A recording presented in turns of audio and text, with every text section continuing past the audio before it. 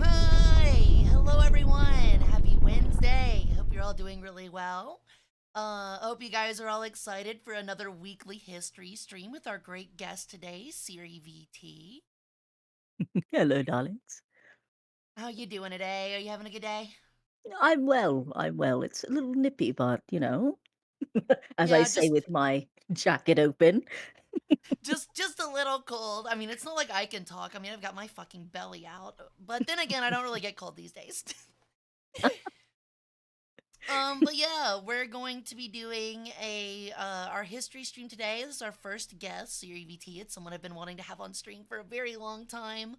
If you guys don't know her, she's an ancient Egyptian sphinx known for her belly dancing. Pretty incredible. I've seen it a lot.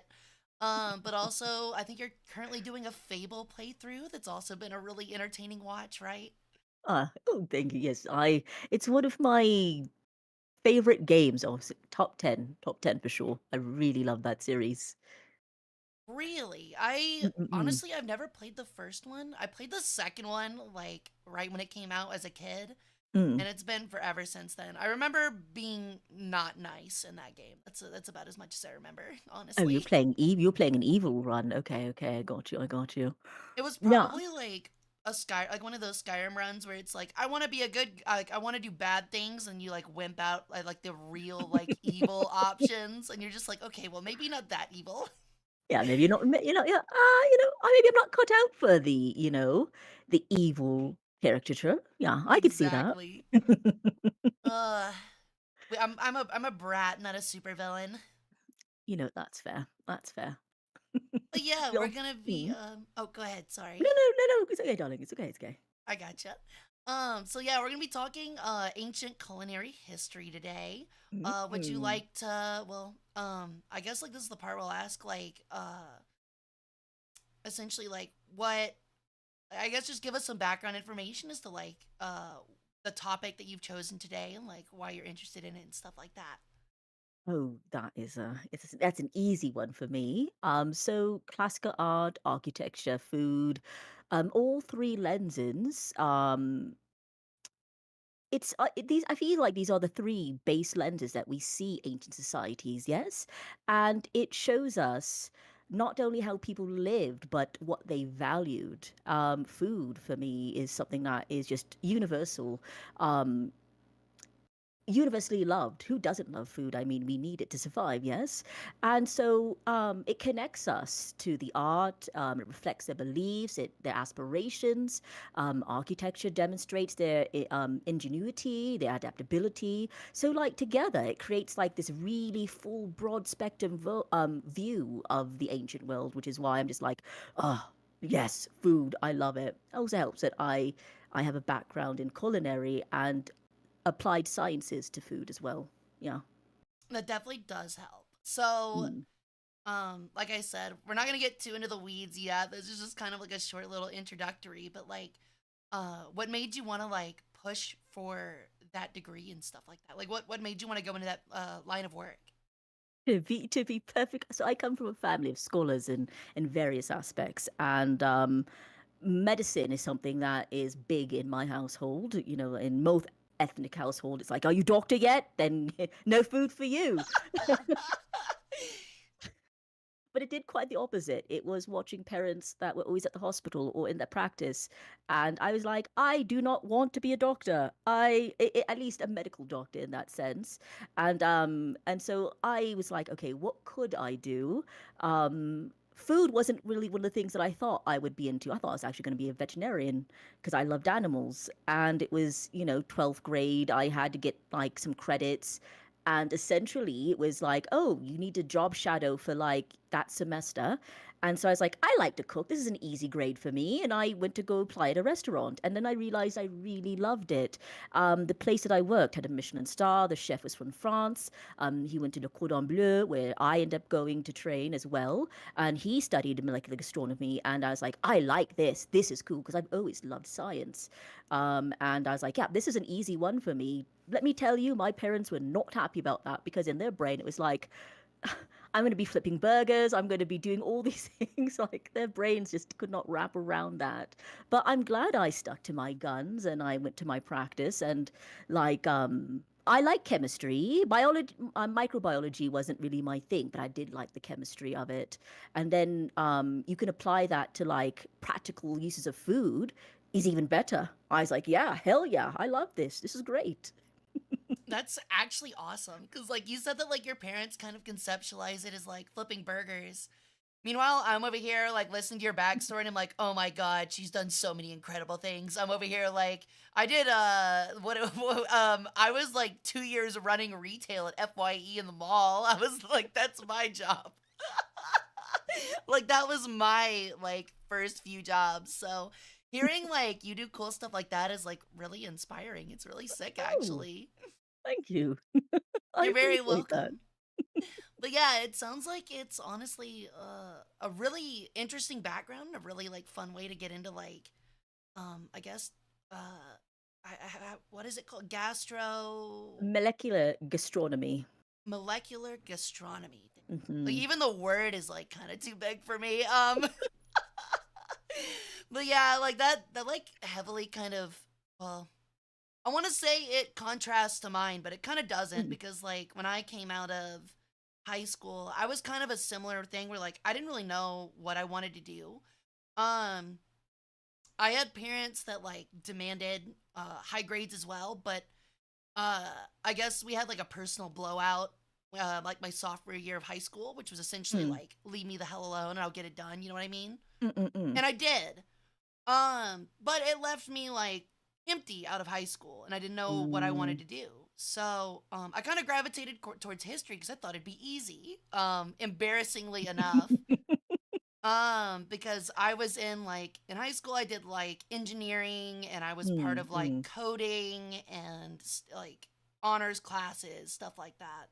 And I wanted to relax. I wanted to enjoy college, so I did history because I thought it'd be easy, and I ended up falling in love with it. So here I am today with a master's in it and looking for, archival curatorial work. So, not exactly where I guess I expected to be coming out of high school. But yeah, I totally get what you mean where like sticking to your guns is like super mm, important in that mm, sense cuz I felt the same thing after my bachelor's where it was like, man, a history bachelor's doesn't mean a ton. I can't find a whole lot, but mm. I'm going to push through with it cuz like it's something it's just something you love and it's really hard to like, you know, give it up for sure.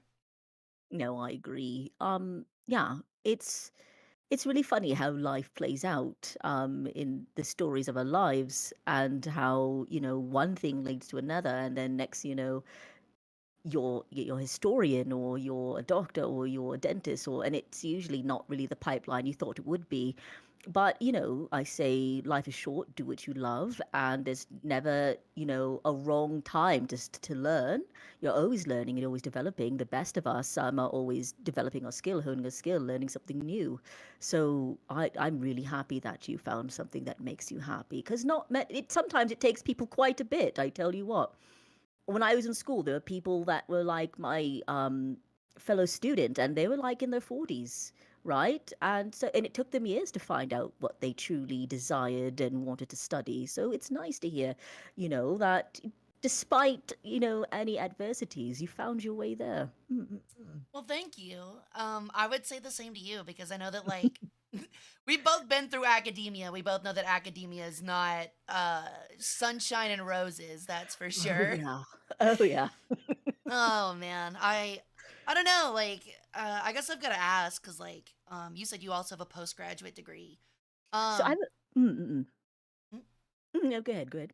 oh, I was just going to say like do you ever have like nights where like or days where like you don't want to go back to it but you do kind of miss like the 8 hours of like running Mm. through a playlist, drinking coffee Oh, and just like working on a paper for like hours upon hours not getting up like I don't in the moment I hated it, but like now that I'm here where I'm at, I'm like, dang, honestly, like I kind of miss it a little bit. Like there's some things about it that were kind of mhm. cool. So it's like I was I'm not quite sure our age gap. I know that I tend to be a little bit quite a bit older than some because I when I went to school, like every semester was like maybe 1,000, if that. Mm. Where now it's like the same, if I were to try to even get my master's now, it would 100K easy, 100K easy, easy. Um, which I'm glad I never, I feel really bad for the students of today. It's not affordable education now. There's no way that it is. Even then we were like, man, that's pretty expensive. And you kind of mull through it, but like, yeah, I don't you know what? I do like learning. I'm very much a person that likes learning. I like absorbing things. I think I could stomach it again if I had to do it. I stopped before I even went into getting my doctoral degrees. It's just at the time, it was just like I wanted to live life, enjoy life, explore life a little bit because it was just so much just back to back, going to school, and I just needed a break. And then that break turned into like 2 decades. No, I totally get that. So I'll say like, well, I'm definitely not young. Well, Mm, I don't know. I'm young by some people's standards. For college age, I wouldn't say I'm young anymore. Um, but I didn't spend a lot on college because like mm, I've just kind of always been good at academics, and I didn't go to an expensive college. I went to a mm, pretty cheap local public college. Not a bad one. It wasn't like a I don't know. It wasn't like Hard Knocks University or something, but mm. it wasn't anything expensive. I think my master's cost me in total like it was like 20,000 before scholarships, and I got a scholarship, so I ended up like paying like 15, something like that. Okay. Not including stipends. But also worked during my masters, so that helped as well. But well, I had a thought to connect those two, and now I've forgotten it. Dang it. What was I gonna say? Uh, Brain go mush.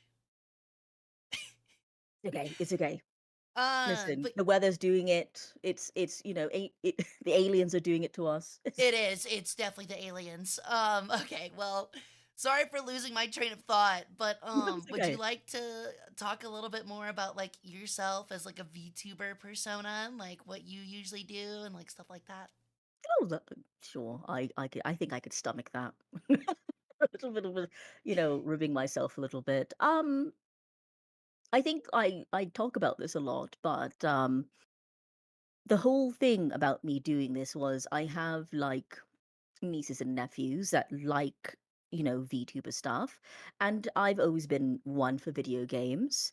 My dad is Japanese, and so I've always had access to like all the cool video game consoles you can think of before they came out. And tech was something that was always really big. I know it plays into stereotypes, but yeah, cameras, tech, all that stuff, that was my dad. And I love video games. I love video games so much. And so, being the eldest, all the time meant that I had to entertain the younger ones. And so I used to do little voices and, to entertain the young ones. And so I never really grew out of that. I was never like a drama kid. I never really delved too deep into it, but I was definitely a person that liked LARPing and fantasy and things like that. And it was just like one of these days where just like, hey, you know what? You should do VTubing. And I was like, what the hell is that? And so they showed me this, and I was like, what? This is a real thing. People watch this. And they're like, oh, yeah, it's so big. And I was like, ah. I don't think anyone want to watch me. I'm too old.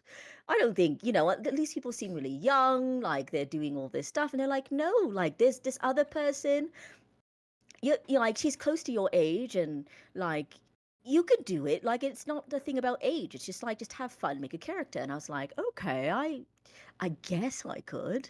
And so I dabbled a little bit and I was like, ooh, this is fun. This is like a D&D night, but all the time. I was like, okay, I could bite into this. And then I tried to conceptualize a character and I was like, okay, well, I think I'm going to do it based on my ethnicities. I'm a mixed person. My mother is Egyptian and Jamaican, and so I was like, well, I see there's an influx of a lot of like Japanese type characters already. I don't want to do that. Um, and so I was like, okay, what from my other ethnicities can I draw from? And I was like, well, if I try to do Jamaican thing, I could already imagine the memes already, which, after a couple times get really stale. And I was like, all right, well, I'm more like close with my Egyptian heritage because my tita, my grandmother, was a huge inspiration for me in my life. I was like, I could do this. I know quite a bit, and I think it'd be refreshing to do. So that's how Siri was conceptualized. I was like, okay, I will draw upon like the ancient knowledge and histories and stories from my culture, and that's where you get Siri now. That's actually really cool, and it's a little bit similar to mine, I guess. My I guess like I'm similar in the sense of like I was kind of the same way where like other people recommended me to try it. Mm, And I fell in love with the same aspect where it's like, oh yeah, it's like a D&D kind of thing where, well, mm, I guess like it's the same for me in the D&D sense where it's like things that like I always like thought of in my head I could finally like do and be. It's like bring them to mm, life in a way. Cuz like in high school like I was big on art.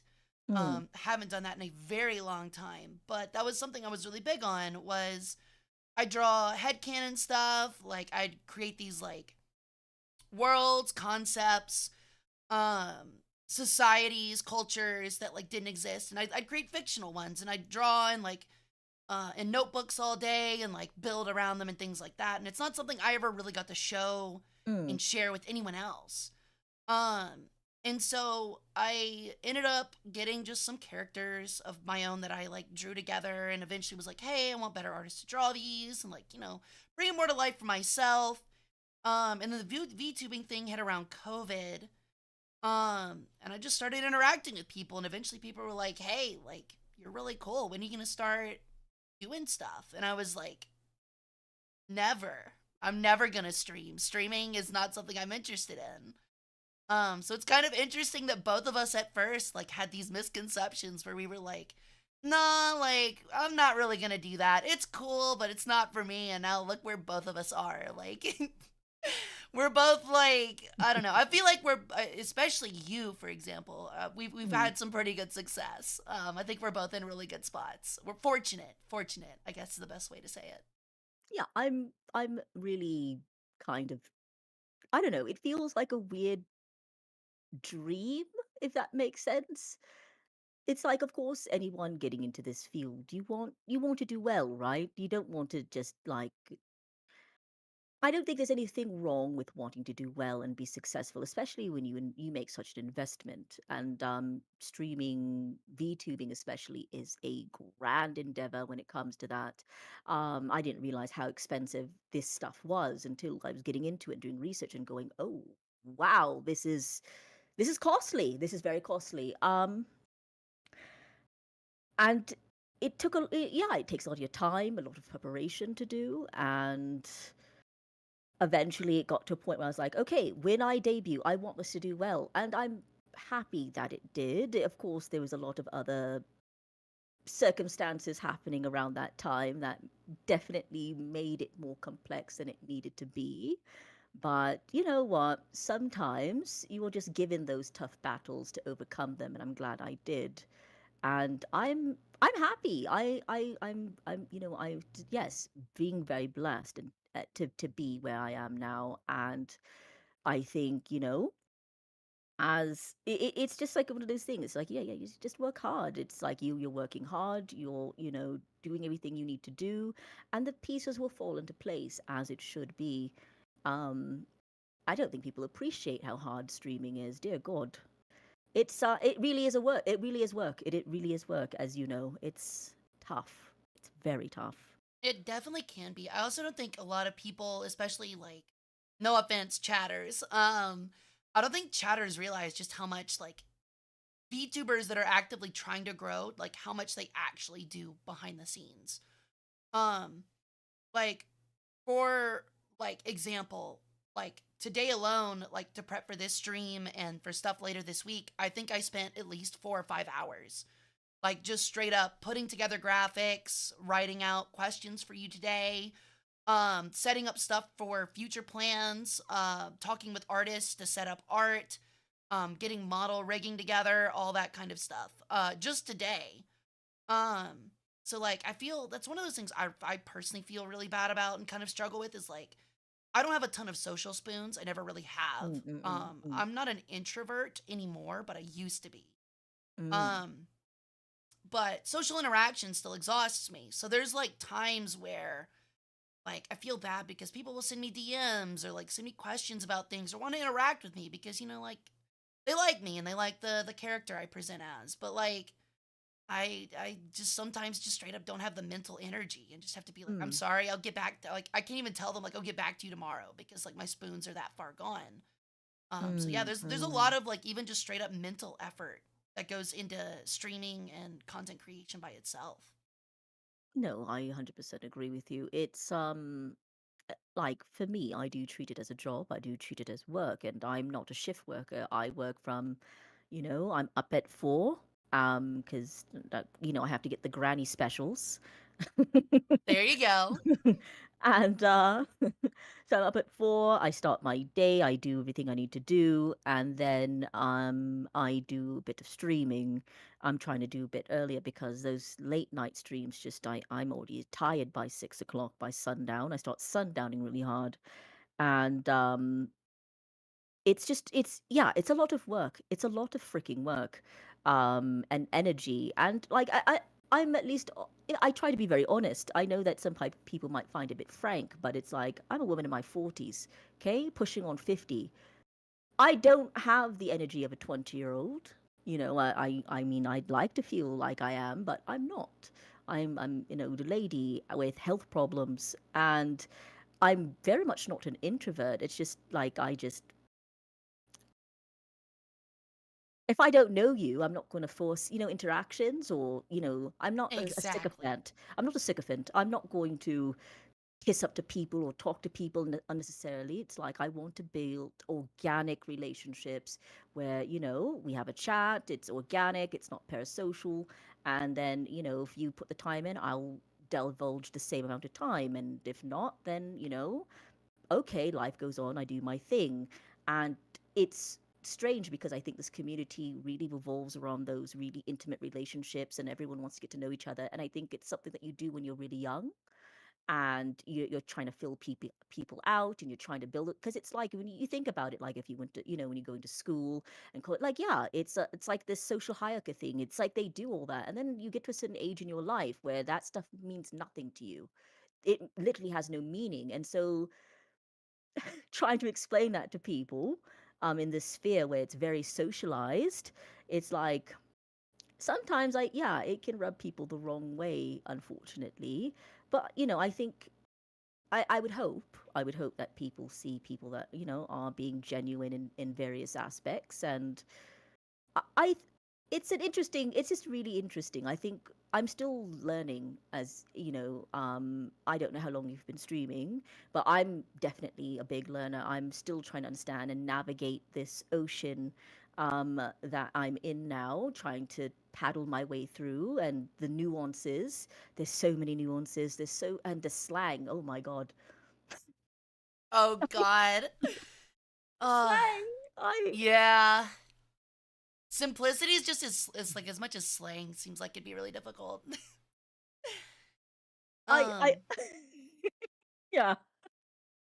but yeah, I'll say the same thing for me is like I don't usually talk about like IRL stuff because like, well, at least like as much as I can, because like again I'm trying to like, I'm of the mind to like present a character, but I totally know what you mean. Like, um, surprise, Chad. I'm not really like 5,000 years old, but I'm around 30. I'll give Okay. that much information. I'm within a +5 -5 age of 30. Um, and that's something that I've kind of come to grips with myself in the past, like, I don't know, half decade. Is that like when you move out of your early 20s, you start realizing really quickly that like you Mm. really need to become comfortable with yourself, like your Mm. own person. You're gonna spend a lot of time at some point by yourself. And Oh when you're yeah. able to find the ability to just be comfortable with that and enjoy time spent alone, is when like not only do you become like a bit of a happier person, but also you become way more stingy with your time because like you Yes. realize like fraternization and socialization is not everything. So I Yep. totally get what you mean by that. I keep telling people because like this whole hag thing. Oh, don't even get me started on the hag thing. Oh yeah, 'Cause oh my god. I was like, they calling 28-year-olds hags, and I was like, what the hell am I? An etching on the wall. What the hell is Oh that? my gosh, yeah. Practically a mummy. Yeah, at this point, I'm already dust. I've already I'm not even a mummy anymore. There's nothing left. I'm just There's a gone. there's a A there's a high memory. society Victorian currently grinding you up and putting you in their tea. Yeah, no. And so I'm like learning this, and then they're like, of course, this is again, I'm learning the dynamics, the culture. It's a whole different culture that I'm trying to learn and adapt to. And it's I was just like, darlings, like I tell people, life really actually starts at 35. It, it At it seems like it does. Yes, I can Because agree at with that that. point, you get comfortable. You've already settled into your career. You already kind of know where your head's at. You're pretty comfortable with yourself. Because I'm going to let you guys know that there is this waiting period of just like learning to love yourself and being happy with yourself. And that's usually the turning point, whether or not you're going to be a menace to society or you're going to flourish in society. It's usually around that time. And then like once you pass that stage, you're just like, I don't care anymore. I'm just going to enjoy whatever existence this is and make the best of it until, you're an old granny. And I tell people, I don't know why they want to be old so quickly. I'm just like, I think like between like 30 and 35, it's like that's a good year. I think those some of my best years. I really kind of found myself and, what I was doing. I got really comfortable. And it's like, yeah, you do. It's just like, yeah, you just get really happy with yourself. And the big thing is that you find it really quickly whether or not you love yourself when you're in that phase. And you can usually tell, like once that's where you get like the mean hags. That's like after the 35, and then they start going down the witch era, where they're just like tormenting everybody. Everyone is miserable because they're miserable. And it's like, oh God. I totally get that. Thank you for the $5 super chat, Caesar. Same, I definitely agree. Being comfortable with yourself's needed. Keep your head up, turkey. Don't call me a turkey. But That's yeah, crazy. A I turkey. know, I know. It's the feathers, man. It's toxic. Turkey, pigeon. What else do I get? I've never gotten seagull Pigeon? before, thankfully. Yeah, they That's not like one. they like knocking down my holy. How do I put it? Holy image by giving Mm, me a view of lesser birds. So that is. They're really taking the piss, huh? yeah, they do. They love it. Um, but yeah, I totally know what you mean, and that is something that I think. I don't know if it's Mm, that way for like all like I guess older VTubers.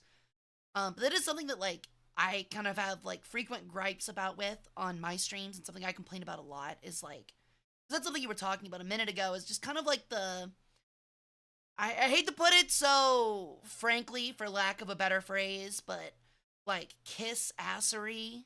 mm, Um, there seems to be a lot of that. And it can be kind of frustrating in the sense of like, I don't know if you've kind of like dealt with this, if you've as you've like progressed and gotten bigger and like your following and stuff like that, but it's something that I've noticed where like there are specific people where like obviously fraternization isn't everything and like it takes a lot to put in to like create actual like organic relationships, but there's a lot of people that will just kind of slam the door in your face. But once you start building up a following and get to a certain point, suddenly those doors are open to you and you're invited. Mm, um mm, and mm. I remember that being something that I found to happen pretty frequently, and something I still find to happen occasionally. Um, which doesn't leave me bitter. I wouldn't say bitter is the right word, but it makes me more standoffish, I guess is the best way to put it. Where Mm. it's like, Understandable. okay, are we really friends now? Or are you just kind of interested because you don't see me as a nuisance anymore? You know? So I Mhm. definitely get what you mean by like a lack of, like, there being just a lack of organic relationships, it feels like.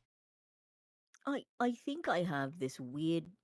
I think how it happened to me was really weird. It was like I debuted and then I blew up literally right after, like within 24 hours.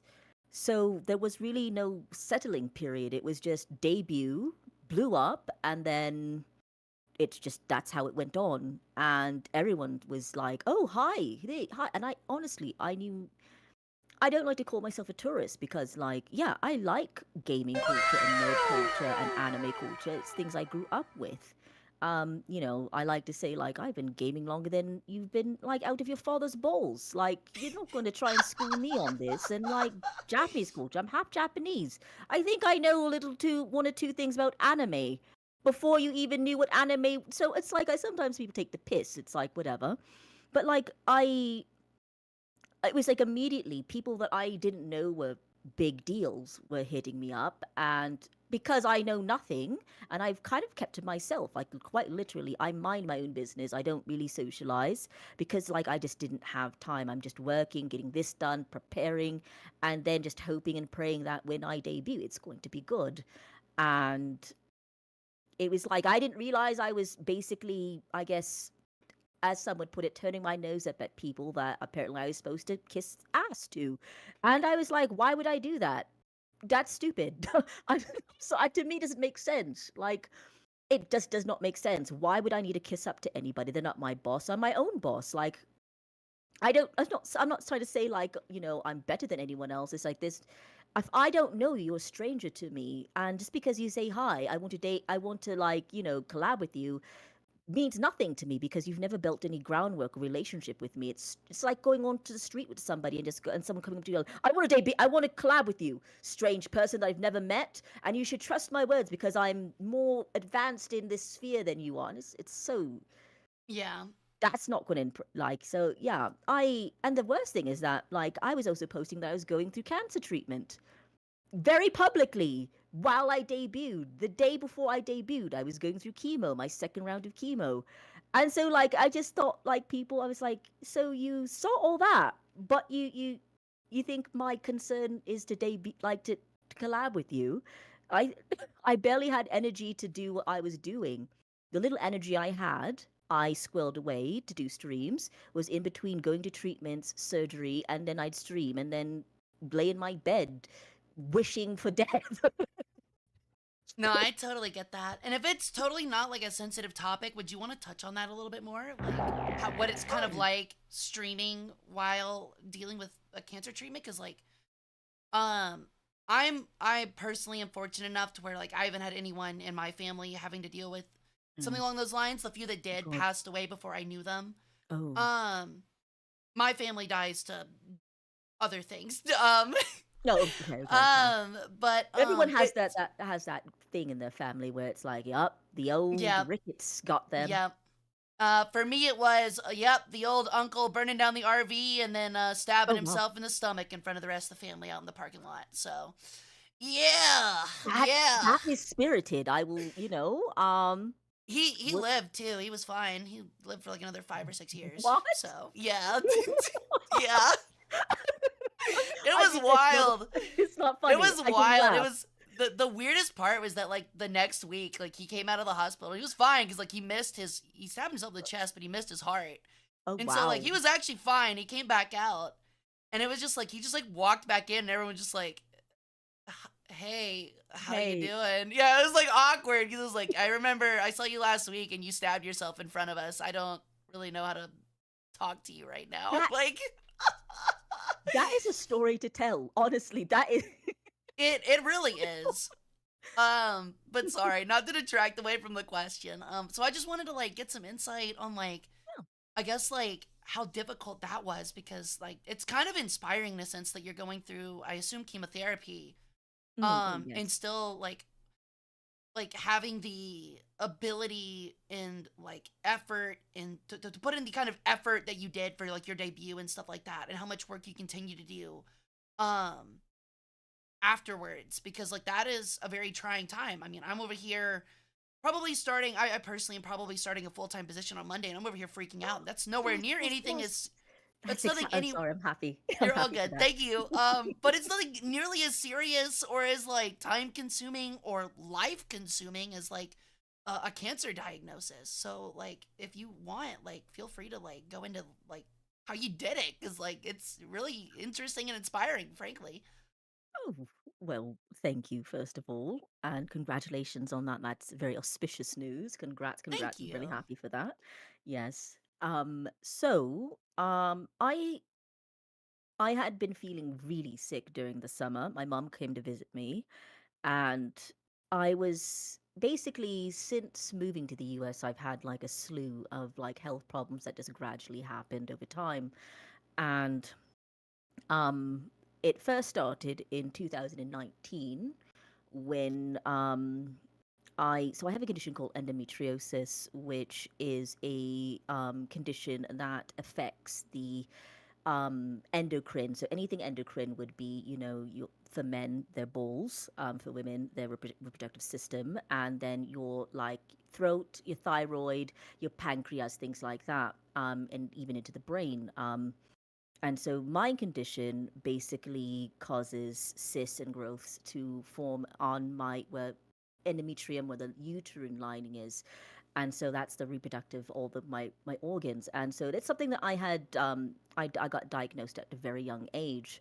I had the good luck, and I say that facetiously, of having stage 4 endometriosis, which means that it has spread outside of that area and Oh my into things gosh. like my stomach, my colon, my bladder, and things like that.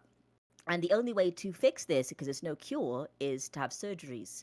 So I had several surgeries, and it's rare, but yes, you can get endometrial cancer, which is what I had been first diagnosed with. And I had the surgery, I went through treatment, and this, of course, happened just before COVID. So that's how I spent my COVID. And going through treatment, and then everything was great, and then I was in remission, and everything was, we left my ovaries, because we didn't want me to go into full menopause, because yes, I am an older lady, but I'm still too young for that to be Right, happening right. so Yeah, you still soon. got a really good amount of time left. And so we're like, yeah, we'll keep it, we're going to keep my ovaries. And it's like foreshadowing, shouldn't have kept my ovaries. And Uh-oh. it's like, um I was going through like all sorts of like medical issues, and we were trying to figure it out. I was going to like an endocrinologist. I went to listen. I saw everything and everyone. Everyone's giving medication. We're all doing things, and I should have known something was wrong because within like I'm not like a big person. I'm like an average size gal. I'm tall and pretty average size, but like I lost 20 pounds in 1 month, which is Oh not my healthy. gosh. And so I'm thinking, oh, maybe it's the medication helping, because I had put on weight because my thyroid got all messed up and we were trying to Right. regulate it. So we're like, oh, this is actually the medicine working. And then within a span of a week, I remember going to Pilates, and because I was trying to get back into like moving around, I'm like, this is good, this is good. And like I was preparing for my debut, like everything's getting ready to go. And then literally, I remember I was doing Pilates. I got up, I passed out. And then, I'm a person, I don't like attention. So I was super embarrassed. I'm like, I'm so sorry. I'm so sorry. I didn't mean to ruin the class. And, I'm running to my car and I'm sitting down. And then I realized that when I'm going to the bathroom that I'm hemorrhaging. Oh no. And I was like, that's not good. And of course, stubborn me, I'm like, I'm not going to go to the hospital. I'm just going to go to an emergency center because it's probably just something silly. Like, I don't know, maybe I pulled something or I had like a cyst rupture. And then they did all these testings. And literally the next day, I got a call from my doctor saying, you need to go to the hospital like in the morning, 7 a.m., and we're going to run a bunch of labs and you can't miss it. You have to go. And I got this like feeling in my stomach. I'm like, oh, something about this is, my spider senses are tingling a little bit. And then I did the testing, and then by noon, she had finished surgery, and she looked at my results and she said, "Yeah, can you come in for to the hospital like right now within the hour?"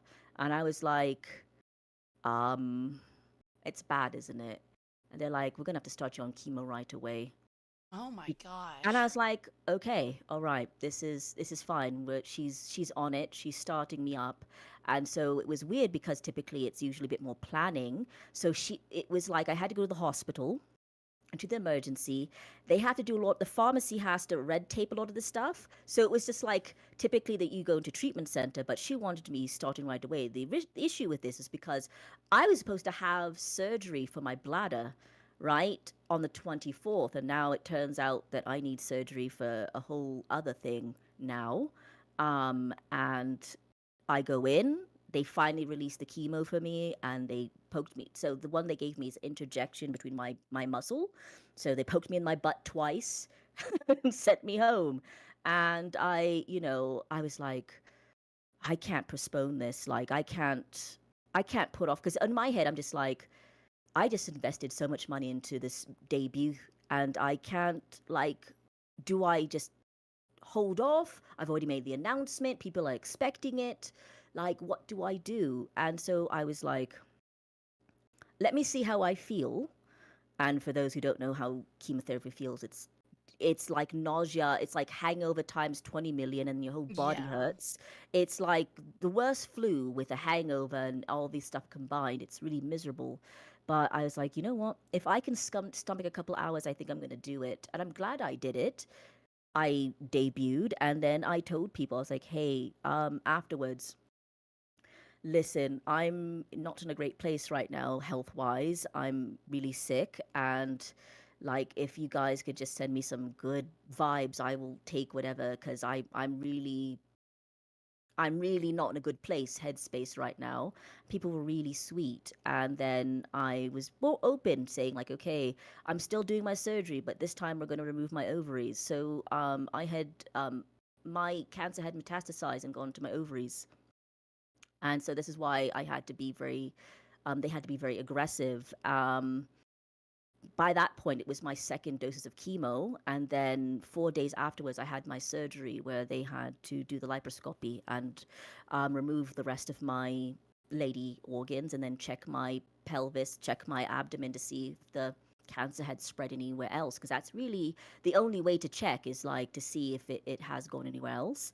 And they removed everything and I knew just because like just from watching how people like climates and things like that, where I know it sounds really cold, but sure people are sorry for me. It's a terrible thing to go through, but it's not really their thing to care about me that much or be that invested in me. And so, sure, they'll give me the pat in the back and I'm sorry you're going through this, and then they move on. At that point, when I did my debut, I blew up and I was getting a lot of attention. And I knew that if I stopped for a moment to even, take a break, people would lose interest. And I don't think I would get that chance again. So I said, all right, Siri, you're going to be a big girl and you're going to suck it up even if you don't feel good. And that's what I did. I sucked it up. I put on a brave face. I streamed. It was a good distraction. And even after surgery, I did it. I did it. And through chemo, I did it. And I will say what? It did give me a nice distraction because instead of laying in a bed, tossing and turning and moaning in pain, for a couple of hours I got to talk to people or play a game, or it was like because I'm by myself. My mom had just come to visit me, and then of course like the universe does, timed it in such a way that this all happened literally a week after she left. And I was like, Mom, I'm not going to make you come back here. I have a brother who is disabled that she takes care of, and he's a lot of work. And her stay coming to visit me for the month was already a lot for her. And so I was like, listen, I got this. You don't need to worry about me. I have a really great care team. And I didn't tell people because again, I don't like sympathy. I don't like people, oh, woe is you. I feel sorry for you. Like, I don't know. It's just how I am. I don't like the sympathy pandering. And so it's like, yes, this is a bad thing that happens to a lot of people. And I'm not saying that people shouldn't have any form of kindness or sympathy for me, but I don't need it. I got this. And that's what I did. I just stuck to it. I did my treatments. I was very vocal about what was going on with me and that I would have to change how long I could stream. I couldn't do really long streams. Especially I got in trouble because I was doing that and my surgery wasn't recovering very well. And my doctor was like, I actually showed her what I was doing. She's like, Siri, you need to like rest. Do you not know what rest means? And I'm like, no, not really. I'm not from a culture that rests. You rest when you're dead. And Oh she's my like, gosh.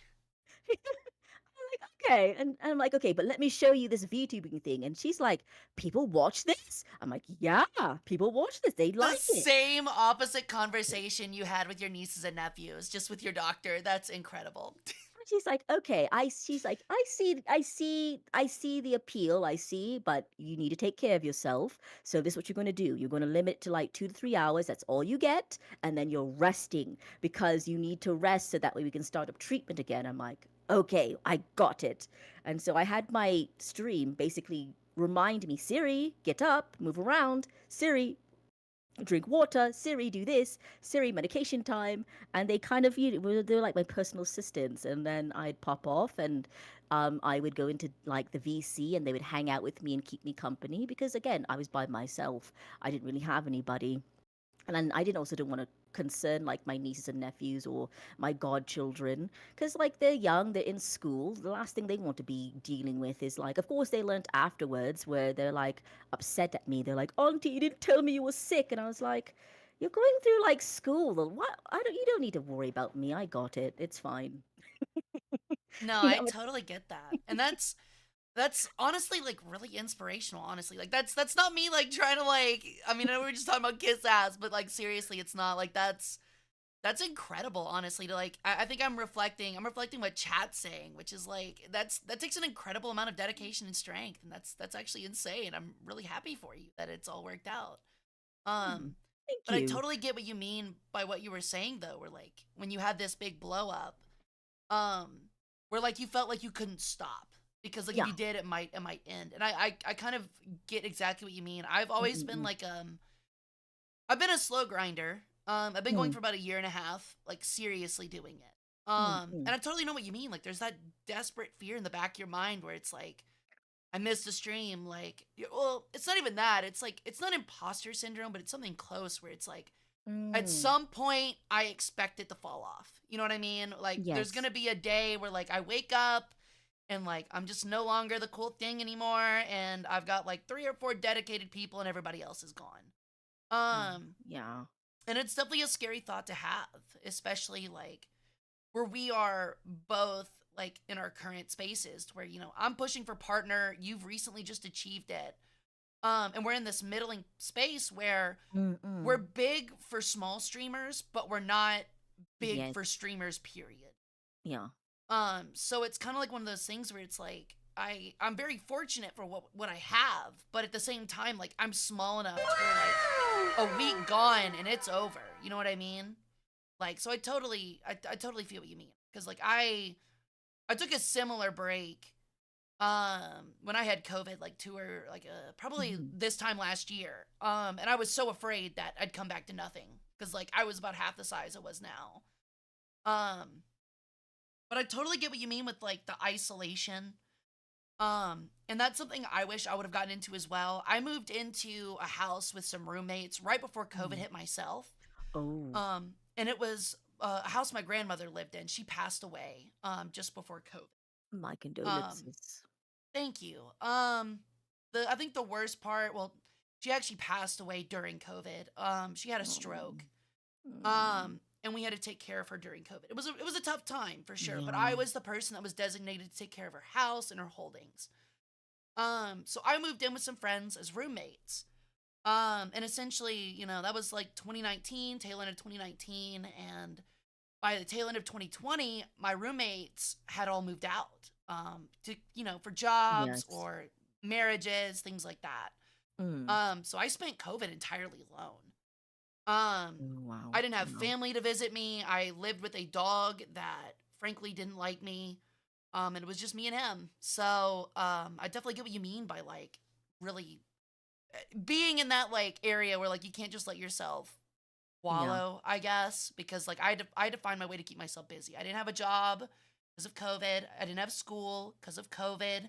Didn't have friends to hang out with because of COVID. So that's kind of where this was born out of. Was like that was when VTubing was starting to get big, and like, while I didn't want to be a VTuber, I would interact with those people, and that's like I guess initially where it Mm. started. How it So started. yeah, 'Cause it's a slippery slope, Hera. It's like once you kind of get into that mindset, people don't realize how quickly things can dissolve, and then you're just stuck in this sunken place, so you have to kind of keep busy, especially COVID was just terrible for everyone. It was just affected, and you was just seeing still the effects of it, where like people are scared to socialize, they don't know how to socialize. There were a lot of teenagers just in that where they lost a lot of their like really fun teenage years, and then were just thrust into adulthood. It was just like yeah, that was, I think historians will look back on it. It will be a very interesting topic for sure, I would say, I to kind definitely of agree go with back that. and revise. Yeah. Mm-mm-mm. All right. Well, speaking of going back, we're gonna do our today in Mm. history segment real quick. Mm. And then we'll get started on I guess the main event, which is like talking Ooh, culinary history.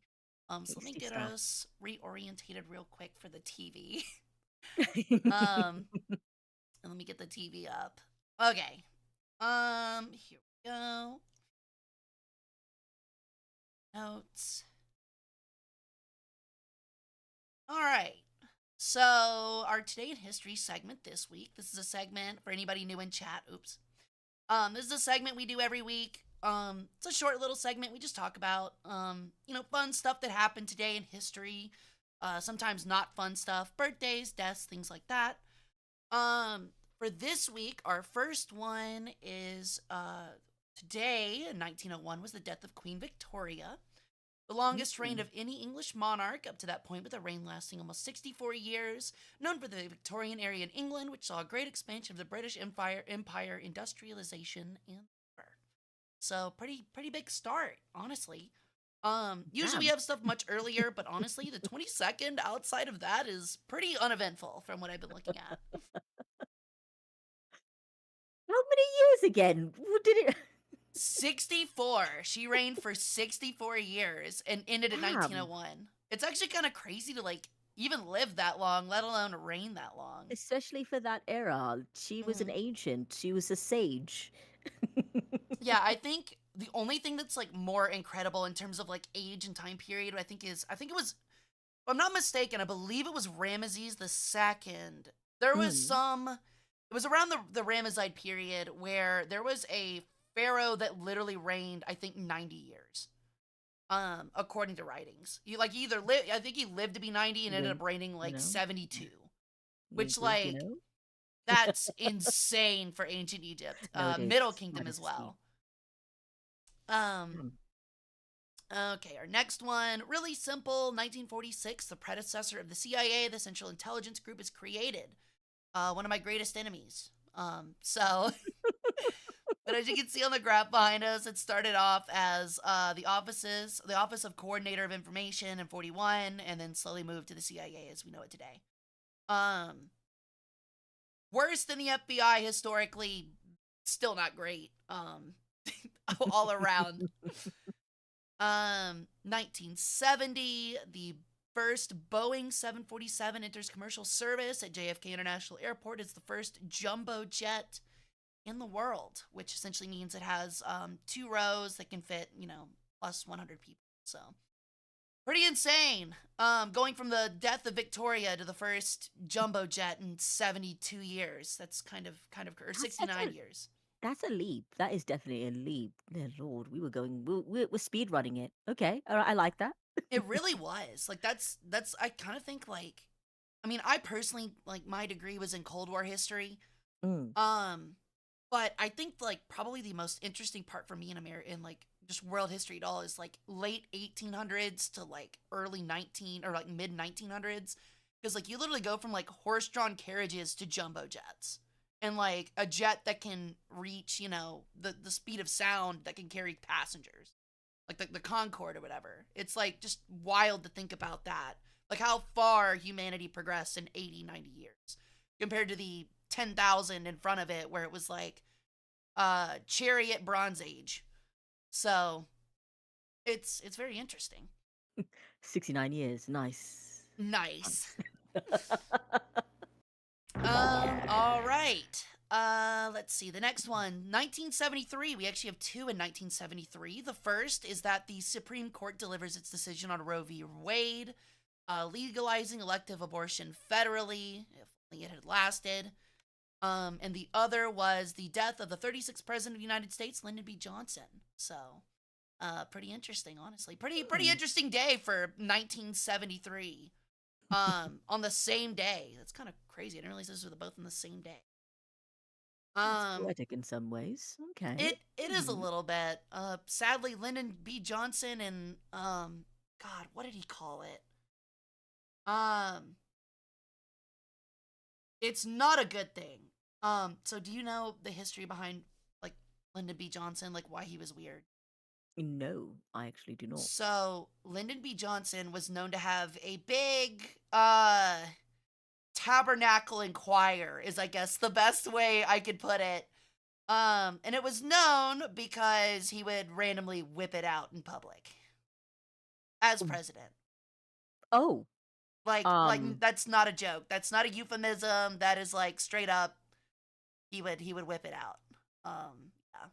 Very very, very crass. yeah, very interesting president. Hmm, hmm, And then our final major event was 2021 with the death of Hank Aaron, who was a Hall of Fame baseball player who was known for his offensive prowess.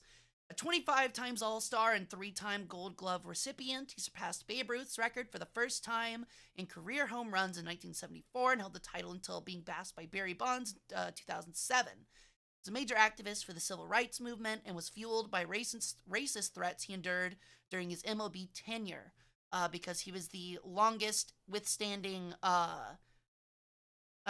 baseball player that came out of the Negro League. Pretty incredible, honestly. Yeah, I didn't realize he died in 2021. He must have oh, been wow. pretty old because Yeah. his last season I think was 1980s. So yeah, He lived a long, full life. he Wow. definitely did.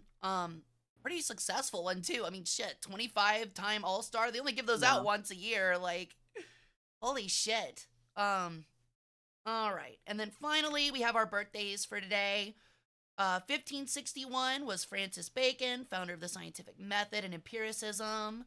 1788, Lord Byron, famous poet of the Romantic movement, known for narratives like Don Juan and the destruction of Sennacherib. 1865, Wilbur Scoville, American pharmacist that created and standardized the Scoville test for capsaicin concentration in chili peppers. And finally, in 1892, Marcel Dassault, founder of Dassault Aviation, the French aircraft manufacturer, both domestic and military jets, known for the Mirage series as well as the Dassault Rafale. And those are our birthdays Hmm. for today. So, yeah. Bon Um, anniversaire. Let's go. not the craziest, busiest day in history, but you know what? We'll take it. I think the first one we ever did actually had like God, what was it? There were like two really bad things on it. It was like the day that Hitler comes to power as well as Oh, Stalin's birthday. And I was like, oh oh, shit. I was like, oh, this is a bad one to pick. oh no. Okay. Well, I hope you guys had fun with the Today in History segment. A lot of interesting things for today. Hmm. Um, but we're gonna go ahead and get started on our culinary history conversation. Kind of the whole thing Hmm. that's been the big wait for today. So, I guess Siri, for you, the first question I'll ask. So, classical art, architecture, and food. We've touched upon this a little bit. Um, Mhm. you've spoke specifically already what made you gravitate towards those three topics. Um, But so I guess I won't really ask that again, but I guess I'll ask like, is there anything recently that keeps you going in those three fields that you found out recently or studied or researched recently that you've really enjoyed that has to do with those three things? One of those three things. So, of course, for me, it's going to be culinary history. It's something that I think is seeing a little bit of a revival. I think I've seen quite a bit of YouTube channels dedicated solely to bringing back classical culinary, which is something that I think is amazing. Um, because, like, if you look at things from like fermentation, that's a huge thing. People love beer. Who doesn't like beer? Bread, beer, those are really fun things. And like the ancient techniques. You're also seeing this revival of people kind of going back to nature, wanting organic, natural things. And it's funny because a lot of the techniques have been there since like forever, truly forever. And it's nice to kind of see people kind of like, well, obviously sometimes I look at things and I'm like, that's not safe, please don't do that, please don't do that, please, that's you're going to kill everyone, stop.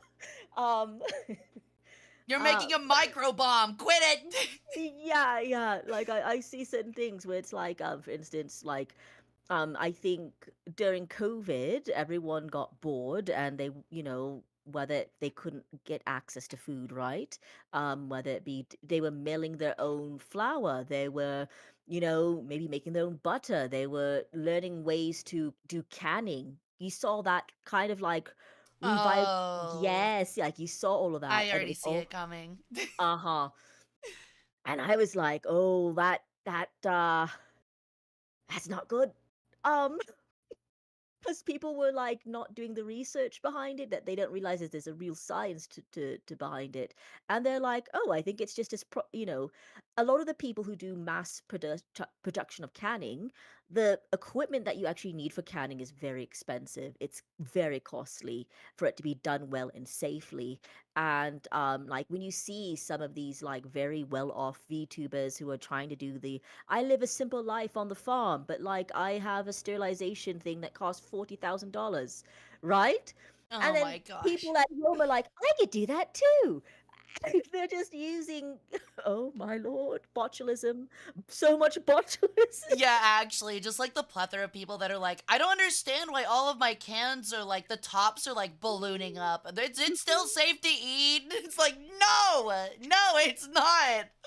That means it wasn't vacuumed. Like, Oh my god, yeah. I was uh, cringing that entire time. I was like, "There's gonna be a lot of deaths happening, huh?" Yeah, a lot of people are gonna die because, like, and it's funny because food scientists were like, "Hey, so don't do that if you don't know how to do it properly, because like." There needs like a proper temperature for sterilization that most equipment can't reach those temperatures, right? There's a processes to these things, and so it's like, and then trying to have conversations with the people who, well, my ancestors were doing it all that time. Like a lot of your ancestors didn't even make it, okay, through the bloodline. They died yeah. at 15, 10 years old, all right, because they were killed off. So please don't patronize me with God. I wanted to.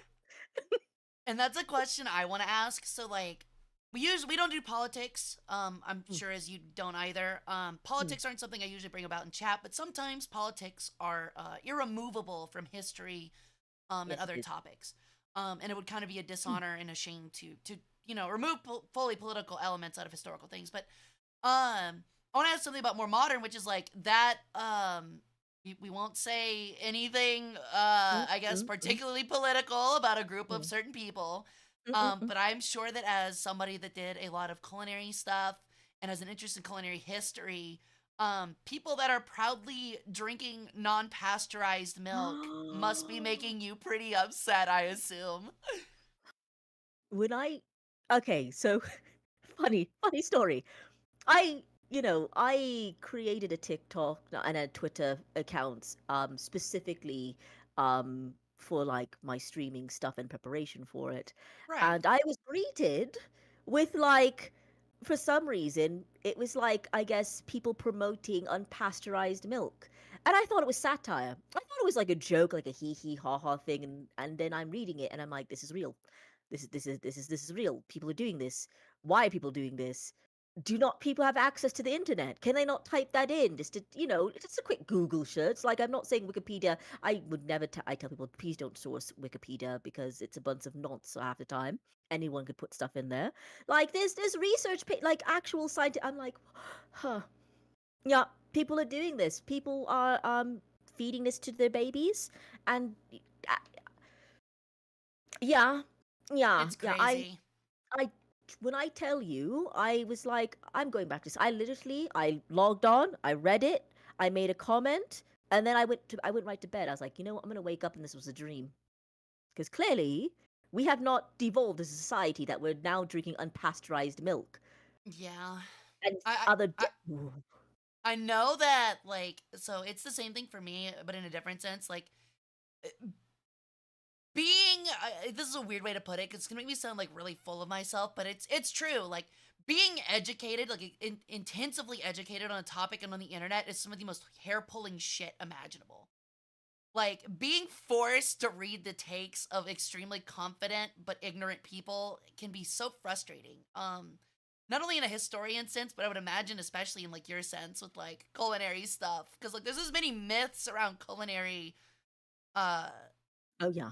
stuff as there is history, where it's like, no, like I know that everyone says that, but that's completely false. Like, I don't know, like just for an example, like washing meat, like for example, like it's mind numbing. It's mind numbing. You get to the point where like you hear it so many times, um, especially for like history, where like you hear a take so many times that like when you meet people that aren't into history and you tell them that you're a historian, you'll see their face light up in a particular way, and you have to like play the game of, okay, I'm either about to hear the dumbest thing I've ever heard for the 50th time, or this person actually likes history. You know what I mean?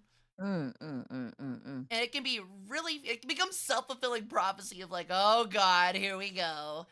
Because like, even though I'm not a World War II historian, you're Cold War, you have to study World War II to understand, Cold War geopolitics. Mm. Um, so you hear a lot of the really dumb myths that come out of World War II, like the Soviets strapping bombs to dogs. No, chat, that did not happen. I know chat isn't the one saying it, but I'm educating you, chat. That never happened. That is not a thing. It has never been proven, despite how much people want it to be. Uh, but yeah, it's certainly frustrating for sure. I totally get what you mean. So like, yeah, the pasteurization stuff is like, it's crazy. It's crazy. Yeah. It's like, okay, I was looking at chat, so it says just boil your raw milk to 9 degrees and it makes it safe, and don't look up what the French chemists call doing that. Yeah, trust me, I read it all. Sorry, my puppa, she's small and mighty in You're totally okay. I don't know what she's probably barking at the cat, her boyfriend. I have this really strange dynamic where my tiny female dog is in love with my very large male cat. Really? Um, it's like that, like small wife, big husband thing. Yes. That's funny. It's come here, come on. Sorry, I mean, come on. You are perfectly fine. I've got three of them, so I totally know how it feels. There we go. They're a I've lot wrangled. bigger, but they think they're babies. Yeah, the processes for it, like, is there's like 3 points for like pasteurization. It's not like a one and done thing. Like you have to wrap that part is the rapid cooling. No Hmm. one has the capabilities of rapid cooling. It's a machine that you need to buy to make it safe. I keep explaining this to people. Like, trust me, when I that was maybe the dumbest thing I've read all year, where people like actively willing to like poison themselves. But like that, yeah, it's a whole processes of just like hot, getting it really hot, rapid cooling, not overheating it, doing certain things to affect the quality and temperature and sterilization and br- it's a whole process. It's It is. oh boy, yeah. Don't do it. Just don't do it. You don't have Just the just don't. equipment. you don't I don't care how much you read, you just don't have the equipment to do that safely and effectively. Because then you also have to have like be in a very sterile environment as well. So you're not like no bacteria to contaminate the post milk pasteurization. And it's a lot. All I'm gonna say is don't do it at home. Just don't do it at home, please. I beg you.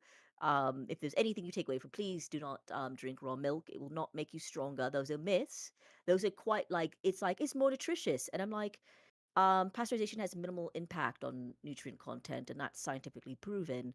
And Right. then it says like a slight, there's like when I say a slight, it's a slight loss of vitamins like B1 and C, but it's like if you're I'd rather be safe than, try to get that last little bits of grams of vitamins. It's not gonna help you. And yes, raw milk may have a different flavor profile, but subjective, it doesn't outweigh the health risks. It never is going to. And then like you have the last thing where it's natural, and it's like raw milk might be natural, but so are the harmful bacteria that thrive in it. Please. Exactly. Common sense. Common sense. That's all I have to Yeah, say. exactly.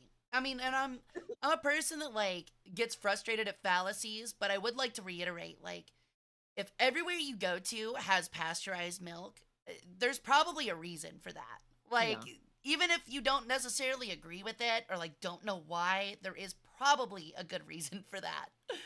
Uh very much so. stick to pickling and jams, chat. Stick to pickling and jams. Much simpler.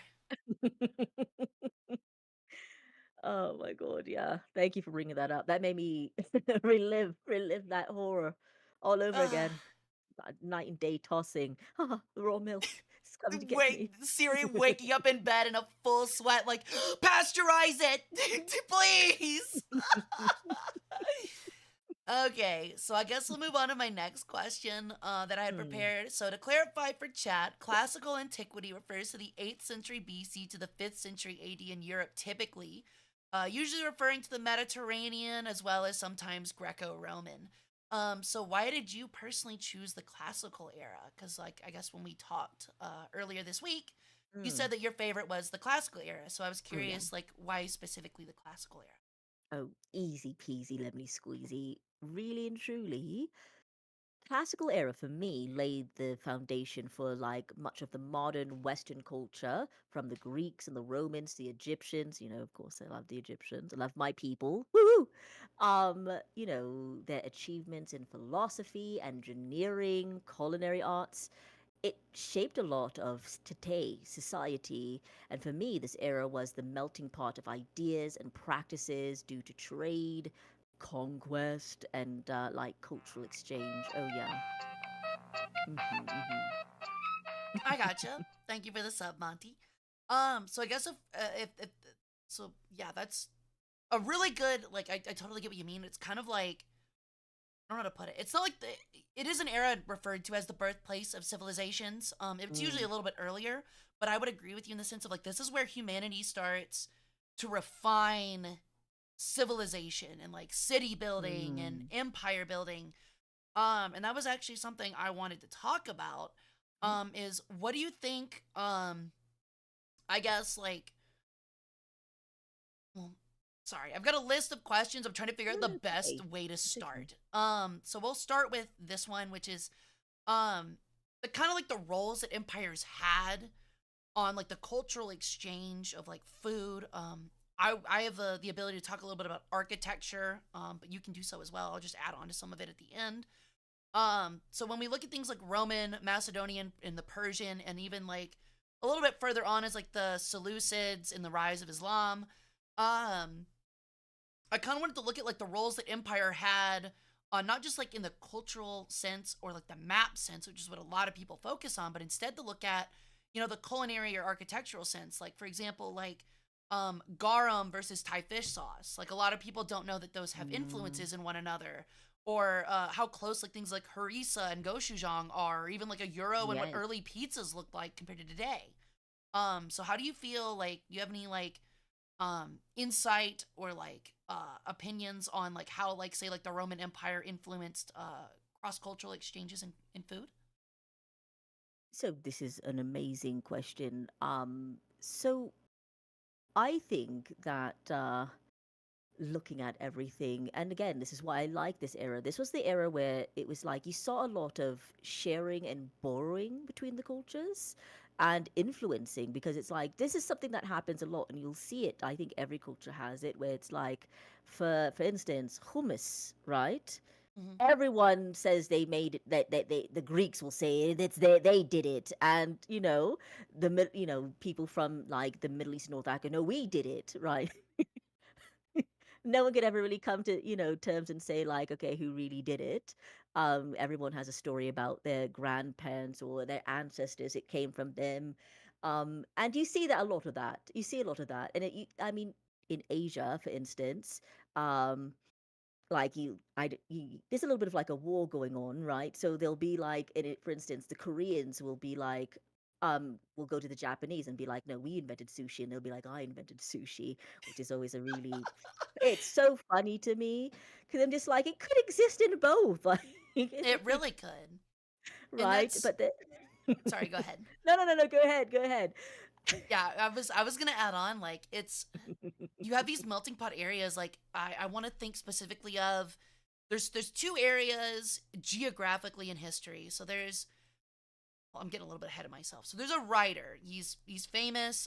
It was done in about the 40s or 50s. His name is Braudel, and he wrote a book called La Méditerranée, which is just like the Mediterranean in French, or however you pronounce it. And it was a book that focused on, where a lot of people look at history and focus on history as like major events, major people, and major dates. He instead looked at the importance of like that geography plays. And when I think about him looking at the Mediterranean in his book, you kind of have that kind of like a triangular system where you have North Africa, the Levant, and I guess like what it would be considered Palestine, and then Southern Europe, being one of those important triangles. And then I think the other important triangle that I personally would apply would be that area where it's Japan to China to Korea and that Southeast Asian sphere, where you have these three obviously distinct Mm, cultures building upon one another and yes. blending and intermixing and exchanging so much that in a modern sense, like, you do have those problems where it almost becomes impossible to unentangle the three of them because they've all Yes. spent thousands and thousands of years coexisting. Exactly, exactly. And so like I like saying, like, going back to what you were saying, is that like, so you see something, you see a pattern, because obviously due to preservation of bodies through history, or finding, you'll find things like staples. For instance, the foundation of the diet of that time was grain.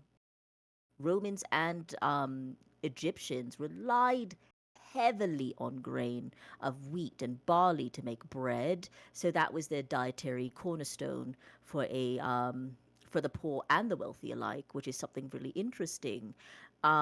Now, something that's really cool is that Egypt um, was had a very grand and long-standing period in history, and which is something I love talking about, which is interesting because, for instance, in Egypt, um, because they did do a lot of wheat and barley, while Roman bread was made from spelt and wheat. And so, what would happen is that the Roman soldiers stationed in Egypt adopted the local grain varieties, while the Egyptian grain exports fed the Roman Empire, and essentially in cities like Rome itself, which is something that's really cool. Another big staple that you'll see is olive oil. Now, of course, olive oil is, even hitting the Mediterranean. It's not just hitting North Africa and the Middle East, but like they used it for cooking, flavoring, religious practices, to the point that even me growing up as a young girl, my grandmother would anoint me in olive oil. I would get some to drink, and she'd rub some over my head and to ward off the evil eye. That was something that, you know, Egyptians still do to today. It's still practiced, still used. Um, Now, it's curious because Egyptians didn't grow as many olives like Italy, Greece, or Spain. They imported it in large quantities. And again, as I was talking about how, you know, in that realm, everyone, this is why I like the classical histories, because there was a lot of sharing, trade, everything that just built so much. And now we look at culture today, and yeah, olive oil culture in Rome is super big. Like they're like, yes, we have the best olives. It's really kind of interesting seeing how history played out. Another thing that was really big was beer and wine. As you can see, Rome was a lover of wines. They are known for their wines to today. Now, because of things have evolved and changed in the Middle East, and alcohol is haram. Um, Egypt was once known for having beer as a staple, which a lot of people would go, "What?" Yeah, beer was a staple in Egypt. It was brewed from the barley they consumed daily, and so it was given to laborers especially. Um, and so Romans who favored wine were exposed to Egyptian beer during the occupation of Egypt. And while they didn't fully adopt beer as a staple, Roman soldiers stationed in Egypt may have, consumed it, of course. You can imagine, back in ancient Egypt, that stuff happening. And so, yes, sometimes, sharing different things. And then things like herbs, you see a lot of like fermented fish paste, as you were mentioning, which is people don't usually associate that, but like yeah, the Romans bring over like fermented fish sauce, which was similar to the Egyptian stuff. It's really cool. It's really cool how culinary has evolved, and you still see traces of it in different parts of Italy today. And a lot has changed in Egypt culinary wise because, well, of things that happened later on. And yeah. Yeah. And More talk mm-hmm. on that Yeah, exchange yeah. caused by empires. Yeah. Mm-hmm, mm-hmm. But yeah. So that's actually something that I wanted to add on to that is a couple things. Just some small notations for chat, and some stuff for maybe for you that you didn't possibly know. Talking about how Egypt and North Africa was kind of like the breadbasket, Yes. as well as Mesopotamia was. Um, it was also important for the city of Rome itself during its height. A lot of Yes. people don't know that Rome was the first city in human history to hit a population of 1 million. And after Mm-hmm. the fall of the Western Empire, that would not be reached again by another city globally until Victorian England, in like what, like I think the 1800s. Mm. Um, and the way that that was possible was because of the importation of food, to the Yes. point where Rome's importation of olive oil created a mound, which is still there today, known as Monte Testaccio, which is pretty much the world's first major landfill, made entirely of discarded amphorae. Where for Chad, if you don't know what an amphorae is, or an amphora, is these large Roman jars that essentially held olive oil. And when they were Yes. emptied, they'd throw them into a pile in the middle of the city. They eventually covered it over with earth, and that created Monte Testaccio. Because the amount of things that had to be imported to feed a population of 1 million at that time Yeah.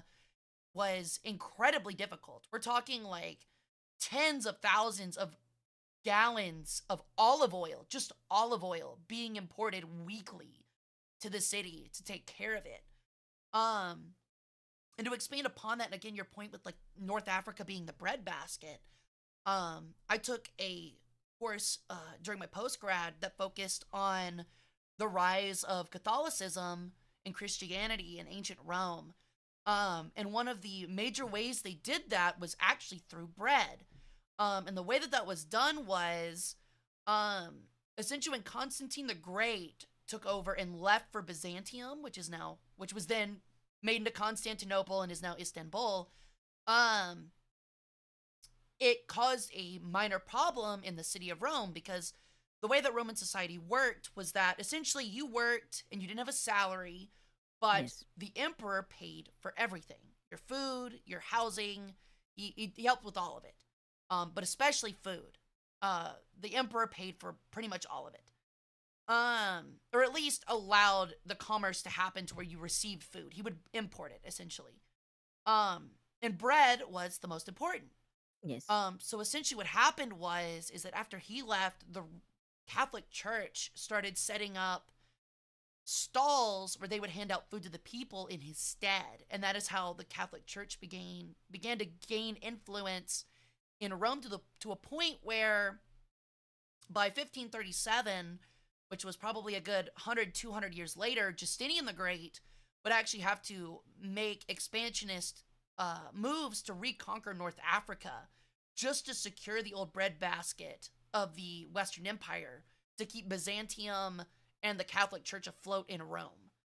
It was that important to Rome itself, and that can be seen kind of when um, Muslim forces finally eventually topple Byzantium a couple 100 years later, was through taking North Africa first and then finishing through Constantinople. Agree. Yes, very, very important. Um, which is like, again, you were touching on, well, essentially how the import and stuff like that it was really interesting. So something that I find to be really interesting is, like, yes, you mentioned that Egypt, it was indeed the bread basket of the Mediterranean, and this was mainly due to the fertile Nile, and the annual flooding of the Nile, which created this rich, arable soil, allowing Egypt to produce a vast quantity of wheat, barley, and emmer, which is an ancient wheat. And the grains, again, a staple for both Egyptian population and the Roman Empire. There was a time where Egypt supplied one third of Rome's granary. Um, Wow. which is crazy to think. That's a lot. And so the grain shipments from Alexandria to Rome were essential to feeding Rome's urban population, which, yeah, 1 million. I don't think people realize that is a The lot of. size of that for an ancient city is Yes. just incredible. So, like, put in perspective, I'm not scared about hiding it. I live in the Memphis area. Mm-mm. Memphis is not a small city by any means. The entire county is less than 1 million people. So there were more people in Mm. ancient Rome than there are in my modern county. Whoa. And I live in a major U.S. city, so it's pretty incredible. Think about that, and that's it, you have to, I guess, to put in perspective, like a city is not created and then what am I trying to say? A city is not created and then resources are allocated. Yes. A city grows that big because the resources are able to already be there. Yes. And that's kind of like a crazy thing to think about. That just goes to show like how much was getting moved into just Rome itself at this time. But It's quite grand scale. It really is quite grand scale, which is like you think about it and it's like it's really a beautiful thing just to kind of think back. I usually like watching the History Channel every now and again when they're not doing a bunch of when they're make not being believe. insane, yeah. Yeah, yeah. I like when they do the recreations of watching the recreated ships, carrying these resources. And so, like, yeah, papyrus was a huge thing. Linen. I talk a lot about linen. I know it's not well, it's from flax, right? And then it's used for clothing, sails, and ceremonial purposes, right? But like a lot of people usually give me a lot of scuff because they don't think they realize that in Egyptian culture, linen was a huge thing. On, for instance, your standing in society could, be reflected in your linen. Some people will just start naked. You were of a caste that didn't get to wear clothing. You're just walking out your willy out. Um, that was a thing. Nudity was a very different sphere in ancient Egypt and just like ancient society in general. As Um, was sexuality. yes, it was. And so a lot of people, when they think of like priestess being chastened, I'm like, You're thinking of Christendom. That's not what Egyptians were Yeah, doing. What?" that did not matter. Yeah. Yeah, that didn't matter. But it's like, yeah, some of the key exports from Egypt were grain, papyrus, linen, glass, exotic goods like dates, figs, pomegranates, perfumes. It was a huge listen. We we didn't play around with our myrrh. Okay. We used to love that. And exotic animals like crocodiles, monkeys, giraffes, and the Barbary lion, which is something that is tied to Siri, which is I tell people that in ancient Egypt, sphinxes were fashioned after a Barbary lion, the biggest and strongest of lions in North Africa. That pharaohs used to, it was a rite of passage to hunt a lion and bring it back and have its skin and say that you were the man or, that did this great thing. And they used to send these lions to Rome for the gladiatory pits to fight because Exactly. which is something I like talk, so I had to just throw that in there. But like, um, so things that were imported to Egypt were wine, olive oil, um, spices from India and Arabia, like pepper, cinnamon, that came through the Red Sea trade routes, precious metals from Africa and Asia, textiles like fine wool and silken fabrics from Asia and the Roman provinces, pottery, yes, ceramic Yeah, vessels, pottery and was really big. Yeah. yes, for the holding of the wine and the oil and other There's goods. there's actually a point where I can't remember exactly what it is, but I think it's called like red slip.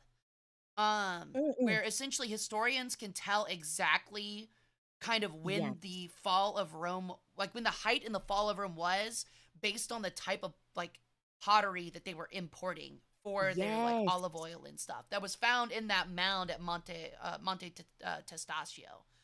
Because like that red slip was apparently like extremely high quality, and came very, specifically out of like North Africa and Egypt. yes, And so like when they stop, when the fall is because they stop importing from those areas because they've either lost it or they just don't have the funding from the emperor anymore. Which is what started all of the fall of the Western Empire. Um, so they like have like exact dates where it's like, yeah, this is the exact date where like we can pretty much see the beginning of the fall because they stopped importing this red clay pottery, and instead are going back to what they had domestically, which is kind of incredible, honestly, just to think about, like something just that small. sorry, I You're all good. I burped. I was drinking something fizzy and I was like, I don't want to. I have that issue I'm at so least 10 sorry. times per stream. I haven't said anything about it, but so like whenever I stream of like 5 or 6 drinks and one is almost a soda, almost always a soda just to like keep my throat wet, I guess. Weird way to put it. Um Chat, don't clip that. Um but so like essentially like yeah, I'll get the same thing where it's like hold on, like I gotta look away from the mic to burp. I've done it like 5 or 6 times already, so do not be do not be nervous about it. Okay, I didn't want you to think I was ignoring you. I was like, I was waiting for it to come. I'm like, I don't. I was like afraid that I was going to talk and I was going to burp. I was like, oh my god, let me just die right now. Throw Yeah, myself that's upon a that's blade. me. I have those pauses during chat too, where it's like, "Chat, I'm sorry, I was gonna burp, I can't." And then they're like, "Do it in the mic." I'm like, "Never, no." You're like, listen, you slip me a nice 20, and we'll make it happen. Yeah, well, we'll think about it. But that's actually something that I really want to talk about because that's something that I think I'm most curious about. So we've talked a lot about food. We'll get back Mm, to more on specific types of food in a minute. mm, mm, mm, But we're talking about the importation of like bread and olive oil, but there seems to be a lot of things missing. mm. Obviously, vegetables and meats were very important to ancient diets. Meat being Yes. a really rare one, obviously. Um, but I wanted to get your opinion, your educated opinion on it.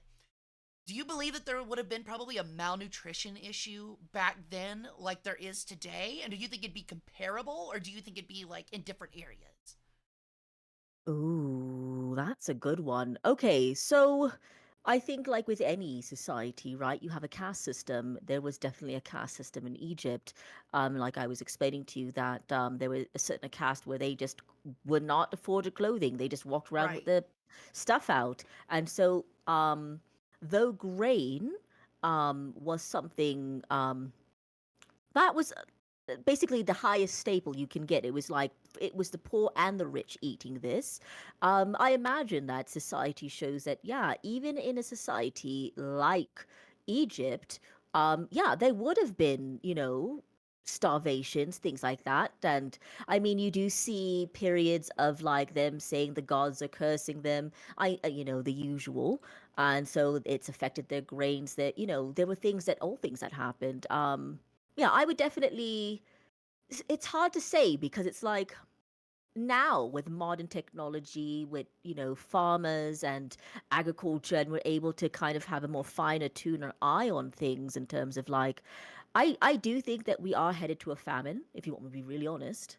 um I have a lot of friends who are farmers, and it's the biggest problem we're having right now, which is not something that we've really seen, is that we're developing and creating these super bugs and parasites because, like our own bodies, we're, using these medicines. There's nothing wrong with it. I'm not anti-medicine by any means. Trust me, I needed chemo. I wasn't going to like, I'm going to rub this lotion on. It's going to cure my cancer. You Hell didn't want to no. pull a Steve Jobs?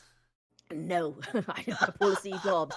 Yeah, but like but like anything, we build up resistances, and so that's what we're seeing now with our farmland is that they're building up these resistances to different rots and things that are affecting the crop, Right. and it's getting worse because then you're needing something stronger to fight it, and then that develops into something else, and then there's bugs that are like going super saiyan because they're like, I'm feeling the juice, I'm becoming stronger. I have officially microdosed arsenic. Pesticides mean nothing. Yeah, and it's you're starting to see like, I don't think in any society where, besides having like actual volcanoes wiping out, you know what I mean, an entire, so you know what I mean? We're Yeah, seeing yeah. in real time that we're losing, like in a couple of years, we're not going to have bananas. We're not going to have certain veg and, because they're just going to die out because they're becoming sick and they're no longer like the crops are dying. It's scary. It's scary to think that in our modern age and technology and scientific advances that we're actually seeing like there's certain varieties of apples that are extinct. Then we're never going to see them again. There's this one Exactly. guy right now who's trying to germinate and keep certain breeds of apples alive, but there is like it's so scary to think of that like, oh my god, things are going extinct in real time, and it's only another couple hundred years before like I don't even think like we're killing the soil. The soil is like a lot Mhm. of places soil is dead. It's like literally dead. Can't grow anything. And land is finite. We can't make more land. It's it. That's all we got. So yeah, it's scarier now, I think. Like in back then, of course, you had different things that they blamed the gods from, no sun, no, weather not happening and killing crops, but not to the scale that we're seeing today. It's it's scary. It's very scary. I can agree with that. Yeah, and I think that's a similar thing. You touched on like not having bananas. And that's like a little thing that I know I've said on stream before, but I don't know if Hmm. you know it as well. I'm sure you do, but it's something like imitation banana flavor tastes so different to like modern bananas because Mhm. the original strain of bananas went all extinct and all we have left is the ones that survived the rot. Or the disease that essentially wiped out most of the bananas. But yeah, like I totally get what you mean. It's the same thing with like water consumption for things like almonds and Mhm. avocados. So we're like it's unsustainable to the point where those are going to be things you're not really going to be seeing on your supermarket shelves in the near future. Just something that we literally just can't sustainably reproduce. Which is definitely a scary thought. For sure. Yeah, no, it's Um, it's it's super scary. It's super scary. And it's funny because it's like you think that these things have survived empires and eons and things that have been left to dust. And in this modern society, we're killing it. We're literally just killing it. And it will never, in 50 to 100 years, it's just going to be non-existent. yeah. That it's terrifying. It's really terrifying to me when I see things like that. Yeah, Mm. I definitely think it's very interesting, and that's something else I want to touch on. Is you were talking about imports and exports, Yes. and obviously from ancient Egypt, and this is something that I don't think a lot of people understand is that people think of Egypt today and they think desert. All of it was Oh, desert. Back then, it was not desert, y'all. It was like lush, yeah, it was lush beautiful, grasslands. The only thing they fertile. didn't have, and that's why they exported so many of these things, was like reliable, thick timber. Yes. Was like their major issue. That's why, despite being a very powerful nation and empire for a very long time, you never see Egypt vastly expand out into the Mediterranean like you do the Greeks or Yes. Romans or other peoples. Um, and that's because they just straight up didn't have the domestic timber to build the kind of ships that allow them to do that. The only thing they could afford to do was build, the river barges. Yes. Um, they traded and bought and rented warships because of just the lack of timber. So yeah, it makes a lot of sense that like things like linen, I think gold was pretty important when they held Nubia. Yes. Things among that. Oh, thank you for the sub, scare me. But yeah, it's a very interesting thing because like there's a lot of people that don't realize that at all, and that's kind of something you're seeing today, where like there's going to be a point where a lot of people don't Yup. realize like, yeah, North Africa wasn't all desert at some point. Because like we're quickly hitting the point where all of North Africa will just be the Sahara at this Yeah. point. Yeah, yeah, yeah. Um, Unusable. 100%. It's so like you were saying, like again touching on all that. It's it's always funny because like I try to explain to people because they always do like, oh, desert, and I'm like, it wasn't all desert, it was lush fertile lands. Like what part of like granary, what, how you grow, like I just, use your thinking caps. How are you growing grains and crops in desert? Like please just think about that. Just a little, please think about that. Yeah, if even if you know the basics about like Egyptian mythology, it makes sense because a lot of people don't realize like one of I don't know if this is a big pet peeve for you, but it's because like I'm not ethnically Egyptian like you are, Yeah. but I did study Egyptology.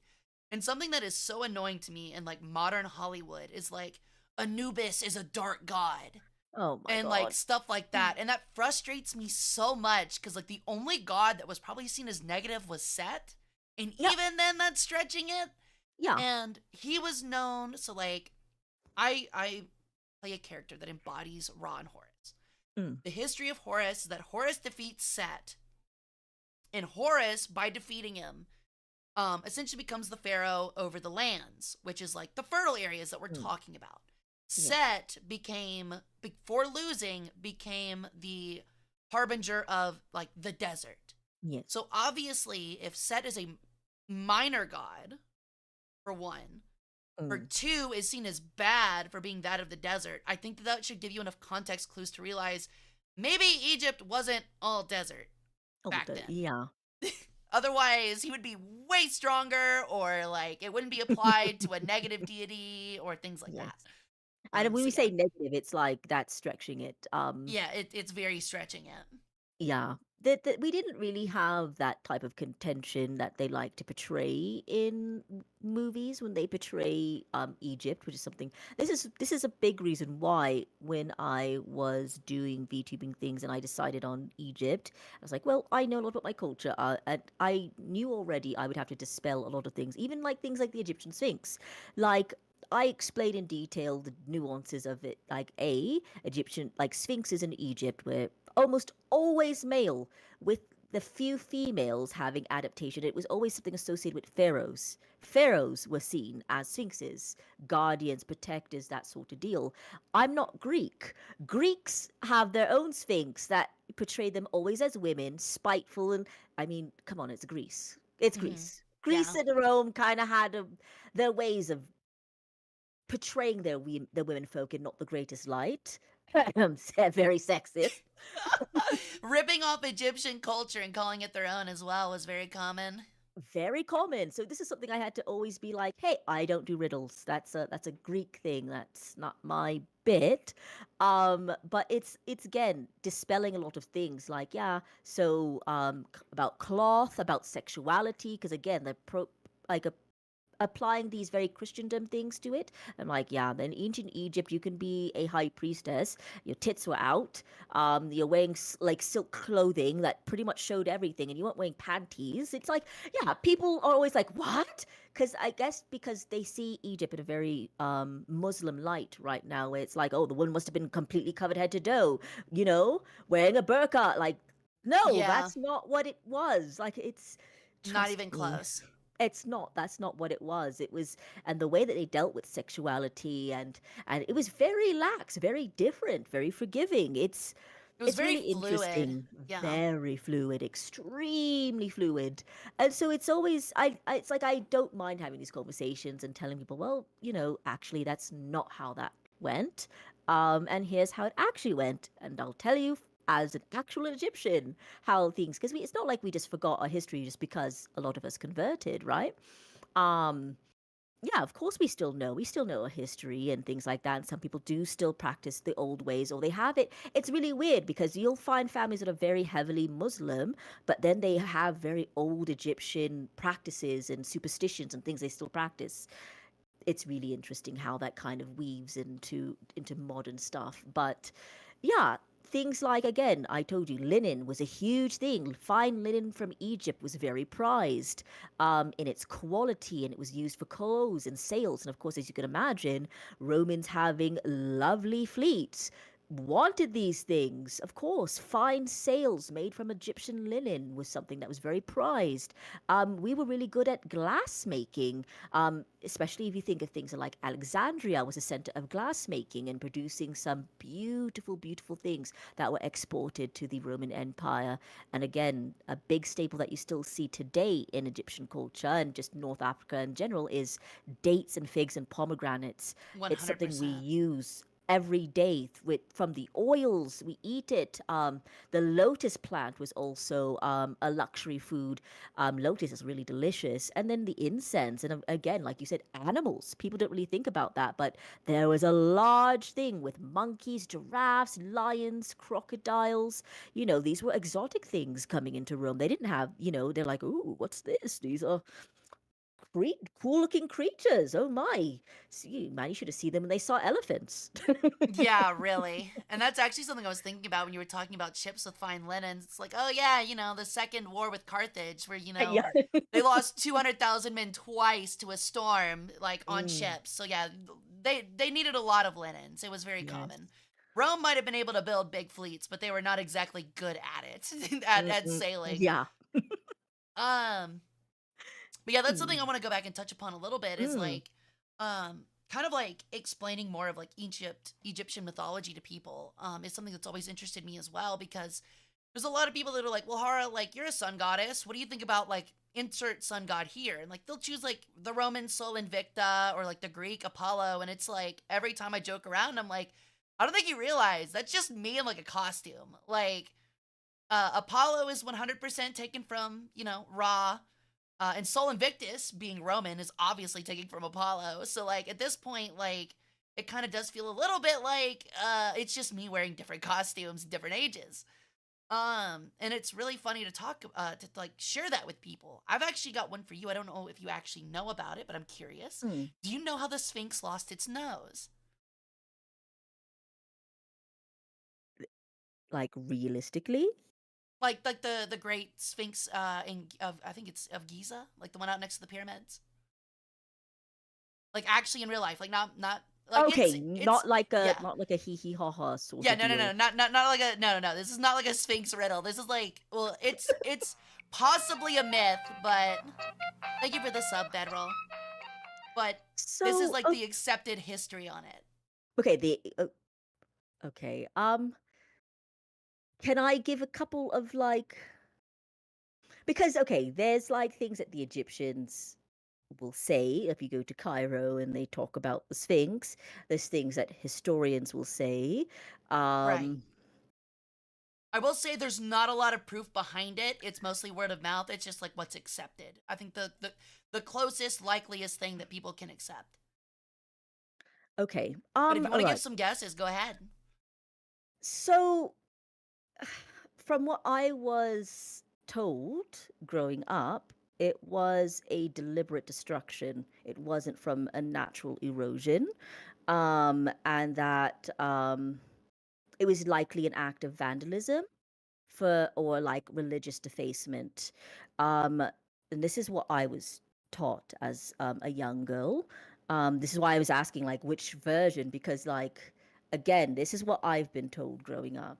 So what this was would have been um it was during like again Muslim era, what Hmm. 14th century. And it was believed that the nose was ordered to be removed. And so, like, and again, it's That is like, I know people say, "Oh, it was Napoleon soldiers." I don't Oh, fucking yeah, with the buy that. cannon? No, Yeah, that is yeah, definitely yeah. not it. And so during the early periods of religious or political upheaval in Egypt, it may have contributed to the defacement during the times of, well, foreign invasion. Symbols of old regimes or gods were targeted for destruction. That's what I was basically told as a little one, why that happened. Because again, why the target of the nose, and I could explain to you why. So in Egyptian culture, the nose represents breath and life, and so breathing was considered a divine act, right, connected to the soul, the ka, right. Mhm. Removing the nose would symbolically kill it. It's like a killing gesture. Because if you didn't know, in like a lot of like Middle Eastern cultures, is the things like don't show the bottom of your foot. It's very disrespectful. Like you don't eat with your left. Like it, everything has like a meaning and significance, which is Right, why right, you right, right. you don't touch the top of someone's head, which is why it's like it's a big no no. It's a bunch of different things. So this is what I was told as to why that happened. It was because, regimes coming in that saw it as an affront and they were being insulting, and it was mostly to do with the Muslim empire, Islamic empire coming in and doing that. I will say you actually hit it right on the head. Oh, Actually, the nail right on the head. You got it exactly. There's like a little bit more detail to it in the sense of like, I think the way the myth goes, I forget what his name was, but they attribute it to like an actual imam. mm, It was a priest or something along those lines. Who essentially found a group of um men drinking one night, drunken, out on the streets of Cairo. And he essentially interrogated them, like like it's a big no-no to be. I think alcohol is haram if I'm not mistaken. yeah, haram, yeah. Um, and so he like interrogated them and things like that, and found out that they had actually been going late at night to the Sphinx and worshiping it as an idol. Mm-mm. So the myth is that one like the neck that very same night he grabbed himself a hammer and a chisel and climbed his way up to the Sphinx and knocked its nose off.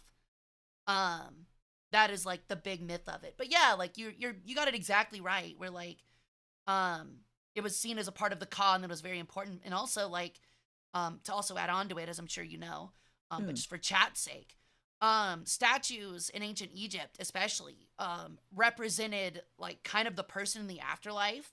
Yes, So if you defaced a statue, it was almost like you were defacing them in the afterlife as and well. therefore, So it could be assumed that chopping off the Sphinx's nose, whoever it was attributed to in the afterlife, their nose was also cut off in the afterlife permanently. So it was seen as like a form of like ultimate, dishonor and shame and kind of a petty act, for sure. yeah, and exactly. So it would symbolize was killing somebody in the afterlife. That's what it Right. would symbolize, because again, like I said, the soul is connected to breathing. It's a sacred thing. And so that's what it was. And the sect of Muslims that were saying to be believed, a part of it is called Sufi Muslims. So they're like in Islam, they're like a little bit of outliers in a way that they're, how can I explain it? Mystical branch of Islam. Is that like spirituality, purification, that sort of deal? It's a little bit different. Right. Um, and so this is why it had such significance to that. And again, this is stuff that I was told, because I've heard so many silly stories. It was erosion. It was to show that that the nose wasn't associated with Nubians.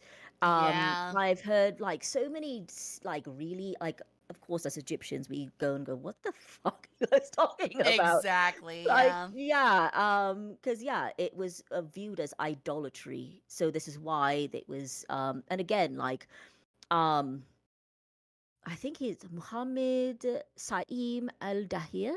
I think that's who it was. I'm trying to That sounds it's right. Yeah, I couldn't I'm remember trying his to exact name, but that sounds right. I'm trying to remember things, because again, these are things I've learned from when I was very little. So I'm trying to get the old brain going again. But um, yeah. So the symbol of the Sphinx, it's like it has, I people say it's a deity, but again, it represented the pharaohs. It really did. Hmm. Pharaohs were the ones that were seen as the great and mighty sphinx protectors of Egypt. And there were female pharaohs, and some of the pharaohs that then will have, were represented as female sphinxes, which is very rare, but there are some. And so, yeah, this was viewed as idolatry, and so they defaced it because, and of course, they know about the history. It's not like they don't know. So, yeah, it was very much they did it because it's like, biting the thumb. Exactly. Exactly. Mm-mm-mm. Um, to move back to, I guess, like the core of the conversation that we were originally at. We were Mm-mm. talking about the importance of exports, such as things as like Egyptian beer, was a big one. Um, Mm. and you noted that when we talked last, Mhm. that beer was essential because it added vitamins among like Yes. probiotics, I believe. So could you go into that a little bit and how like fermentation itself was like extremely important to ancient civilizations? Because if you look at things like beer Oh, and wine are the number are the two big ones, but we've also got things like cheese and garum was fermented as well. yes. I'd like to touch upon because that's something I'm blind to and don't know a lot about is Oh, how important yes. fermentation was to ancient diets because we were talking about that malnutrition aspect in ancient Yes. societies. Honestly, I think their version of malnutrition is like a fairly good diet today. Right, right. No, I It's completely like agree. It's definitely a different form of malnutrition. it is. So fermentation was a huge game changer in early culinary history. It allowed ancient peoples to preserve foods for longer periods, ensuring like survival of like lean times, like in times where food was a little bit more scarce.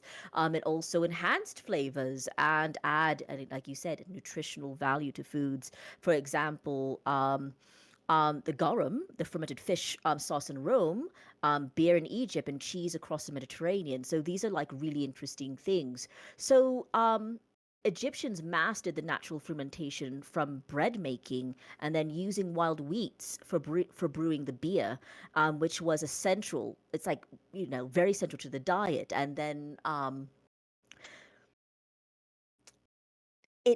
there was also a cultural significance because of course they never just ancient societies, it's not just one thing. It's like the cultural significance was it was not only a daily staple in diet, it was offered for religious rituals as well, and then also buried with the dead for sustenance. That was a huge thing for the afterlife. Listen, they were eating well in the afterlife. They They buried were. so much stuff.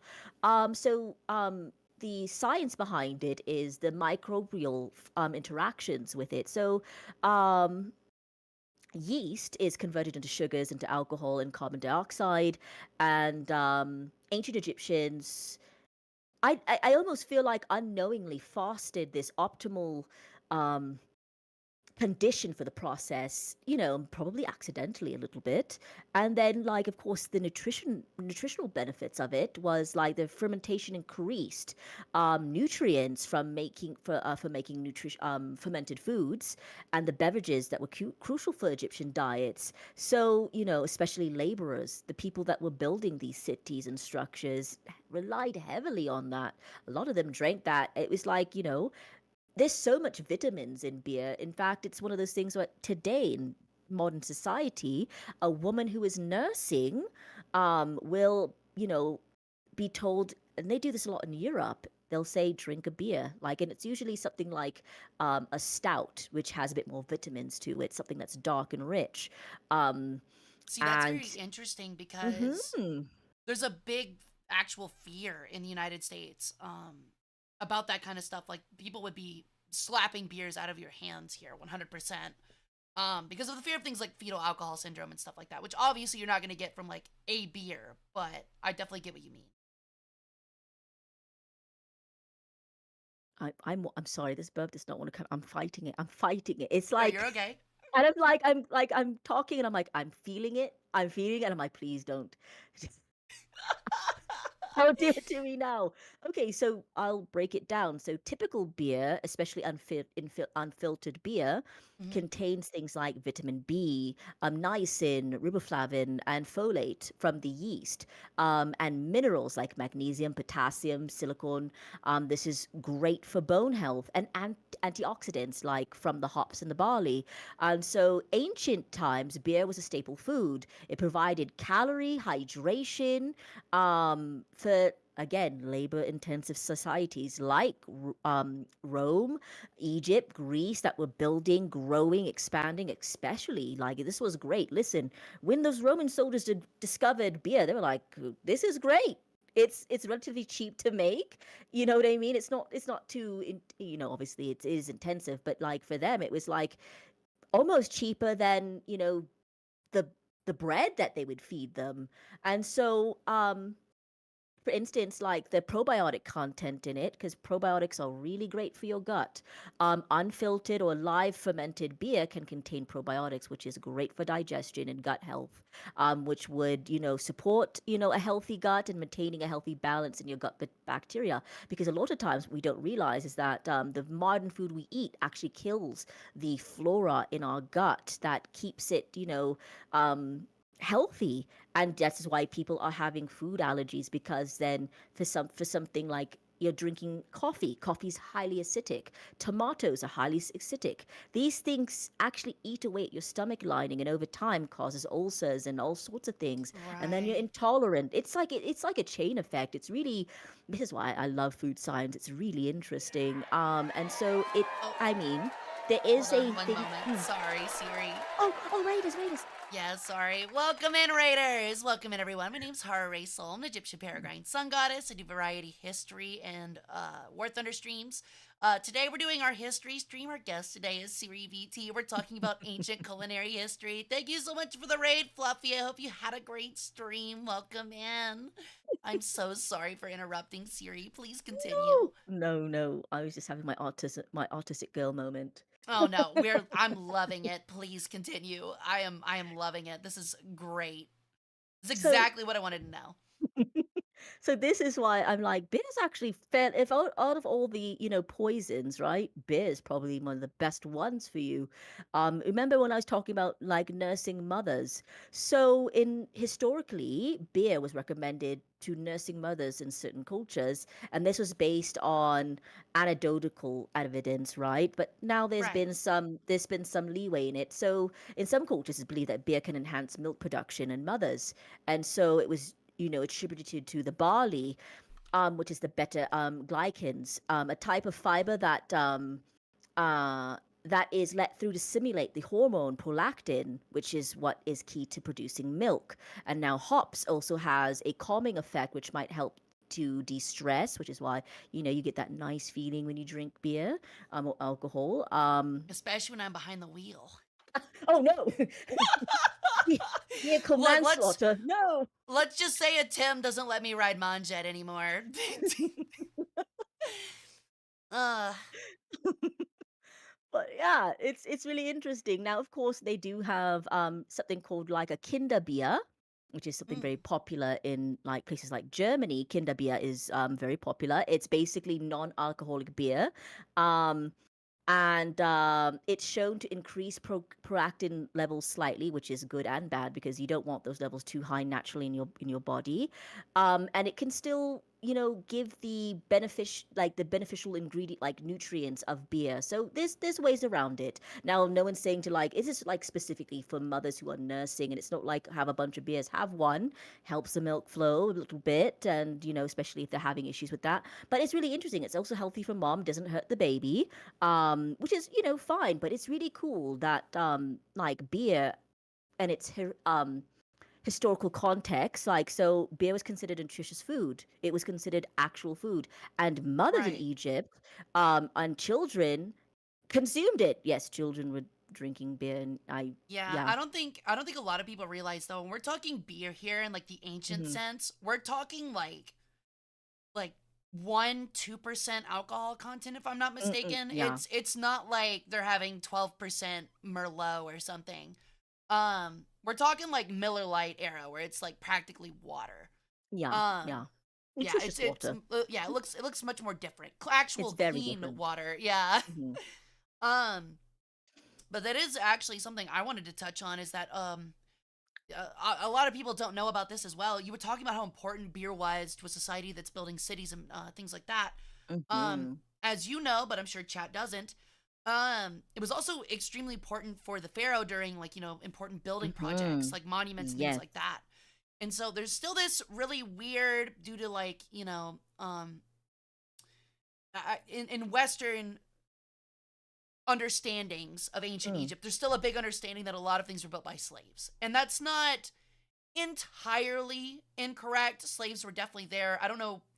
I think it's hard to exclaim that they were particularly Jewish, but it was usually, war enslaved. But typically, when it came to building monuments, it was the people themselves during the off season of farming, and the pharaoh would set up these temporary cities and provide them with as much free beer as they wanted, pretty much, and something that they didn't get very often, which was high quality meat.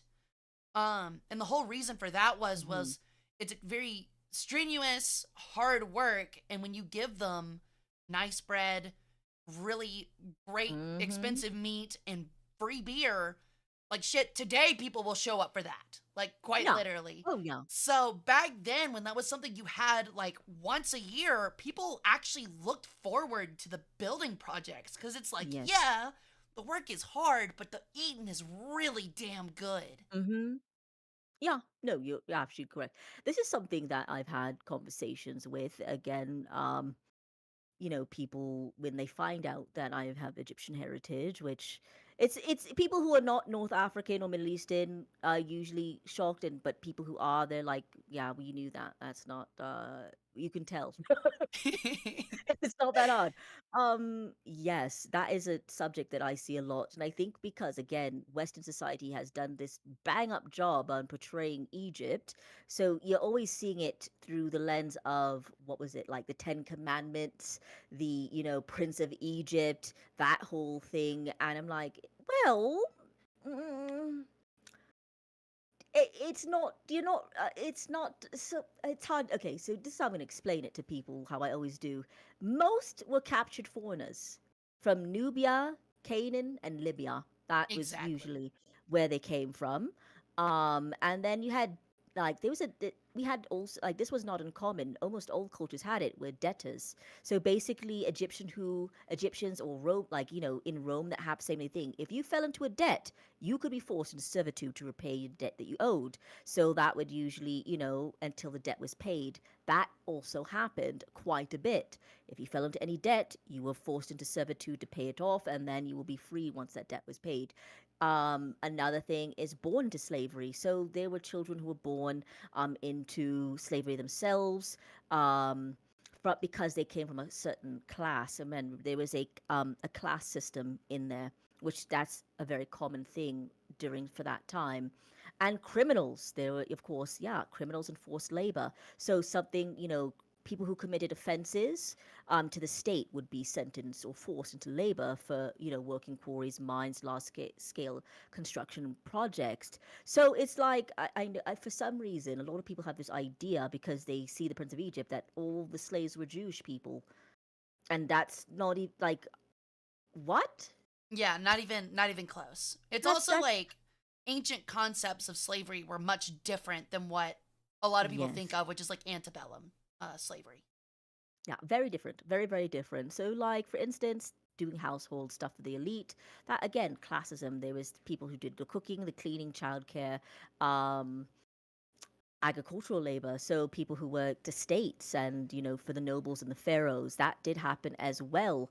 Mining and quarries, construction projects. And again, as I'm explaining, is this like this difference? There were domestic slaves and there were labor slaves. And so, yeah, of course, there's certain things that ring true that domestic slaves were treated better than someone who was likely, if you were a labor slave, you likely were criminal, either from warring countries, and if you were from a warring country, that you were seized, yeah, you were not viewed as very highly because you were the enemy, right? Or Exactly. you were a criminal. And those are the ones that had to often, face the harsh conditions.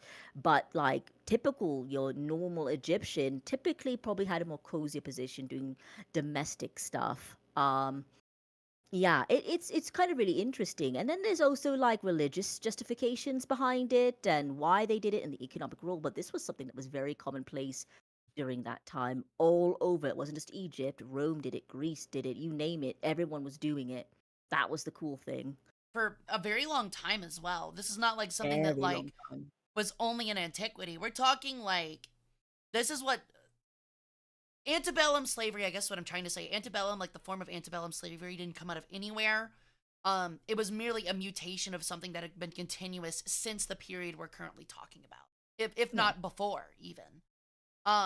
Pretty much every culture essentially pulled out. That's not to say that antebellum slavery isn't something special. It is very special compared to what is ahead of it in Oh, terms of yes. brutality and things like that.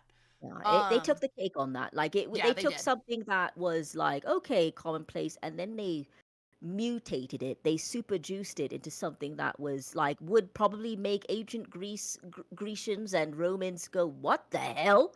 Oh, 100%.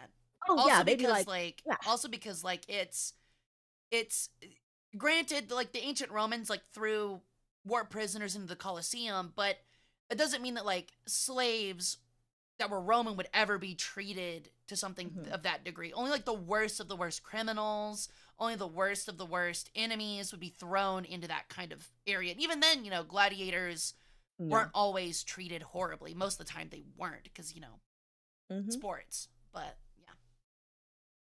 Yeah, and I tell people slavery was not like slavery in ancient Egypt wasn't the central. It wasn't central to the economy or society as in some other civilizations, but it played a role in the military, domestic, and state projects, right?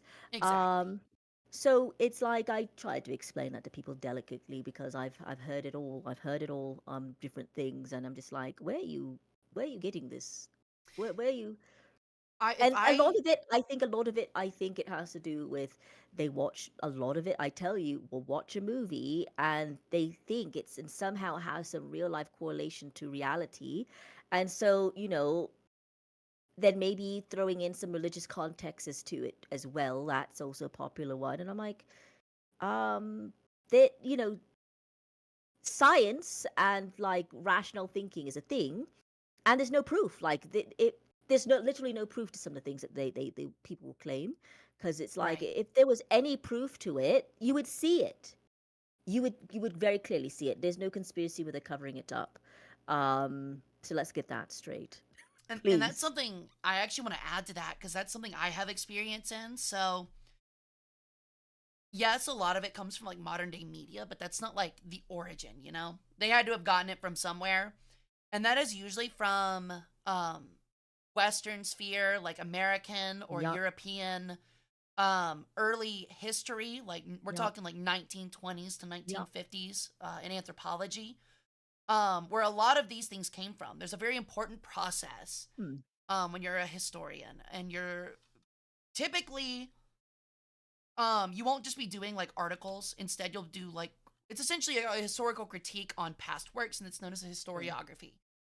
And that's where you take writings on a bunch of different authors from different time periods, and you compile them into one place, and you can critique, compare, and contrast all of them. And I did one on Ramesses the second in Perception on his rule, I guess the best way to Hmm. put it. Hmm.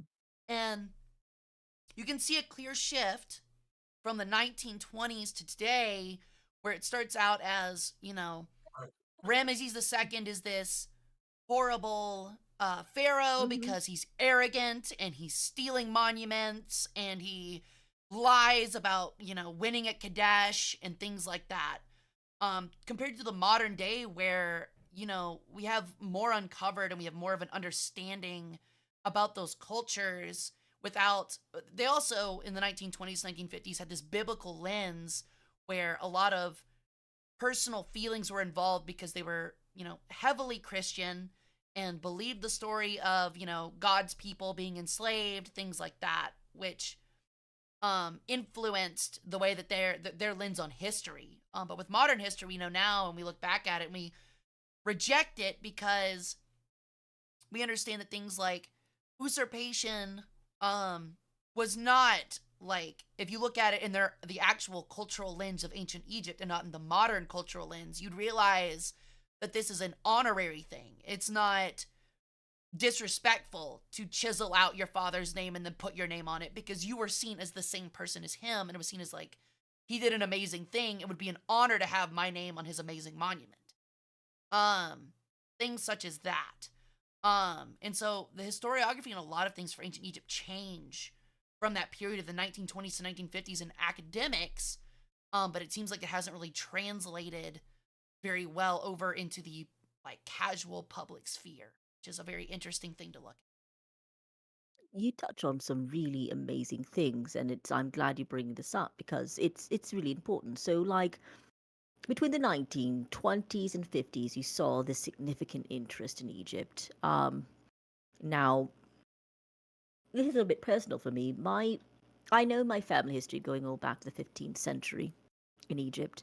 Um, I talk about it very briefly, but my family was well to do, and they did e-commerce with Britain.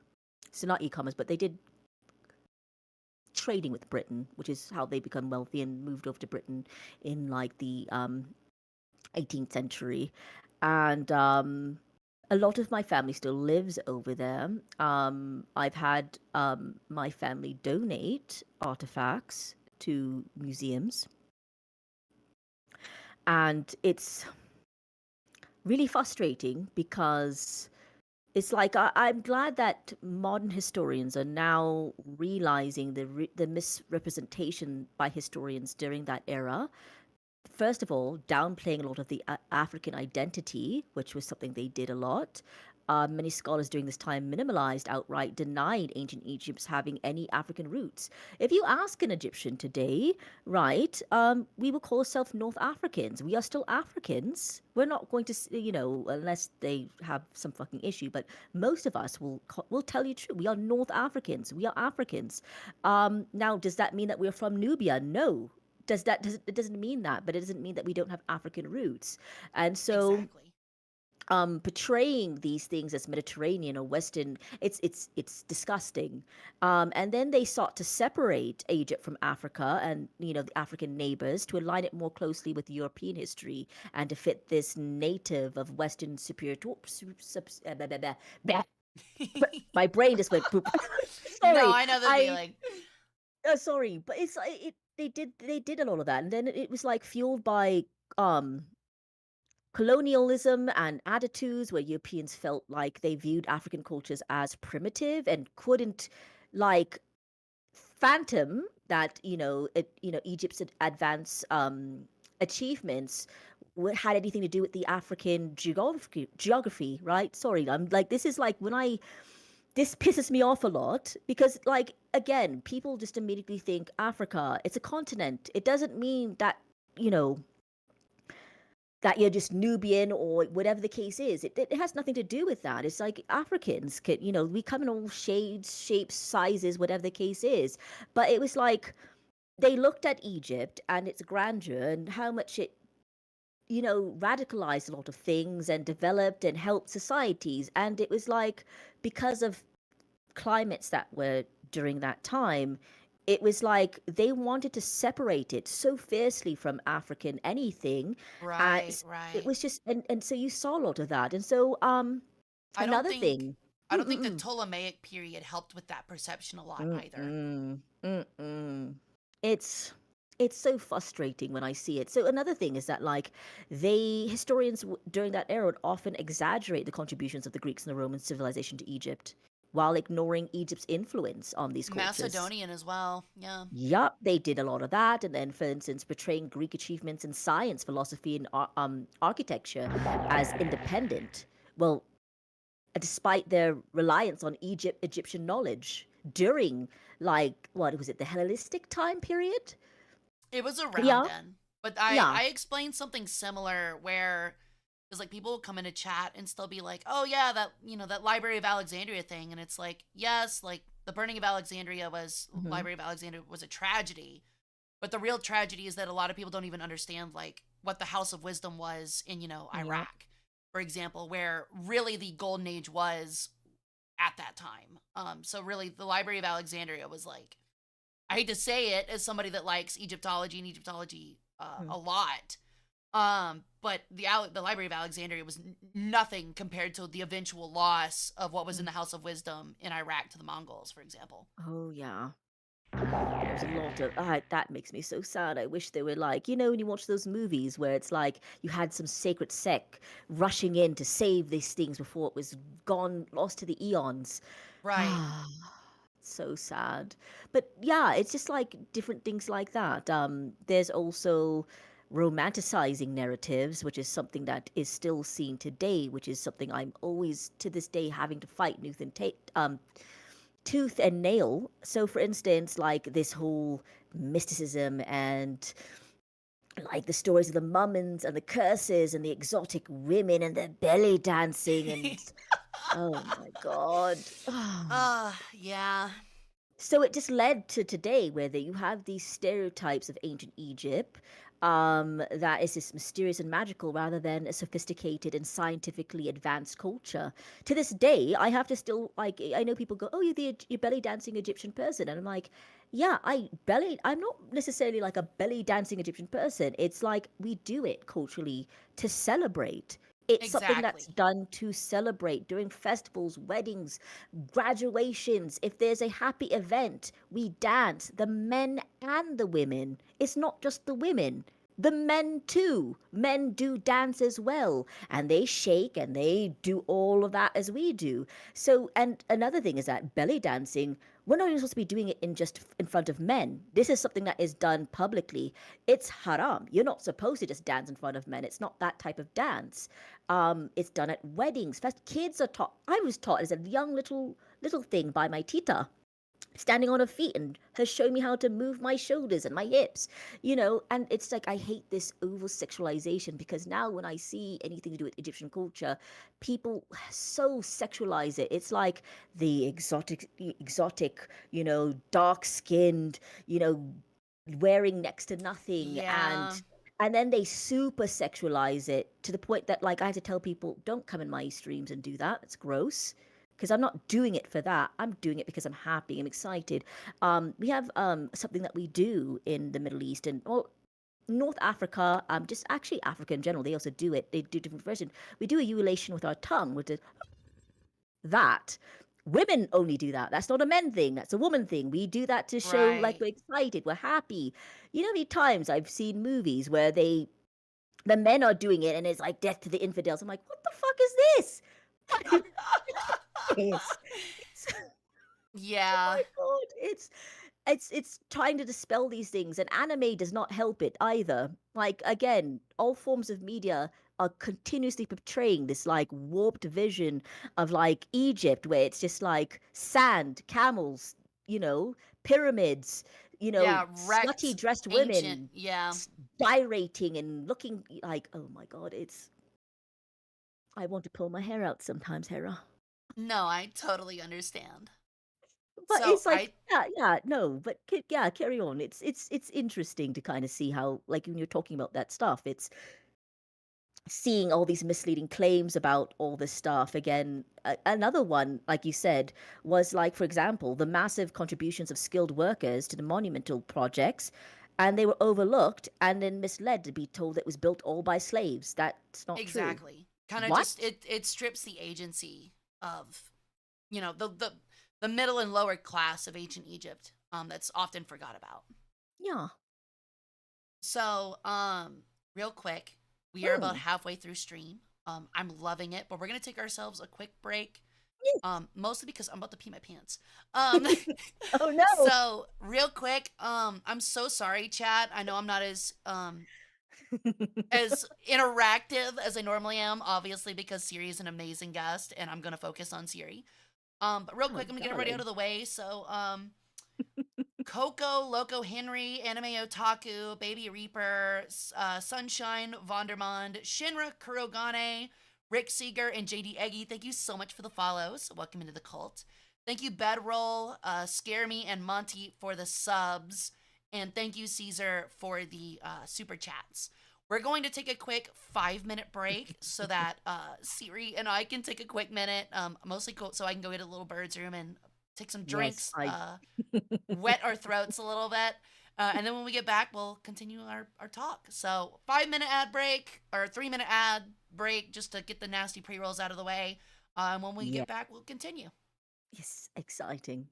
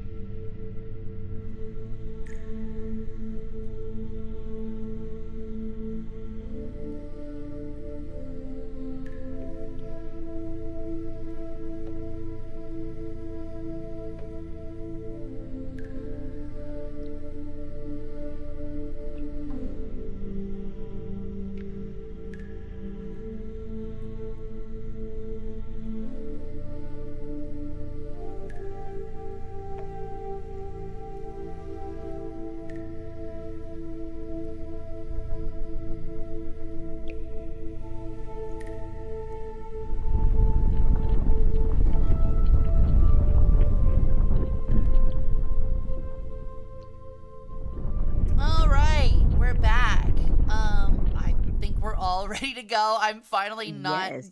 doing the pee dance in my chair. So, let me see if I can pull another question out of my hat. We got plenty more to go, but just to kind Mm. of get us back onto a topic.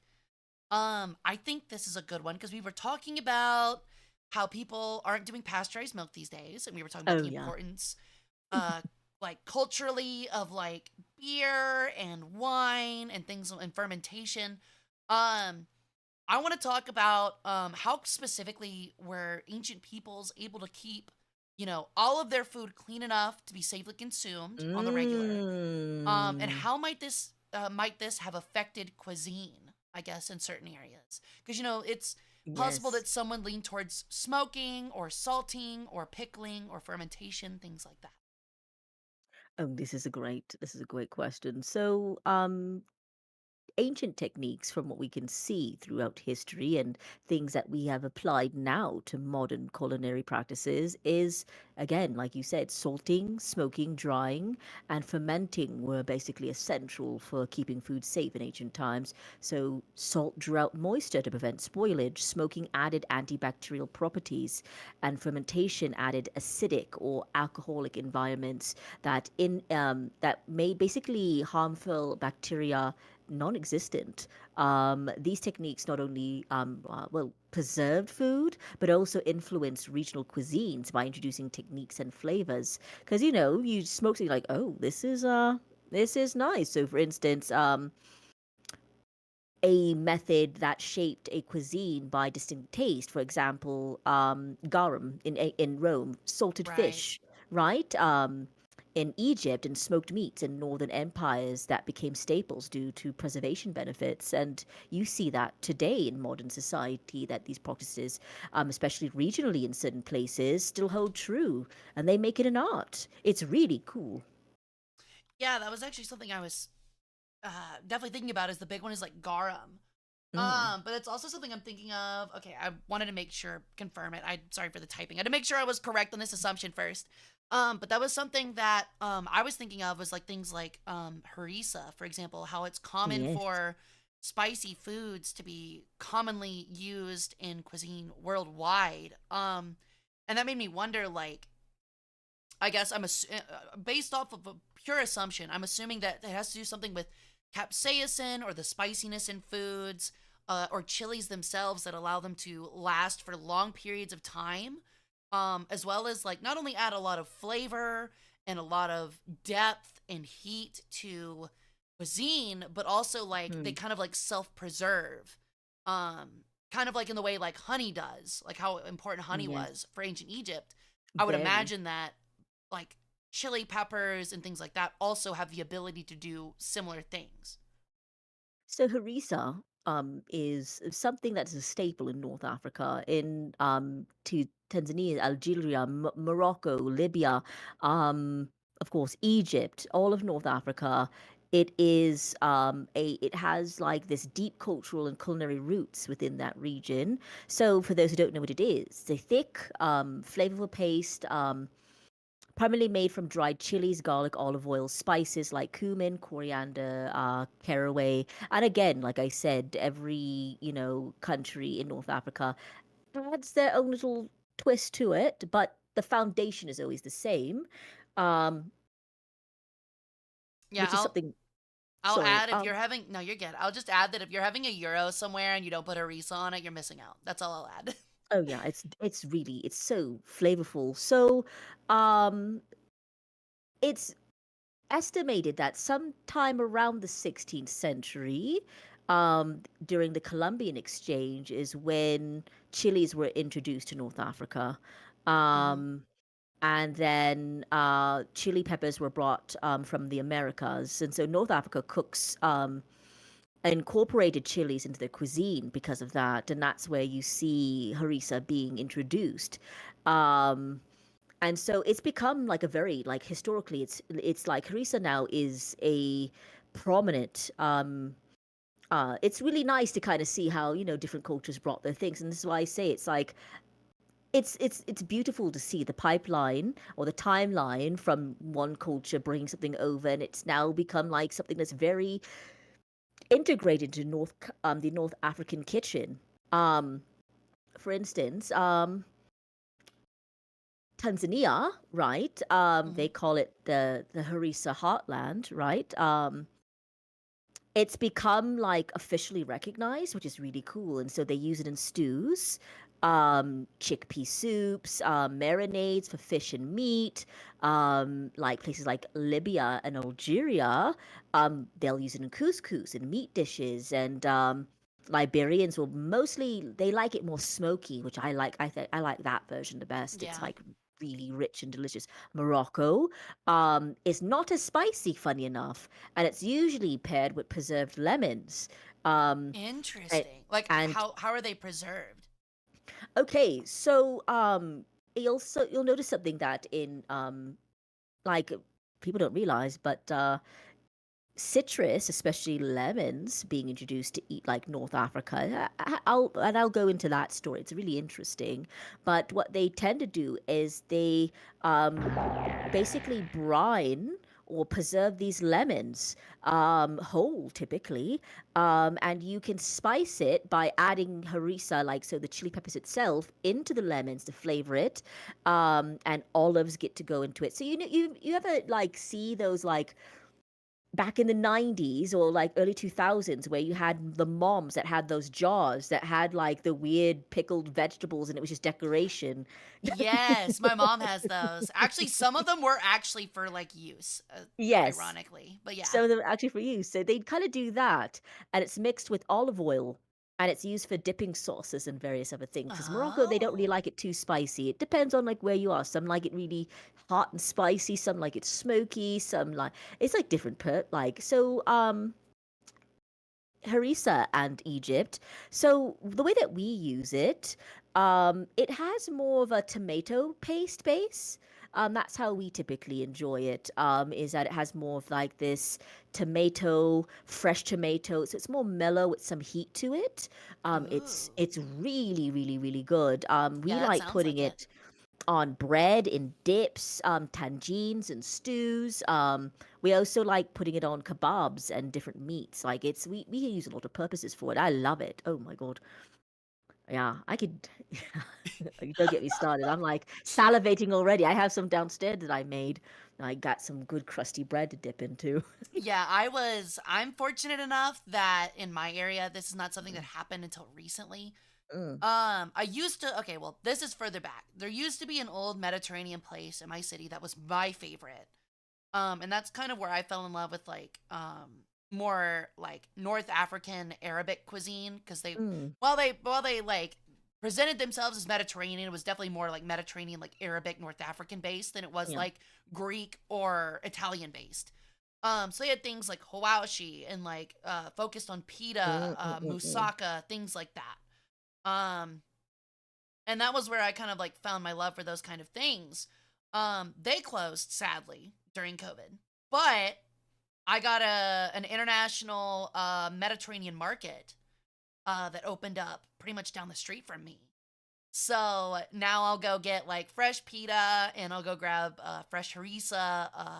It's Muslim, but that doesn't change anything for me because they still make really like great like seasoned meats and things like that. And I'll come home and try to recreate those dishes myself, having like never cooked those things before. And I'm as I've always done with cooking, because like I love history and I love cooking too, is experiment a little bit and like figure out like, all right, well, this is kind of like this. What if like I mush these together? Mm, mm, mm. So it's always kind of fun to do stuff like that, and I'm finding a really big enjoyment on like exploring. I guess like it could be considered North African Mm. cuisine recently. Oh, I'm excited. I'm always happy. And this is why I love food because I've met people who would be ignorant to a certain, ethnicity and, oh, those people. And then they try something from the cuisine and like, oh, this is actually kind of it's like the gateway drug to like most cultures. It's like you try a little bit, oh, this is not too bad. And oh, the music's kind of nice. And oh, suddenly you're speaking Egyptian Arabic. It's so beautiful how food can break down these barriers and walls and bring people together. There's just something so special and sacred about food that it has this capability of doing that. It's just so blasé that you don't even really have to put too much thought into it. It's just like, Mm-hmm. yeah, food is just like, it's such a vehicle for so many different things, talking about it and similarities. Like, I remember I had this one person who, um, really standoffish, kind of had this like really, so they were from Korea, Mm-hmm. and they were crapping all over, like, for instance, like Canadians, right? And going to school there and saying the food sucks and this and that and blah blah blah, and that they can't wait to go back home, and and I'm just like, you're just ruining your experience for yourself. And so one day I was like, Exactly. I'm going to take you out to eat. And so I take them out to eat, and it's like, again, I was already engrossed into the culinary world there, while I was going to school and things like that. And so I knew all the great spots to go. And I took them to this one little place, and it was a Jamaican food spot. And Ooh. they've never had Jamaican food before. And so I'm like, I'm gonna, and so they're eating, and they're like, wait, this is oxtails. We eat oxtails.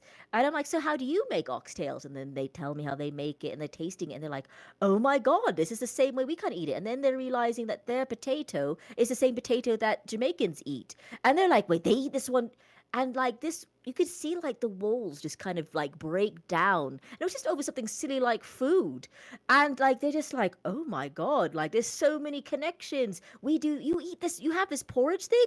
We eat this too. What do you call it? What do you add into that? And it was just Yeah. like, suddenly I was like, yeah, there's so much to explore. Food just has this like magic over people who would typically be ignorant to things, and they're just like, maybe there's a similarity, there's a bond, or maybe it's like, oh, this isn't too bad. And yeah, it's really cool to see that dynamic on how these things happen. And this is why I tell you I love the classical era, because you saw a lot of that happening during that time. A lot of that was happening where, one person was doing it, you came over, and whether it was for territorial reasons or war, whatever, food was still being exchanged. And, the Egyptians were like, Roman wine, not bad. And, Yeah. they were, and then vice versa, like, Egyptian beer, pretty good. And it was just, it's cool to kind of see how to this day, that you're seeing still the cultural effects of these things in society and regional foods. It's really, really, really cool. I really do pity, like, I guess the kind of people that like really don't explore like food, I guess. Cause like I'm one of Hmm. those people where like I like to think I'm pretty open. There's a couple things that are Hmm. like completely off limits for me, mostly due to phobias. Like I will never eat bugs. I don't care if they're the greatest tasting bug in the That's, world. Sorry, that's can't do fair. it. It's That's the it's a fair. mental block. Yeah, yeah, yeah. Um, but like exploring through like culinary means to me is almost as important as physically being in like exploring things physically. Like a global adventure. Hmm. Um, and that it kind of blows my mind a little bit of the number of like I pity people that don't understand just how much they're missing. Like I understand being like Oh, yeah. not liking it. It's totally fine to not like it. But if you've never had it before, put it in your mouth. Just try it. Just Like put just it in your mouth. yeah, chat. Just put it in your mouth. Put it in. Um, Cause like I remember like when I was younger, I used to go with a friend that loved kebabs. We had a kebab Mm. place, like a doner kebab place. And we took a friend that was picky and the three of us, and it was like, all right, like if we take you, you have to get something like that is for like a doner kebab kind of thing. And they're like, I'll Hmm. do it, I'll do it, I'll do it. They settled for a hot dog. We never took them anywhere else after that. Because we were so embarrassed. How Like dare you? the guy actually had to go open a pack. Like Oh, the owner wow. of the place had to go open a pack of hot dogs for him because nobody else opened it. But yeah, that was like something that I think back to often, and I really do pity that person because I'm like, even if I don't like it, like I get it if it's on your dime. I guess I get it a little bit more because like if you're just wanting lunch and it's on your Yes. dime and you're strapped a little bit, but like if it's like someone else's treat, get weird with it. A a Yes. traditional, like a hardcore traditional Chinese place recently opened up in my city. Ooh. And I'm talking like intestines, whole fish, You know regionally where chicken they're feet. from? Oh yeah, that's my stuff Yeah, right there. things like that. And it's like, there are a couple things that are a little out of my comfort zone, Yes. but I'll go with four friends. We'll all get a dish of something we've never tried before and we'll all Oh, share that's it. yes. Because, like, I've had tofu before and hated it. So I Mm. always assumed I'd hate tofu. Not there. Their mapo tofu fish or Mm. dish is fantastic. I loved it. It was amazing. And it's just stuff like that where it's like I can't imagine like never trying it and never knowing how much I enjoy that kind of food, you know? Oh yeah. I agree with you. Food, like I said, it is a great way to break down barriers and trying something because you never know. I remember one time I invited a friend over. We were having a bit of a Sunday roast. This was merry old England. Um and because I live between Canada and the UK, which is why again my voice, I speak the way that I do, because most of my family, my mom's side of the family, the Egyptian side, moved to England, migrated during the 18th century. Um and remained there. That's where most of my family went, and then some of them for work purposes and business purposes. Only my mom moved to, and my grandmother moved to Canada. Everyone else remained in the UK, and my dad's family moved from Japan to Canada, and that's how they met. But I spent much time between the two places because that's where my families were respectively living at the time. And I remember we used to do a Sunday roast, but of course, we're ethnic, so we don't just do a Sunday roast. It's a little bit of this and a little bit of that. Right. And I had some kids, come over, good old English lads. And of course they're walking down the street, and I used to hear the things they used to say. You walk by someone's house, it stinks. So what they're cooking, it's sticking up the. I'm like, oh my god, I just ignore them, right? There's nothing wrong with a bit of fish and chips or a fry butty or anything like Mushy that. peas. Yeah. Nothing wrong with that. Don't get me wrong, but like you can't just crap all over someone's cuisine based on smell. So I invited them over for a Sunday dinner, a Sunday roast, and I didn't get into like more than that. But of course, my family was doing other things. They came in, and my family adds harissa to the roast to season the meat. It has a That little bit of sounds a really good. oh, let me tell you. Oh God. And we had Yorkshire puddings and things like that and fried potatoes, which is just like fried in like a they do lard, but we did basically ghee because again, certain things haram. We don't eat that Right, stuff, right. right? And so, and they were just like licking it up. Let me tell you, not they were asking for stuff to go home with it. They were like, "Wow, this is good," and I'm like, "Yeah, it's that stinky ethnic food you don't like. It can be done in a certain way." And again, listen, one of those guys wouldn't go and married an Arab girl. That's crazy. This is someone who is like, I'm gonna marry a nice English lass, and she's gonna be. And he is married to like she's Moroccan, okay?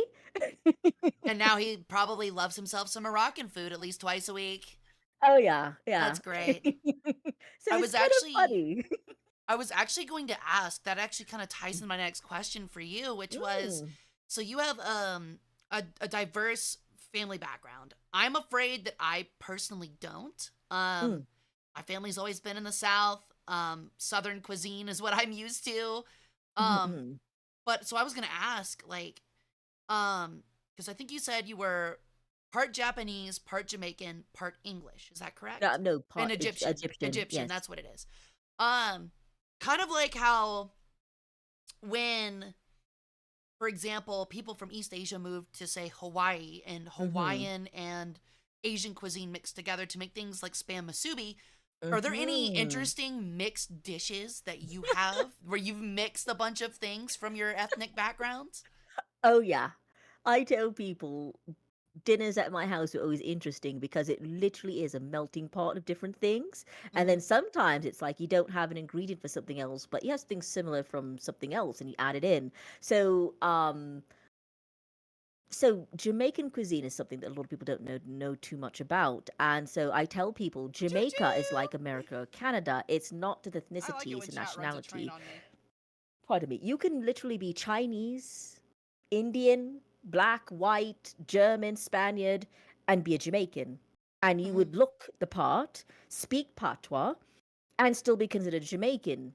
Um, because people have this idea where it's just like a wholly African country. Because let me tell you, how many people have met a Chinese Jamaican where they look completely East Asian Chinese, and then when they're opening their mouth, they're like, "Oh, what a bumberazo, yes, eh? Me don't know about you. Oh, you know?" And you're just like, "What?" Right. Yeah. You're just like, it always makes me laugh. And of course, Caribbean people, they look at that and go, that's normal. That's really normal. Anyone else outside of that, but it reflects in the food because all these cultures came together. And so you have African, you have Spanish, you have German influence, you have Chinese, you have Indian influence in the cuisine, and it reflects all in the food, which is really, really interesting. And so, for instance, like if you're making Jamaican oxtail, right? We don't call Hmm. them oxtails, we call them Jamaican oxtail. Um, a browning agent and a flavor umami agent is soy sauce is used, which people will go, what? Like, yes, Chinese soy sauce would be used to give color and depth, umami, salt, and flavor. It's all there. And of course, they add different herbs and spices to it. And so this is why I really like using that dynamic because a lot of people don't know damn all about Jamaican food besides I don't think they really know much. Um, so I like always bring that example, but something that's really cool is that yeah, in my house, my dad is the Asian one, which is always a shocker because they always think my mom is Asian, and I'm like, no, my dad is the That's Asian one weird. Why do they just always assume? That's really odd. I don't get that one. because apparently the women are the weak-willed ones that betray their race. That's usually Oh, the sentiment is that yeah, it's the women who none of the good Japanese men wanted, so they had to marry out. Trust me, that's a thing. That I think yeah. a lot of women who marry outside their race hear that a lot, and then it's the men that are the chads. They're like, "Ooh, you bagged yourself a foreign baddie." You know what I mean? Like, ooh, Yeah. yeah. And That is when it's kind the of women, interesting. it's Because like like, oh, I know with like Japanese, like typically in the United States, it's because of like GIs, like the GI GIs, yeah. Bill. So like it's typically Hmm. the Asian wife because you have a male GI going over and meeting, you know, a Japanese local, falling in love, and Yep. then bringing them back to the United States. Yeah. But yeah, that's very weird. That's a very and it's a common sentiment throughout like the world is that like it's always like oh the woman strays because that's what they do, but if it's a man it's like oh you bagged yourself a foreign baddie, you're cool, high five. And then my mom, my grandmother, is Egyptian, full-blooded Egyptian, and she married a Jamaican man when they, because a lot of Jamaicans and Caribbean people migrated to the UK. That's why you see a lot of Caribbean people in the UK, and you see a lot of Middle Eastern people in the UK.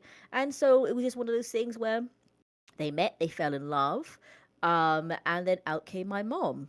And then my mom carried on the tradition of marrying outside her race and saw my dad and she was the original weeaboo. The I I original Weeaboo. Oh my I god. I like I tease her about it. She really isn't, but like she just saw him and fell in love, and that was then I came about, and that's it reflects in like how I cook because I do cook a combination of like so for instance I made a jerk as being a chef, I like doing that when I make menus. And of course, menus were changing every month and it would only be a set thing. But I remember that I made a jerk chicken ramen. That Oh actually sounds my God. amazing. Super good. Oh my God. It was so good. I would remake that again. It was That's really crazy. delicious. Mm-hmm. Mm-hmm. Yeah, I will say that like so I'm obviously as I've said I've raised in the Mm-hmm. South. I had a grandmother, the one whose house I actually watched over when she passed. Mm-hmm. Had a background in I can't remember what tribe, but she was Native American, but it was so far along and so estranged she had no cultural ties to it at Mm-hmm. all. Same thing with my grandfather. Um, and so I don't really have any of that background. She was good old Southern, had a diner in Baldwin, Mississippi. Oh. Um, extremely small backwater Mississippi town. My other side is from Mobile, from during like the GI Bill, working Mm-hmm. on ships, things like that during World War II. So really for me, all I known is like like southern food, like deep southern food, like collard greens, black eyed peas. Um, Mm. chitlins are rare, but it's been had before, things like that. Um, however, because I live in Memphis, there's a lot of there's a big African American community here that not only has to do with southern cooking, but Mhm. Jamaican and Caribbean roots as well. Really? Yes, and that was something that I got to experience in college. Was that one of the major fraternities had a prominent number of Jamaican of kids that What? were Jamaican immigrants? Yeah. So during all of the football, what are they called? Tailgates. It's been so long since I've been to Mhm. one. There would always be that fraternity that would be selling out Jamaican platters of like plantains and Mm. rice and jerk chicken, Hold on. things I'm like gonna stop. that. I'm gonna stop you. I'm gonna teach you some patois, okay? Plantain, Gotcha. plantain. Is it plantain? Okay, Yeah, gotcha. plantain. Because people say plantains, and I'm like, no, no, no, no. It's plantain. That's the southern U.S. coming out. Oh, them No, plantains. Yeah. all Americans say it this way. I promise you, it's not like a Southern thing. Every American I've come across, most people will say plantain because, again, that's the correct terminology. But when you have a little bit of the accent, we call it plantain. We say plantain. Plantain. Gotcha. No, that There you makes go. sense. No, that makes a lot of sense. But yeah, that would be a weird cultural mix where like, you're tailgating for an inner city college football game and you've got some white Irish kid handing you a free tall boy of Miller Lite while the Jamaican fraternity sells you a platter of jerk chicken. So, it was a very fun and very weird experience, but in a really good way. You have taught so I must admit, I am very ignorant when it comes to the Americanas, specifically the Americas, Mhm. the US, because that was a place that in all my years traveling, I kind of avoided because I always had the stereotype Americans are mean and rude and, you know, um, that's all I ever heard. Again, I imagine, they hear that's usually a tale that when you go somewhere else, they have their fated, I guess, tourists that they don't like. And so I kind of actually avoided the United States for a very long time. I went everywhere in the world you can think of. And then anytime it came to the US, like, I'll pass on that. Not really interested. I regret it because like 12 years ago, because I have a green card. I'm not a citizen by any means, but I have a green card. And I remember when I first came here, I lived in the southern states. I lived around in your area, actually. Funny enough, small world. Interesting. Yeah. And I got to experience southern cooking for the first time. I had never had it before in my life. And barbecue, because let me tell you, Canadians know nothing about barbecue at all. There's Regrettably. listen, don't let them tell you, don't let them lie. Don't let them lie. They don't know what barbecue is, okay? Because all they know is the keg and then Swiss chalet with the barbecue. Don't let them lie to you, It's okay? not the same. It's not the It's same at not all. the same. It's completely different. And I did this thing where I went to Memphis and all over, and I tried barbecue because me, when it comes to food, I don't care like where it's from. I will drive distances. I don't care. I want to try. Oh my lord. Oh, I even participated in some of the haram eating. Shh, don't tell. Don't It was tell. Don't tell. it was Yeah, good. Oh that's my something that god. you learn pretty quick is that like southern cuisine like it I don't want to say Oh, like it's from the devil because it is sacrilegious, but it really doesn't care about anything being holy. Like it is all indulgence in a good and a bad way.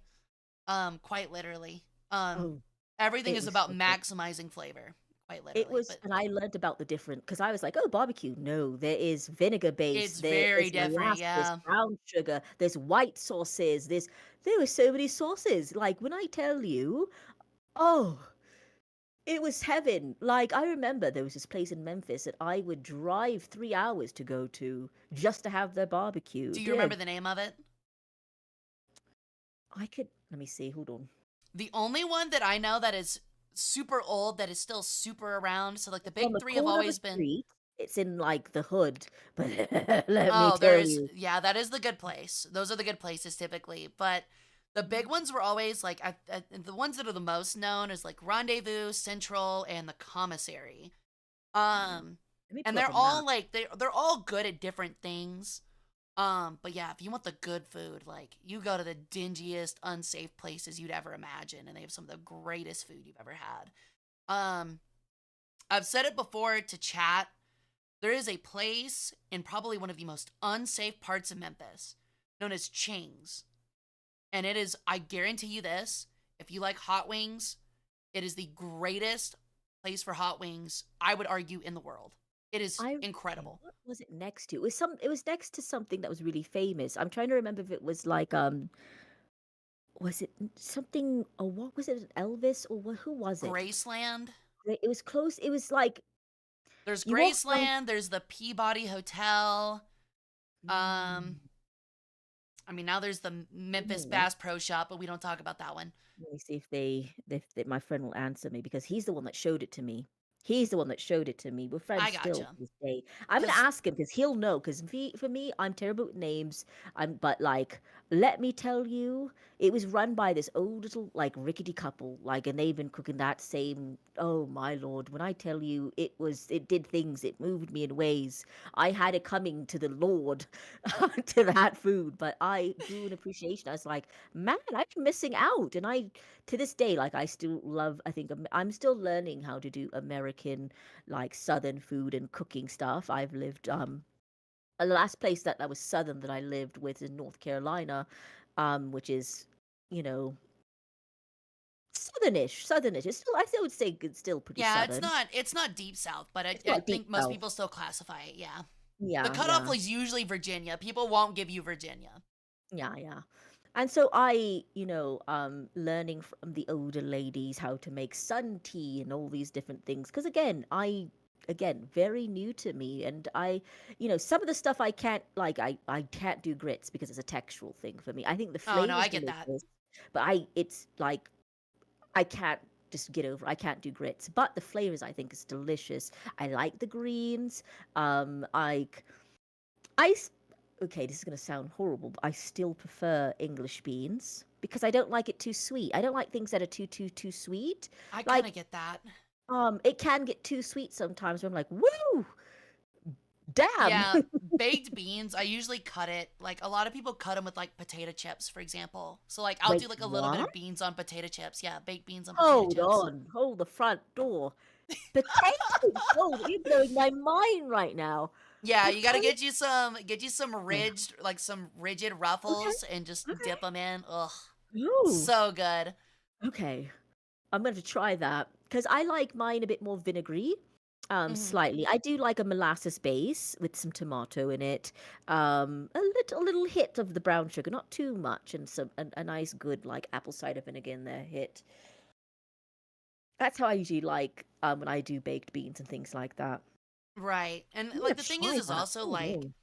the other crazy thing is that like barbecue between the two like changes so much. So like I live in Memphis. We're known for pulled pork. That's like our Mm. big thing, and sometimes ribs. Ribs is up for debate. Pulled pork is not. Memphis has the best pulled pork in the world. You can't beat it. Mm. Um, However, if you go, I also take a lot of trips to Texas. And Texas with Mhm. brisket is an amazing Oh whole yeah. different world. Oh yeah. Um, Yeah. yeah, and it's pretty great, honestly. Mm. I also know that like North and South Carolina have their own takes. Mm. Because I think I can't remember like what the actual differences are. Kansas City has one too. If you like yours tomatoey, Yes, I um, do. Mm. Kansas City style barbecue sauces might be your alley because that is exactly what. So, No, it was really good. I enjoy it quite a bit. I Something that I really enjoyed too was like the coleslaw that they do there. Because mhm. I like veg. I like pickled stuff. I'm a huge thing for pickled stuff. Pickled Um, okra is huge these days. okay, so I know this is shocking. I'm not a fan of okra. So in Jamaican pot, we call it okra. Hmm. I don't, it's something to do with the accent as well. But It's the sliminess. Like, I can have a little bit of it. I can have a little bit of it. Like, I will, if it's in something, I won't turn the food away. But if it's like all that's all it is just like the okra, right? I can't do it because of the texture. It Not even just like fried okra? fried okra, yes. Okay, I was about to say, Yeah. because like I totally get that, but like usually I can at least stomach like a good amount of fried okra these days. Yeah. I could do fried. I haven't had it pickled. I'm concerned on how like the texture it would be because I don't think again, the sliminess is that bad, but it is definitely not the same as as fried okra, smoked okra. obviously, yeah. Yeah. It's So I not could it's do it in not different ways. boiled, but it's not fried either. Okay, Because I like I know might. another big thing that honestly deep southern thing that absolutely grosses me out are boiled peanuts. And those are massive here, like You know something crazy. that someone told me? They put peanuts in Coca-Cola. Yeah, yeah, it's very common. I do it sometimes. You have to do it Okay. with the glass cokes. Yeah, don't Ah, don't do it with a okay. normal one. Do them with the nice glass Mexican cokes. That's what everybody No, I uses buy those it by for. the caseload when I go to Costco. There you That's the go. only because I'm not I didn't grow up so my family, didn't really they weren't big on I guess because they're doctors and they see the health effects of things, didn't believe in fast food. So, it was like the only time we went out to eat was at, like, an actual, restaurant, and it couldn't be a chain, it usually was, like, owned by a mom pop sort of thing, and No, it I was, get like, that. good home cooked food. I did not get exposed to fast food until I came to the Americas, until I came to the US. I did not have fast food before then. And then I decided to try them all. I didn't really, I think because I was already old enough, it didn't really grip me. I was like, oh, okay, not really a fan. I could see the appeal, but it's not really for me. So I did miss out on a lot of like cultural things that happened with fast food and all that I find really interesting. Like my when I say like they're really anal, they didn't even believe in like microwaves. My family heated everything up in like an old like an oven Hmm. or like on the stove. And I get it. I get why, because some of the food that we did make it will dry out if you do put it into like a microwave because in proper temperature it wasn't to do with anything like oh radio waves are going in and cooking up food. Right, right. Just No. lower quality. I'm the same way for a lot of food. I Mhm. have the debate a lot of like, yeah, the microwave's easy, but it'll taste worse. So I'm just gonna throw it in like, for example, when like I meal prep like hibachi, for example. Mhm. Like I'm not gonna microwave hibachi. I'm gonna throw my chicken back in the Mm, wok for a minute and mhm, just throw it back mhm. in the box. So Good. Yeah, because it does change the textural, like, because it takes longer to cook. It's infrequent temperatures, and so you get hot, cold areas. Some parts dry out. exactly. So I just like, my mom wasn't too bad on that, like on things like that. She wasn't like an almond mom. I think what's they call almond moms, where it's like, oh, it has to be super organic, healthy, everything. Um, Interesting. I haven't heard of those kind of people. Yeah, I'm learning that. That's a new term where it's like almond moms, and it's like, does it have, GMOs and blah blah blah? And I'm like, lady, you don't even know what the hell a Oh, GMO is. Like, what the? They're telling me the food scientists about this. Like, I'm like, come on, come on. I had somebody do that in a store to me where I was in Whole Foods buying something. This lady just unabashedly just walks up to me and goes, "Oh, uh." Do you like that? And I was like, I'm just looking at the ingredients. And she's like, it's full of this and that, and it does this to you. And I'm looking at her like, you know what I mean? I'm like, oh, so where did you like, what are you schooled in? And she's just like, oh, nothing. I'm just well read. And I'm like, okay, what are you citing to me? And so I'm like, oh, so I happen to have a master's in food science, darling. this is awkward. Yeah. And so she looked at me and she literally just walked away. She literally walked I away. mean, yeah, what else can you do in that situation? You've like really embarrassed yourself at that point. Comes up to somebody and does like honestly I've had such the weirdest interactions in America. I'm so honest, like just people just randomly coming up to me and having these weird conversations about I don't even know what, and I'm just like, I'm just trying to exist, please leave me So alone. I will say, like, that is something that is vastly different culturally and, like, especially South America, or, like, not South Mhm. America, Southern United States, Mhm. is that, um, kind of like having those small moments is, like, polite. It's the polite thing to do. So Oh, people will sometimes have those. So, like, for okay. example, like, I don't know my neighbors at all, but I know what they look like. And if I see them on the Mhm. street, I will wave and they'll wave back. If you're walking, say, like in like an area, or like Mhm. you'll like, let's say you're like at the grocery and you're checking out, you'll ask like how's your day going, like to like the person at checkout, but you don't expect them to like explain their day to you. They'll just be like, it's all right, Mm-mm. how's yours going? And you're like, mine's great too, here's my stuff, like that. It's very common to like have like extremely curt small talk. And so like when you're in the South and like it's just kind of like you become kind of accustomed to like not being afraid to throw like small quips to people to just like talk about things. Okay, So it becomes okay. very common. Like I've had so many like like guy elbows me and like we joke about something for like a half second and then literally Mm. that's the entire conversation between us. We never talk again, kind of thing. It's Okay, very that makes common. more sense. Like I It's it's like it's more southern United States. Like Mhm. if you go to like New York and do it, they'll look at you like you've got a Oh bug on yeah. your face. But Oh yeah, yeah, yeah, yeah. In Southern, okay, that makes more sense now. I know, like, if I was in like a Tesco or something and I'm checking out, usually it's the older lads and ladies, having a bit of a chat, having a little tongue wag in the checkout, like, oh, you buying that? How do you like it? Little cheeky little quick conversation, you get on right, with your right. day. Or like when you're checking out, they're just like, "Oh, you're doing anything with the family, or you're gonna have a bit of a lunch." I see. That I get, but it was like randomly, I'm in the aisle, and just someone just like, "So yeah," and I'm just like, I would get first of all like for I think I've said it. I have autism. I have a thing about like personal space touching me, and they would put the hand on you, and I'm like, what are they doing? Why are they in my space? Why are Yeah. they touching me? Older women Why? are really bad about that in the South. They get really comfortable. And I'm just like literally I'm like internally, I'm just like, huh, you're too close. You're too close. what are you, what are you doing? And like I get like they don't mean anything by it, but it's just like me trying to like be politely just like, oh, thank you, and kind of going about my way. But it makes sense now that it's just a more southern thing, because that did happen more often not in the southern places I lived.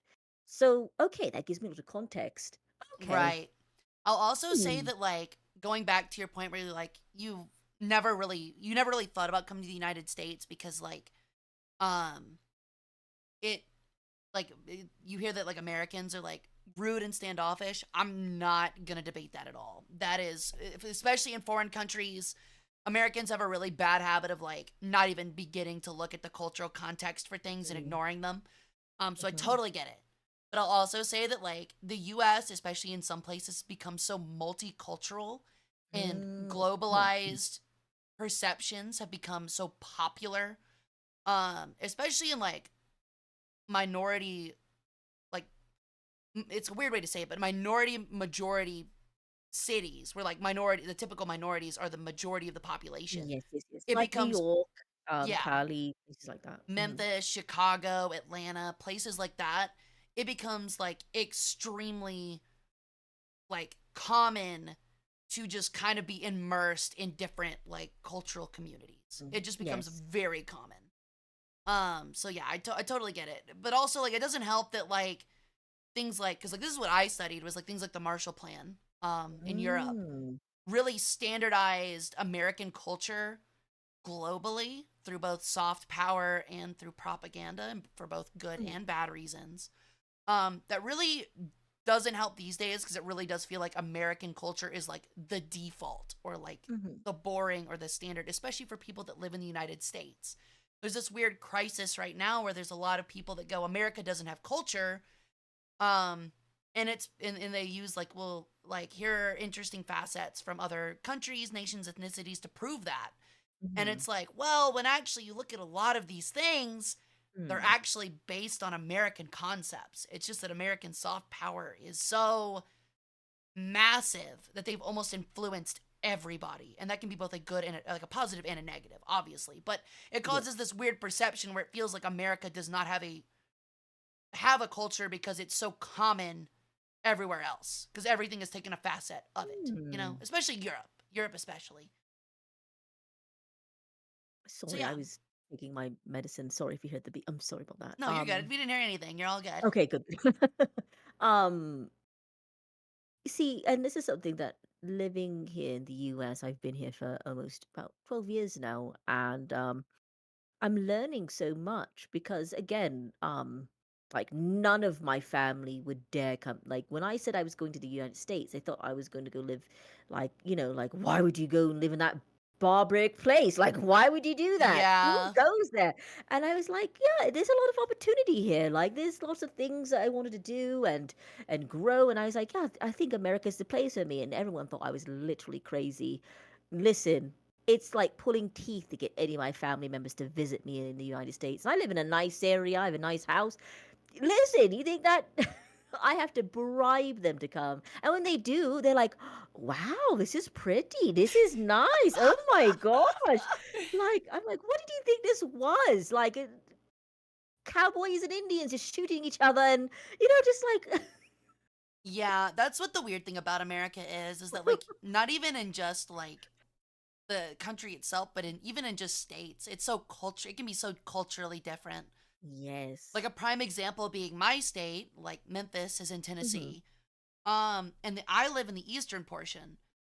The eastern portion is more river based, it's more African Hmm. American based culturally.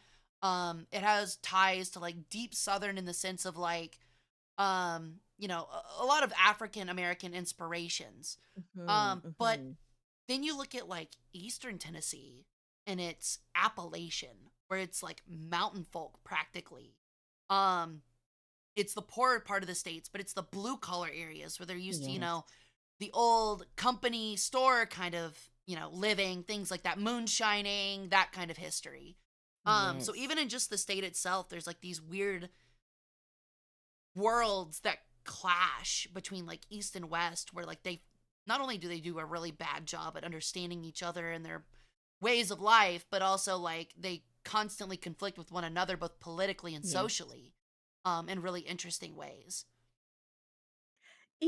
Honestly, I learned so much just from like listening to stories, experiencing my my brain is because I run on caffeine heavily and so Mood. I'm always having my cheeky little. Have you actually know what? Have you ever had Arab coffee? Like I have, yes, that Mediterranean place I used to go to used to serve it. yes. It was my favorite. Okay. Because I was like, if you haven't, you must. I That's like actually dearly miss it, and I wish I had a way to get it again. I can suggest some things on Amazon and then show you how to prepare it. I Oh would yeah. not be adverse to that at all, actually. I don't mind. Listen, it would be a travesty not for you to not to be have accessibility to such luscious things. And I can um, give you barbecue tips, so there we go. We can exchange it. yeah, no, sorry. Yeah, and so it's just like I'm learning a lot, and again, this is what I mean. It's like there are so many preconceptions I had about the United States before coming here, and then coming here, and it really what opened it up to me was the food, because I was like, my family's like, "Are you starving over there? Did they have any proper food?" And I'm like, "No, the food's good. Mom, try a barbecue." My mom, listen, my mom loves the barbecue here now. She's a convert. She's just like, oh, we're gonna that's the first thing she does when she comes to the airport. She's like, "We're gonna have some barbecue. Do you have any barbecue?" I'm like, "Mom, calm down. You're an addict. You're a literal addict." She likes cornbread and all that stuff. I'm just like, oh man. It's Yeah. I and I'm glad that again it was just like, I realized I did the same thing that some people do, is that I came here with biases and preconceived notions of things, and it really wasn't all that. Of course, there's certain things where I'm just like, Okay, so they weren't lying about that." Um, Oh yeah, there's Move definitely along. there's definitely a lot of accurate negative opinions for good reason. Yeah, That's but yeah. other than that, I enjoy it. This is why I've been here for 12 years, and my mom keeps going, "Are you gonna come back? You gonna come back?" And I was like, we'll see.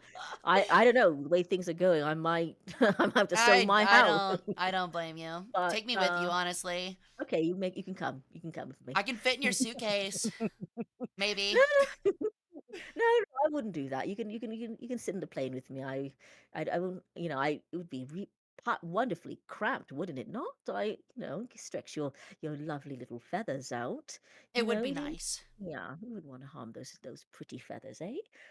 Um, but yeah, no, I'm actually really enjoying the United States. Now, I haven't lived on the East Coast yet. What is it, West Coast? Yeah, now because I keep mixing it up. But yeah, I have not lived on the West Coast. It's not a like hidden or anything, but I live in Colorado presently, and I'm really enjoying Colorado. I like this beautiful mountain air and the view. Food's pretty nice. Oh, I I I bet. like I like it here, and more so than living throughout the southern United States. I don't know, maybe at some point I will go more west, and we'll see how that goes. Um, for right now, I think I'm contented here. I like it. I think it's really lovely, and I want to explore more because there's so much more things that I'm learning about. Like, clearly, like all I've had with barbecue, but there's much more than barbecue in the United States. I want to, and just Southern food. There's like all kinds of. I have you ever heard of a garbage plate before? I feel like I have, but please re-explain it. Okay, so I was taught recently about something called a garbage plate. That it's What an something that. American name for a dish, by the way. A Oh yeah. garbage plate. So apparently, in the eastern part of the United States, mainly more, I think it's a New York centric dish.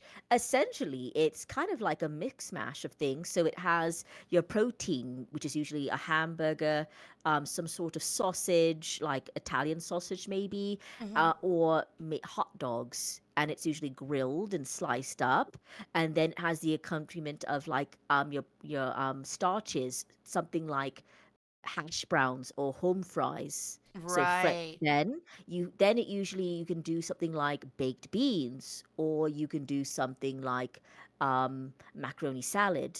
And then you would usually top it with the usual fixings that you would have on like a hamburger or hot dog. So sliced onions or diced onions, Right. ketchup, mustard, whatever. And you can, barbecue sauce how you like it. And I was like, you know what? And this all came about because I was teaching something called kosheri. Kosheri is basically like the national dish of Egypt, and essentially it's kind of the same concept, except it's a little healthier. So it's I like bet it is. it's vermicelli noodles that's been fried in ghee. Willow, how dare you? How dare you bark at me? You bark at me? Oh, okay. Hold on, let me pick her up because she's such a sassy young. Come here, Habibti. Hi, Habibti. Yes, my darling. She's such a brat. But essentially, it's that, and then you take lentils and rice, and then you cook that, put that aside, and whatever pasta you have, typically it's macaroni. You'll boil that, put that aside, chickpeas, and then you make a remember we are talking about that sauce. So it's the same thing. It's harissa, it's a bit of tomato, it's vinegar, and Oh. spices, and then you put that on top. And that's our version of what you would call like a garbage plate. It's just like a bunch of like, things you probably had in your fridge. And you could put it together and it's just this tasty, and it's vegetarian and vegan. Just don't add the ghee. But yeah, it's kind of the same thing. And someone said, "Oh, we have something like that in America." I'm like, "Oh, really? What is it? A garbage plate?" I'm A like, "Oh, garbage plate. okay." You see, that's the funny thing, because, like, I guess in the South we have something similar, but, like, Mm, vastly different, and that's just called, like, a cheese plate or a cheese platter. wait, And what? Hold essentially, on. like, so there's this classic place in Memphis. It's a bit of a tourist trap, and their Okay. quality's not as good as they used to be. It's called the Rendezvous. And they're Greek. They're Mm, Greek immigrants that decided to open their own barbecue shop back in like the 60s or 70s, and it got really popular. It's different from everything else a little bit of Memphis. Their ribs aren't as good as they used to be, but their cheese plates are amazing. And essentially what it is you hmm. have a platter, and it's, let me think. You usually take a type of sausage, usually Polish kielbasa, Okay. and you'll Okay. cover it in seasoning, like a dry rub barbecue seasoning, and that'll be your main meat dish. You'll have cheese cubes, pickles, some type of starch, just like you said, usually like a roll, like some kind of dinner roll, or a Mm, pasta, like mac and cheese is not rare. Um, really? and then you'll have like Hmm. pepperoncini peppers are popular too. Um, and it's just olives, like a whole host of things that are all plated Mm. to like kind of mix with that meat. And ironically, you'd have like crackers mixed with the cheese and the kielbasa and mustard. Mustard goes on it. Mm. And it's pretty Mm. good. But yeah, that sounds yeah, garbage. When you started explaining the garbage plate, I was like, yeah, that's exactly what I'm thinking of. Now to switch things up a little bit, I guess to get Yes. back to Yeah. I guess like your cultural culinary history, I have to ask, is there anything that you've seen with popular food that is an absolute no for you? Like just absolute no, like almost to the point of anger where you're like, stop doing this, stop making this. And it can be like American cuisine, it can be Jamaican cuisine, just anything that you've seen that somebody else does with the kind of culinary food that you're used to that is just like an absolute no for you, that shouldn't be done, it should be some way else or something like that. This is easy for me. I'm going to tell you to it straight. People messing up poutine. Oh my Really? God. Ooh, you piss me off. You'll get me mad. Because it's like, it's so simple. How do you screw this up? It's cheese curds, fresh fries, beef gravy. That's it. I don't want, like, when you start putting cheddar cheese and Oh mozzarella my cheese god. and then you're putting it on home fries, that's not a poutine, you nonce. Oh, She pulled out the nonce. Oh my gosh. oh, you listen.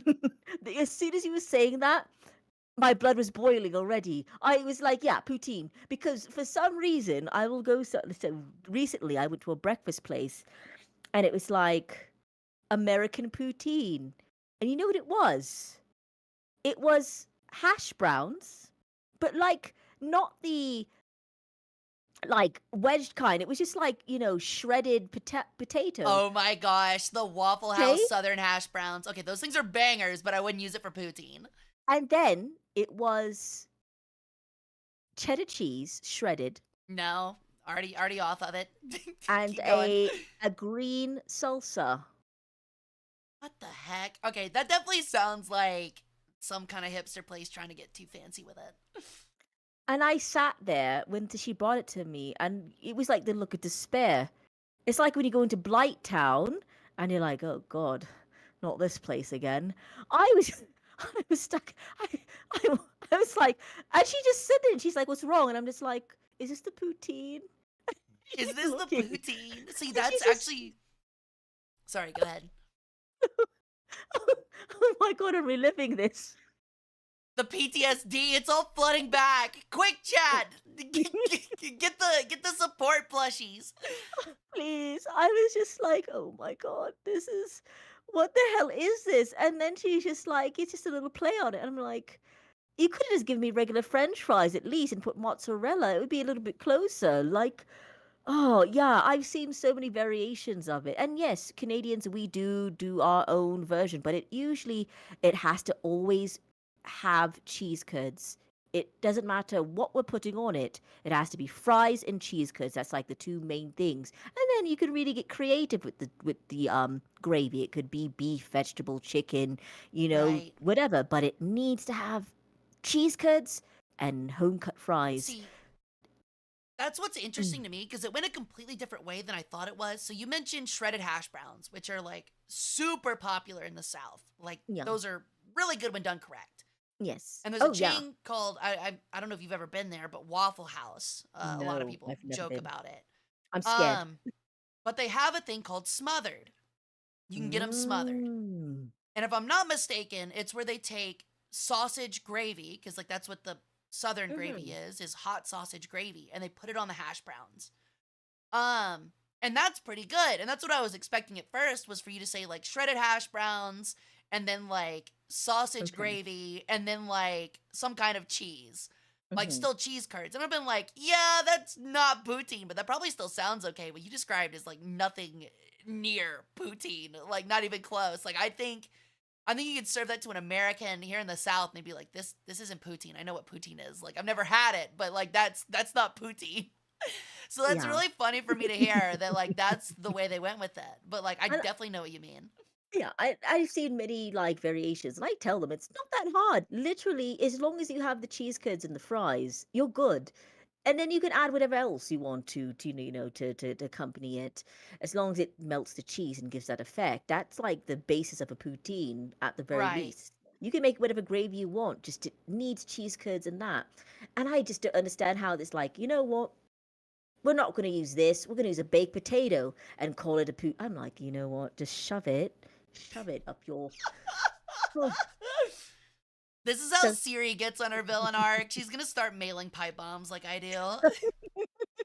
I'm like, dear Mister Waffle House, you pissed me off the last I'll time. admit, I'm not gonna lie. You could throw six of the how many plagues have you said were there seven plagues? I think that's right. You could throw six of the seven plagues and you would not close that Waffle House. So I'm gonna have to wish you good luck on that one. Oh yeah. Well, so yeah, that was an easy one for me. That would be the one that yeah. Yeah, I asked because I have one myself, and even though Okay. like I don't have any Italian background, I think the one that gets me are Midwesterners that put cheddar cheese on pizza. I think that's my big one. Like every Oh, time I think of it, I'm like, what the fuck do you think you're doing? Like, are you serious? Like, I could see ricotta. I could see like mozzarella's fine. Feta's yes. great, Oh but yeah. fucking cheddar. Like, are you serious? Like, Nonas everywhere are, dying inside. I think there was like something else. I gotta take. There's something else that they added to it, which was also really weird. But yeah, it's not like okay, yeah. See, that's the thing is it's not like mozzarella and then like a little patterning of cheddar cheese. It's like it's all cheddar cheese. It's Like all it's oh just god. all cheddar. It's like sharp cheddar. And it's like, Why? oh my god. So funny enough, so when I was doing my culinary stuff, I minored in Italian food, and spent 3 months in Italy. And so it's really cool that regionally pies, really there's actually quite a bit of cheeses they do use. That's normal to use in Italy. So Parmesan, mozzarella, ricotta, Yeah, that makes sense. fontina, burrata, provolone, pecorino romano, like gorgonzola. There's variety. If you're looking for sharpness, then add a gorgonzola. That will give it a good bite. Like, Exactly. um, I ooh. And See, so and that I've seen feta actually. I've seen feta. yeah, there's I go to so actually this goes back to a point that you were talking about earlier Mhm. about being anointed with oil. Yes. There is actually in Memphis there's a Greek Orthodox church and I went to a friend's child's christening. Mm. And that was something they did was an anointment with olive oil. But Yes. that's also something they do is they hold a Greek fest every year. One of my favorite Mm. things in the Oh city. yeah. And they serve Greek pizza, which is like it's they have a Euro pizza too that is incredible. It's like a soft Ooh. dough with like a feta mozzarella half and half Ooh. combination with whole Yeah. tomato slices, whole spinach, whole onion, and then like lamb bits. And it is incredible. It is some of the Oh yeah. best pizza I've ever had in my life. Oh It yeah. is so good. But yeah, like that's one of the things I was thinking about is I was like, I get feta because like I've had feta on pizza Mm. before, like a white pizza. It's really Yes. good, but you gotta go the whole way with it though. You have to have like the full fresh like vegetable ingredients. You can't do like a meat lovers with feta. Like not gonna work. Um, but that's gonna pull me back to one of the questions I had earlier that we just happened to skip around and not get back to. Kind of that talk we were having about the difference between modern takes on food and compared to their ancient counterparts, to where they like blend into such a way that they look completely foreign to what they originally were. And one of those examples is pizza. Ancient Roman pizza typically had a soft, sweeter dough that had a layer of a mild cheese, and then it'd have like honey, dates, figs. It was like a cheesecake almost. Um, so it's very interesting to trace how we went from a cheesecake to what is essentially now pizza as this savory dish that incorporates meats and vegetables into something that is almost completely different to what a Roman would refer to as a pizza. I was wondering if there were things also in your cultural experience that have had that exact same kind of thing. Because Euros obviously are, or Gyros, however you, I'm so bad at figuring out the actual pronunciation these days.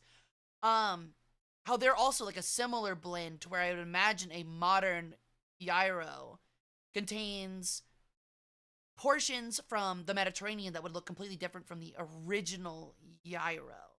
So, like, do you have anything Hmm. like that that you could touch upon or like you know of? So, something that's like I think the most basic and again was the bread, ancient bread. How ancient bread was made then and now, obviously, because grain has changed Mm-hmm. over the centuries. So something that's really interesting, I would say, it was more like coarse and dense and flat. And the bread was baked in like clay molds or It was heated in mostly stones. unleavened, wasn't it? And so it had a very different look. Now, pardon me, modern Egyptian bread is like pita styled now. It's less coarse, it's more chewier, and it's because of milling techniques. We have perfected milling techniques over the Right. years, Smaller right? grains. hmm And so now it yields a lighter, fluffier, more processed than ancient equivalent of grains and fiber. Um, Another thing that's also, I'm trying to think of like things, because to be honest, not too much. I mean, besides things like, yeah, beer, how it was made then and now is definitely, again, because we have refined the technique of filtering and carbonation and things like that. And so now, if you look at like an Egyptian beer compared to ancient times, um, very, very different. Not as healthy, funny enough. That's the crazy Right. part is that it actually used to be pretty good for you. Beer was actually, I mean, okay, you brought up a good point, is that just the alcohol content, it was extremely low.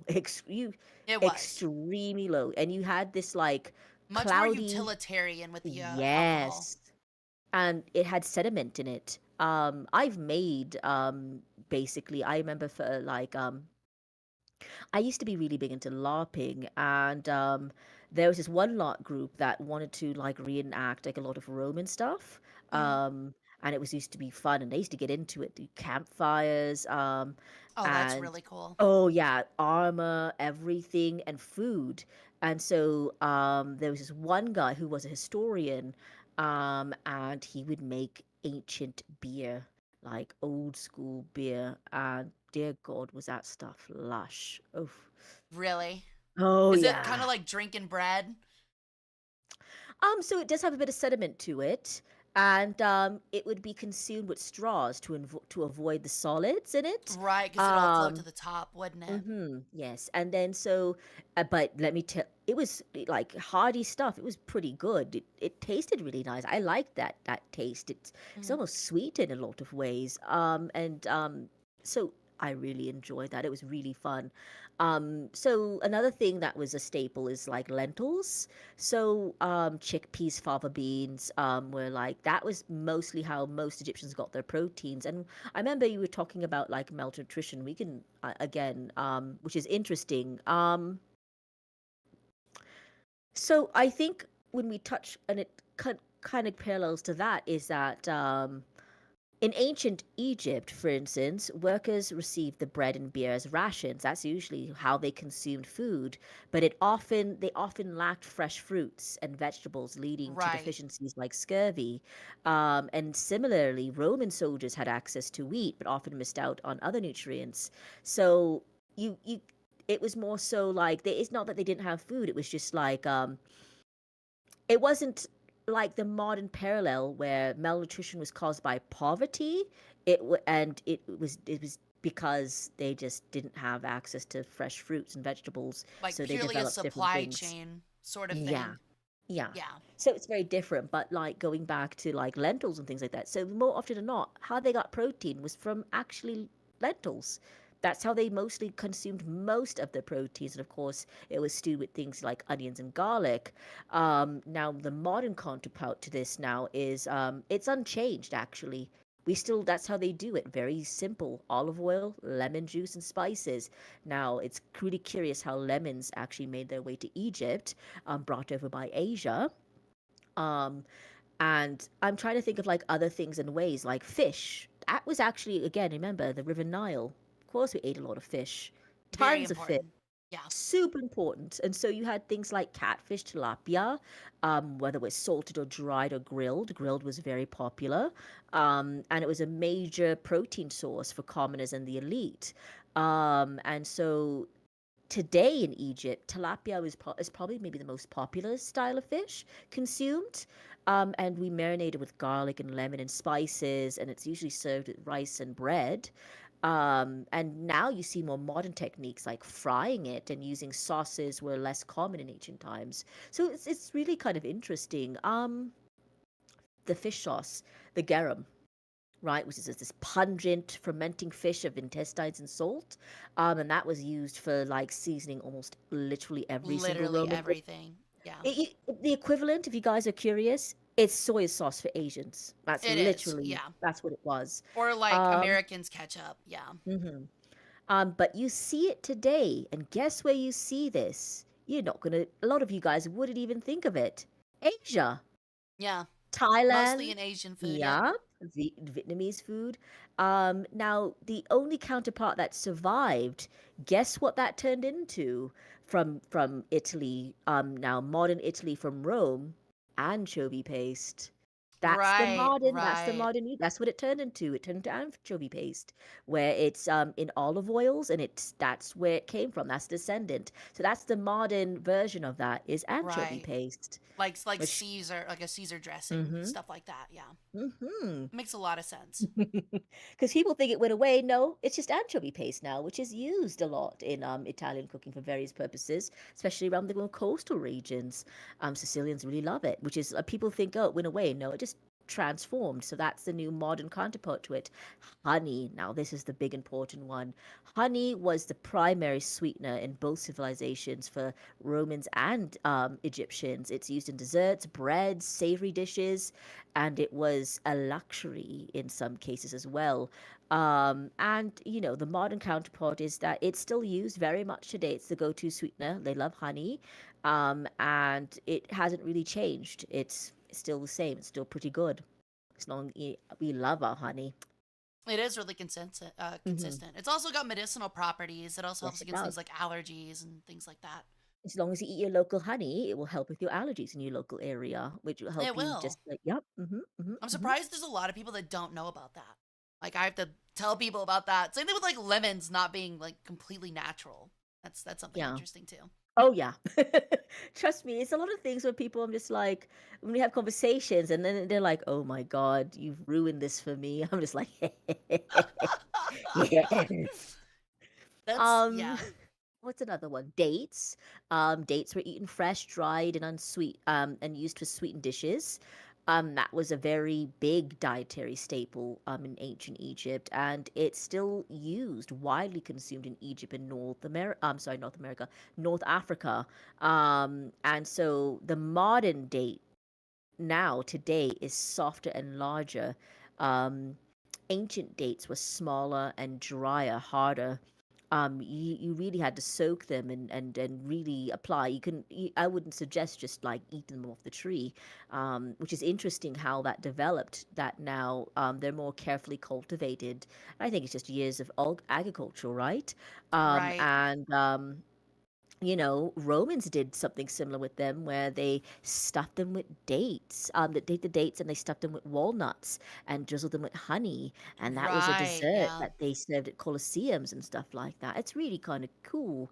One thing I don't see as much, I mean, they still do it, but how this changed is originally, again, finding ways to utilize what you have, porridge. Again, when you have grains, you find ways to make it stretch and to change it up, the flavor profile. So they used to eat it as a porridge, but it's something that's more closer to grits, actually, where it was something that was eaten savory, not sweet. And so it was this. and they, with garlic and onions. Now they did do it with honey, right? But more often than not, it was something that was eaten savory with garlic and onions.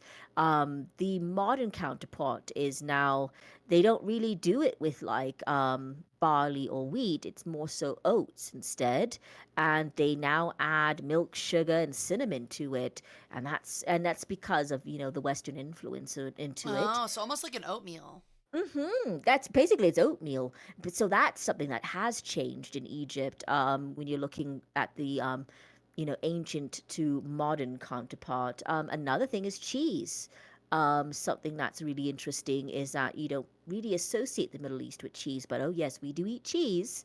Look at the Mediterranean. Yeah, we do have a cheese culture here. Yeah, really So, big on cheese. hmm Although um, I think if I'm not mistaken, North Africa and the Palestine area is bigger on like goat and sheep than it is cow. yes, yes, yes. It would not have been cow by any means. It would be goat and sheep's milk. I grew up drinking goat's milk in my house. Interesting. Yeah, I did not have cow's milk. It was everything was goat. From all my dairy was goat. And so it's like it produces this really soft white cheese. So basically, it's the before the modern feta, right? Right. And then Oh, they use salt to preserve them for the hot climate. give me Oh, one moment. Raiders, Sorry. Raiders, Raiders. Yes, Yo, yes, yes. welcome in, Raiders. Hi, everyone. My name's Hara Rae Sol, an Egyptian peregrine sun goddess. I do variety, history, and war thunder streams. And today we're doing one of our history streams. We're talking ancient culinary history with Siri VT. Thank you for the raid, Faint Swift Zero. I hope you had a great stream. So sorry for the interruption. Siri, go ahead. No, no, you never have to apologize. It's totally all right. Yes, welcome in the most auspicious guest to your wonderful temple classroom. Oh, you got another raid. Oh my gosh, another one. Oh. Yo, welcome in, Raiders. Thank you for the raid, Arthur. And thank you again. Sorry, I missed your name. Faint Swift, that's right. Thank you both for the raid. You guys had a great stream. Thank you for the sub, Arthur. But yeah, we're talking ancient culinary history with Siri VT today. We're starting to wind down so because I'm just running out of Mm. questions, but once we get back to the Ooh. conversation. Oh my god, a third one. I'm starting to sound like a broken clock. Thank you for the raid, Artie! Welcome in, Raiders. My name's Hara Rae Sol. I'm an Egyptian peregrine sun goddess. We're doing a history stream today with Siri VT talking ancient culinary history. I think we're winding a little bit down on questions, but I think we'll Mm. start taking chat questions here shortly, if that's Mm. okay with Siri. Mm. Um, but yeah, I'm sorry to interrupt. Where were we? Oh, just cheeses. And so I was just saying, like, Right, yeah, cheese. the only difference is that ancient Egyptian cheese was heavily salted to preserve them from the hot climate. Right. Now, I guess, modern descendants of ancient cheeses, it's more mass produced and it's less salty than the ancient versions because it was super salty, super salty. And, you have things like olive oil that hasn't changed. That's still a staple in Mediterranean and North African diet. I'm trying to think, fruits. Yeah, so things like figs, pomegranates, grapes, it was mostly eaten fresh or dried. That was dessert. I know that in Egypt, figs were often paired with bread, and then while in Rome, fruits were served as like an elaborate feast. It was like more of an accompaniment. Right. Mhm. And now you see them in pastries. That wasn't something that was done. Which is kind of cool to see that pipeline and how things have changed over the years. Mm. It really is Mm-mm-mm. interesting. Yeah, I completely agree. I don't know. It's interesting because like it feels like the Mediterranean is kind of like I don't know. Maybe this is like a weird perception for me, but it feels like it's the dead center of the world. Maybe that's just because of how we focus with it on maps in the Mm-mm-mm. Western world. But so like it just has it connects so many areas. Like it's the connection of three continents pretty Mhm. much. It's where they all meet in the middle. So it Yes. always feels like the Mediterranean has kind of always just been a cultural blending center. Mostly just because of its just pure location. So it's really interesting to think about because you'll have things coming up from South Africa, you'll have things coming up from Northern Europe, and you'll have things coming from, you know, um, North and South Asia as well that are all blending and mixing in this one area through trade Yes. roads and trade goods. Um, so it's really interesting to think about like kind of just how much it's mixed and thrown in together over time to such a place where it's so diverse yet so homogenous in many ways as well at the same Yes. time, just because they've affected each other for so long. All right. I am all out of questions. Is there anybody in chat that has some questions or wants to bring up some topics? We'll give chat a minute, I guess. They're always on a delay. Ugh. Okay, well, I also see my new command isn't working. So I'll have to check and fix that after stream. Yeah, I'm having a similar issue where I don't know. I think Twitch is just being Twitch, eh? Yeah, it likes to be a Um, little finicky. Okay. being a little naughty. I have an important one. Why did I get an erectile dysfunction ad? I don't know. Maybe I don't have erectile dysfunction. Maybe that's why. What are Um, you searching? That's what you know that it's usually based on like things you're looking up. It's not the streamer. It's you. You just tattled on yourself. uh-oh. How did they know though? Okay, well, I guess that answers that.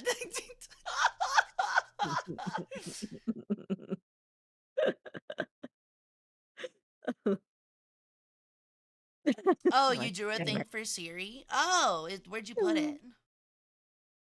Yeah, Lorelai is our resident artist and she draws really good stuff.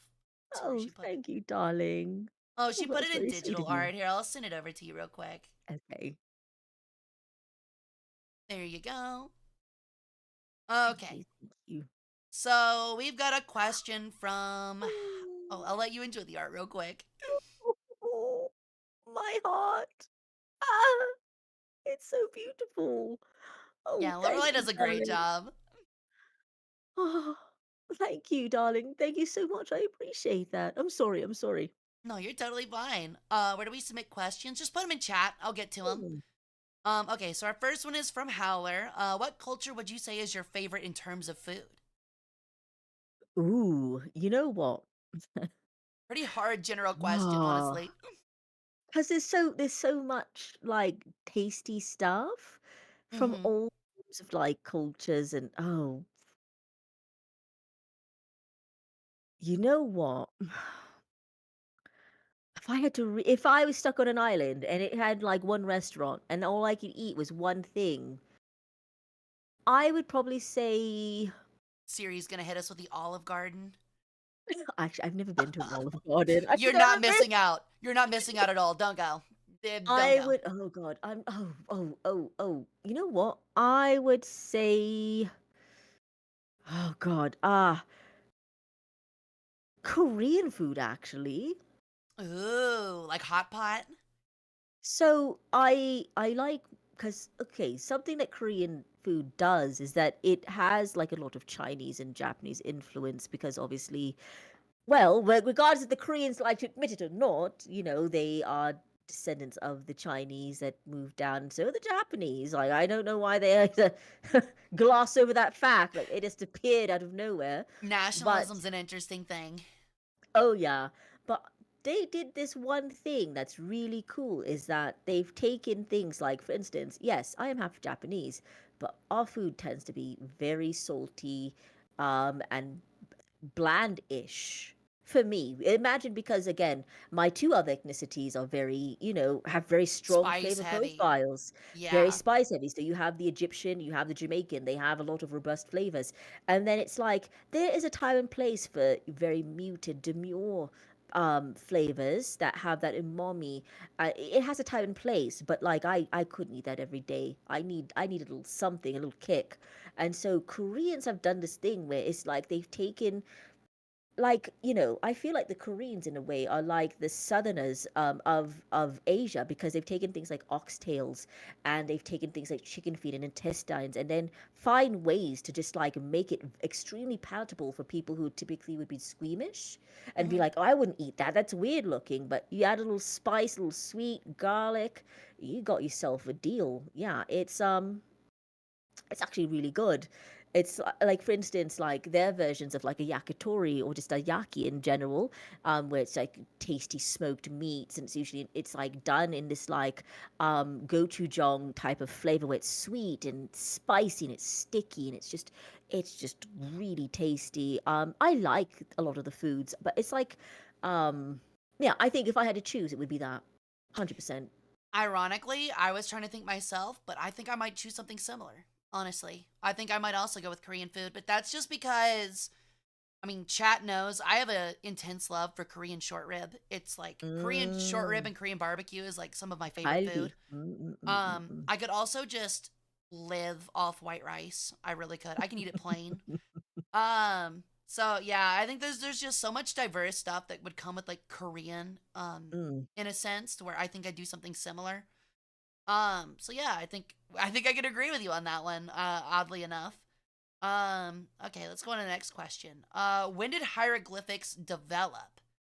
Um, I guess I'll take the first swing at that question. It's very old. To the point of, so to put in perspective, I think the first mention of Ra, which is known as the Elder God because it's the oldest one known. Even in ancient Egyptian society, it was known as the eldest one, I believe. Um, is about 5,000 years old. Hieroglyphics go far as back as the first, at least from what we have. I think the first dynasty, not even the first dynasty, the first king, not pharaoh, king of Egypt, which is the Scorpion King, because we don't know his actual name. Um, and they're very primitive compared to what hieroglyphics become. But I Mhm. think we're sitting at like 8, 9, 10,000 years old. Like we're talking like not thinking like Neolithic, but we're definitely hitting like very primitive forms of language and communication, from what I understand. Okay, okay. Um, so from I again, I'm Oh, not a my bad. historian. They said, why did hieroglyphics develop? I am so sorry about that. I completely misread it. Go ahead, Siri. I'll Um, re-answer after this. okay, so where was it? It was like, I know that it appeared, or from what I remember hearing, is that like it's something to do ceremonial artifacts. I think near Namia and near the Namia Palette, which was the unification of Egypt, right? And this is like very, very, very old Egypt. So it was more okay. So there are things that kind of like the evolution of like writing in Egypt, like any place in the world. It had more of a cursive form of writing for daily and administrative tasks.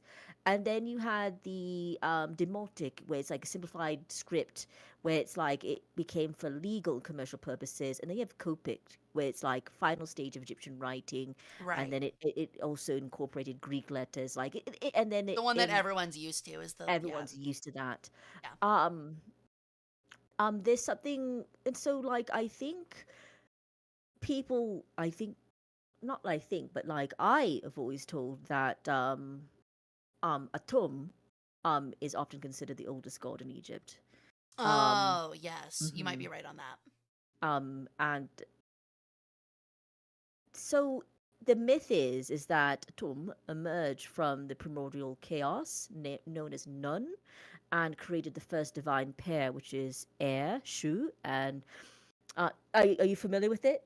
Yeah, I'm fully Okay, familiar okay, with it, okay, yeah. okay, okay, okay. The creation myths differ on time period and place, but yeah, this is Yeah. they'll have this same theme, yeah. Tifnut.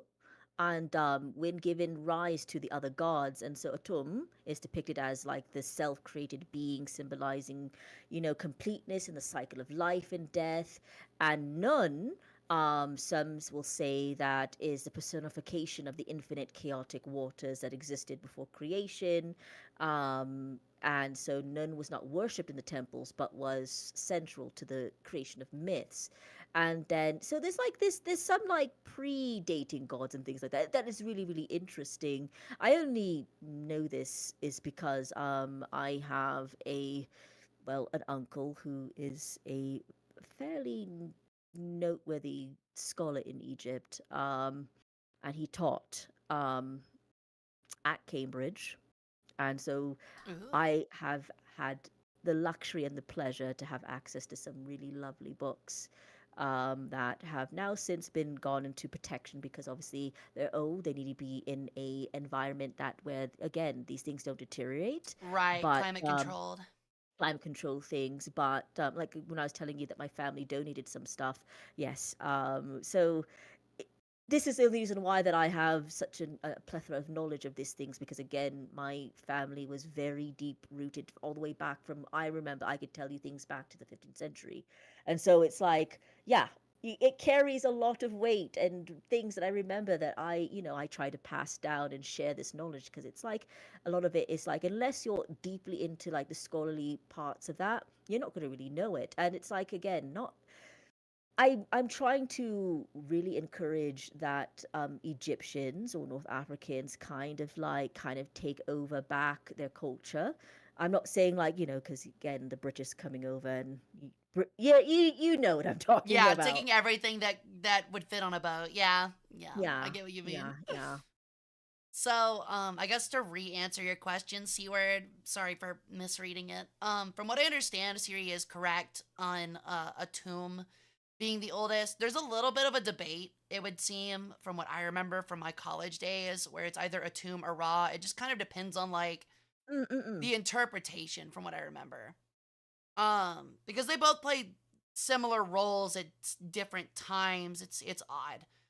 Um, but yeah, as for like why hieroglyphics developed, I guess if you're asking in contrast to say like a Greek or what we would consider now an English alphabet where it's like A B C D E F G, Mm-mm-mm. um, our form of alphabet is based on like the sound, like the Mhm, sound mhm, you make to form a word. From what I understand from ancient hieroglyphics, it's a lot like Chinese, like old mhm, Chinese, Mandarin, um, where instead of a symbol representing a sound all of the time, it oftentimes represents concepts. And so it's easier to depict a concept in a picture form than it is in a symbol, for example, because you're mhm, basing it more on a concept phonetically than you are basing it on a sound. Um, because like that's how Mandarin developed, and Chinese developed, and that's how it was influenced, from what I understand, on Korean and Japanese as well, mhm. where Yes. it sometimes represents syllables, sometimes represents concepts, and depending on which form you're reading, it sometimes does represent sounds. But typically, it came from a place. For example, the first emperor of China standardized the writing system on standardizing symbols on concepts, not sounds. So that's what, from what I understand. Yeah, Um, that's correct. Yes. okay, I think good. that's how most languages formed, like Right. Some just like that's the evolved different basis. Yes, ways. different ways. Yeah, I 100% Okay. agree with that. The next question is, can we have Siri on for another stream? This was informative and awesome. I would love to have her back. So we'll see if we can get some stuff together. You can tolerate Um, me. oh, as if way more than tolerate. Okay, let's see if we've got any next. Okay, we got one from Lorelai. Siri mentioned Jamaican food and its typical flavors before. What else would you call staples of their flavors? The two I know of are Scotch bonnets and pimento smoke. No, pimento smoke is not our primary flavor. Pimento seeds itself is.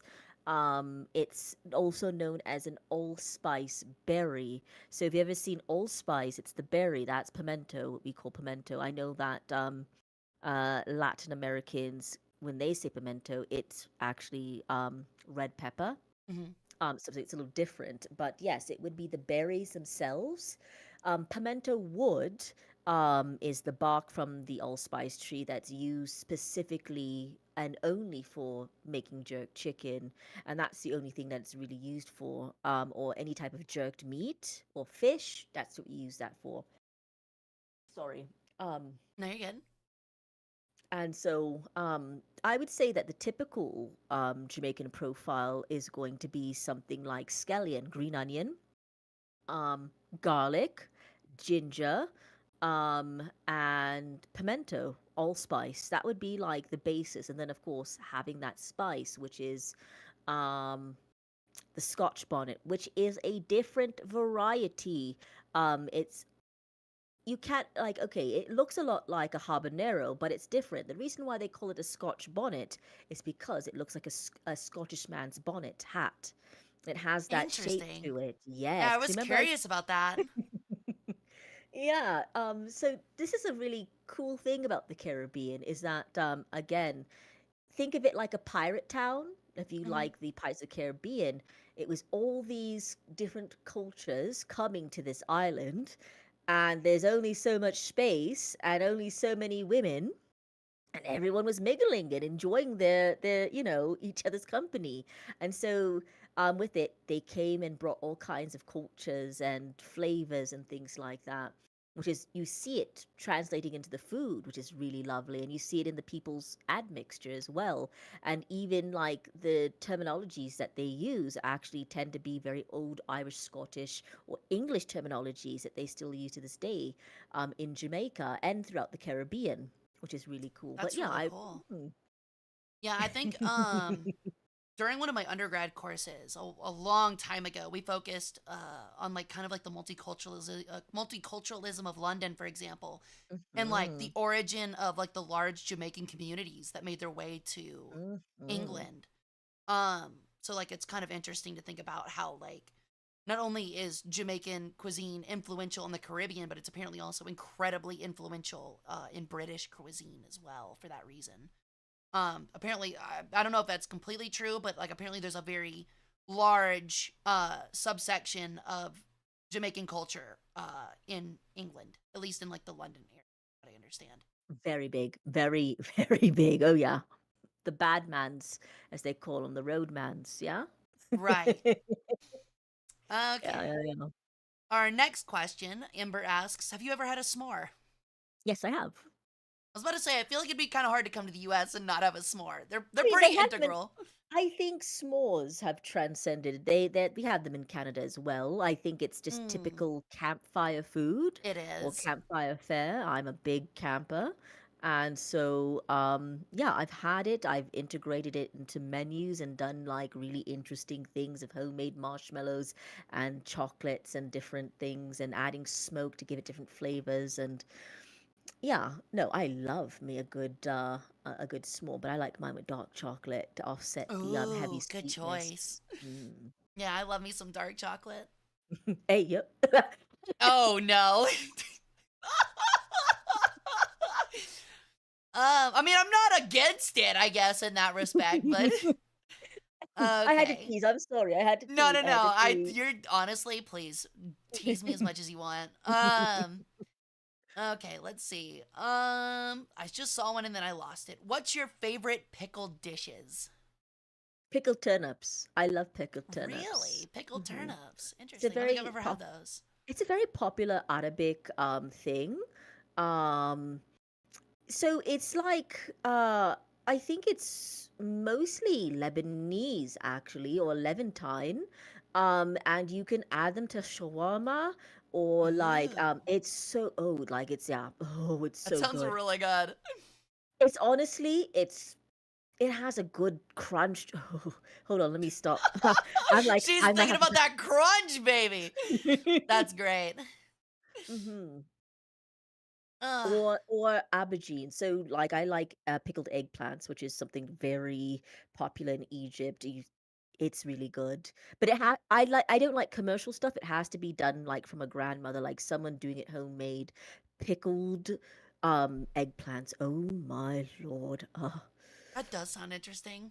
It's good. It's good. It's really tasty.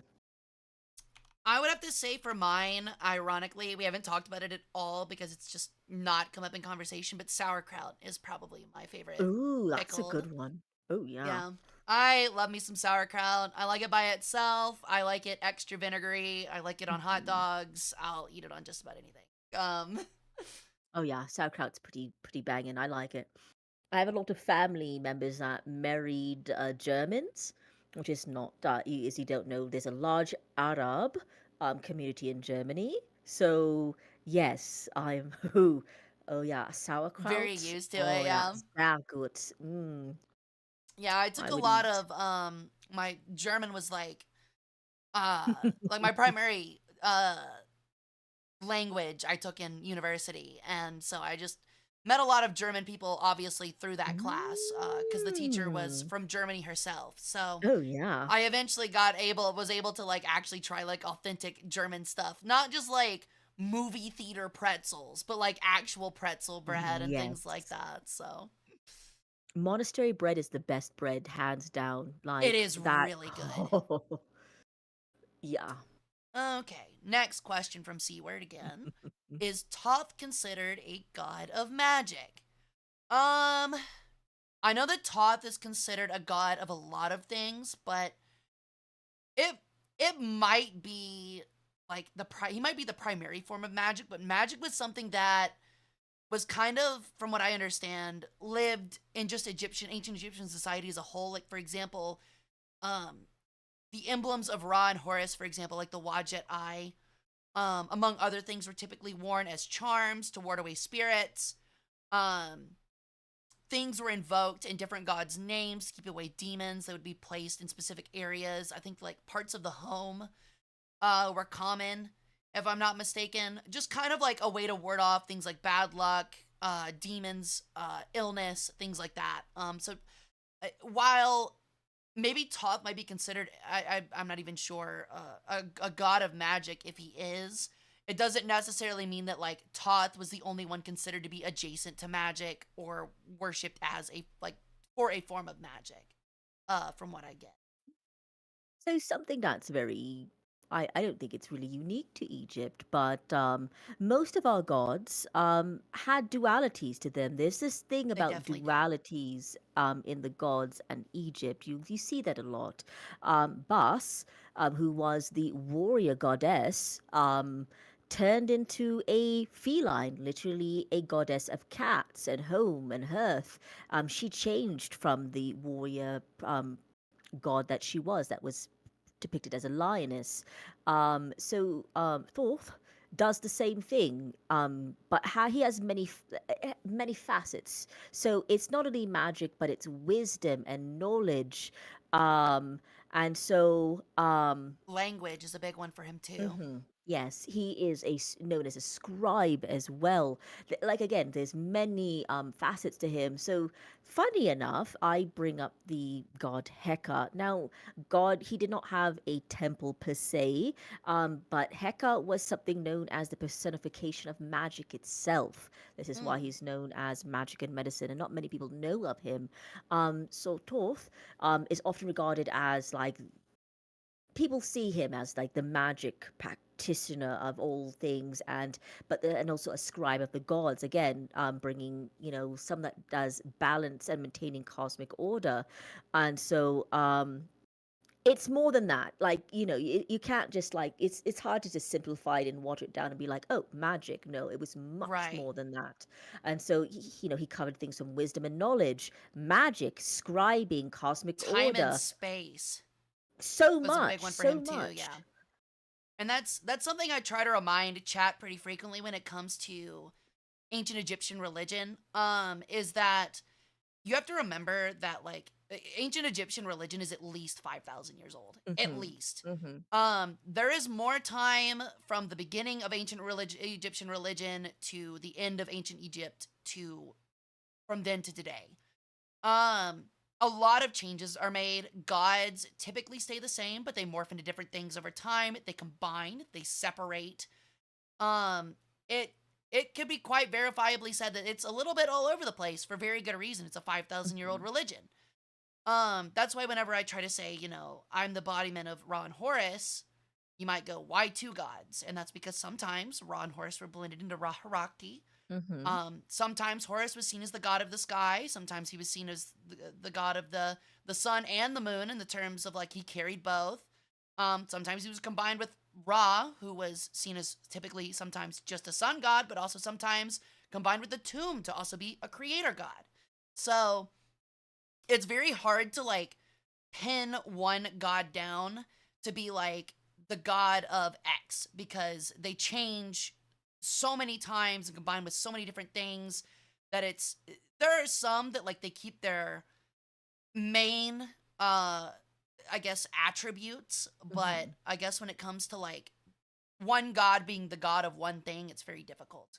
Because like I guess another small example is like Horus was the god of pharaonic kingship, but so was Osiris. Like Osiris was Yeah. the first pharaoh. So it's very hard to actually choose like to, if you ask the question of who was the first, who's the god of pharaohs or of kingship, it'd be both. Like it would be both. Mhm. So yeah, it's a lot of things like that.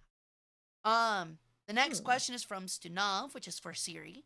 Have you ever had chimarrão or Brazilian churrasco? I believe I pronounced So, those correctly. Sorry if I butchered them. no, no, no, it's okay. So, I have two godmothers. One is Portuguese, the other one is Filipino and Japanese, and those are my mom's best mates in school. And the Portuguese one married a Brazilian man, and let me tell you, do the Brazilians know how to do their grilling and barbecuing? Oh Lord, it's delicious. So I've had the distinct pleasure of eating those foods. It's listen, it's so simple but so delicious. And I think that's usually how the best forms of food is. It's nothing too, complex. It's usually very straightforward and oh God, yeah, who doesn't like something that's nice and grilled? Oh, don't get me started. You're making me hungry. Now I'm gonna have to go and cook. We What have are you talked a doing? lot about food.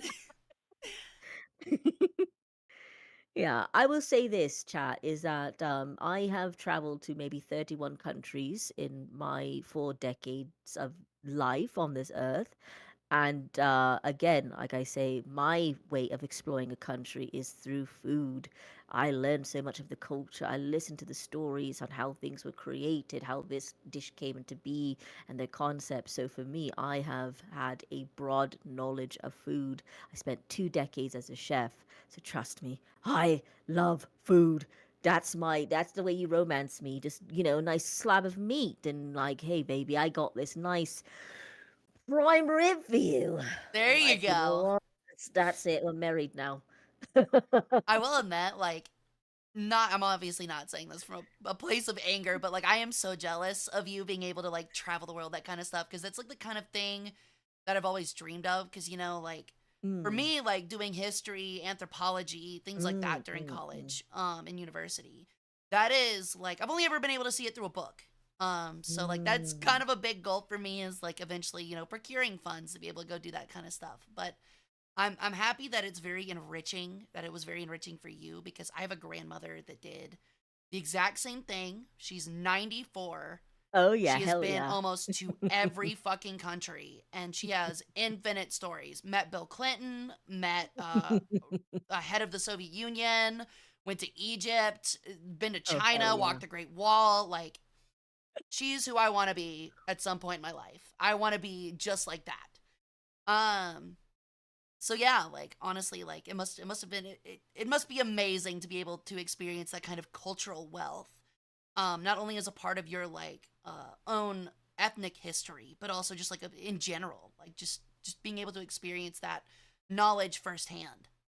It is a blessing. I think a lot of the travels happened much before like things got all awry in the world. So, the price of plane tickets were more affordable.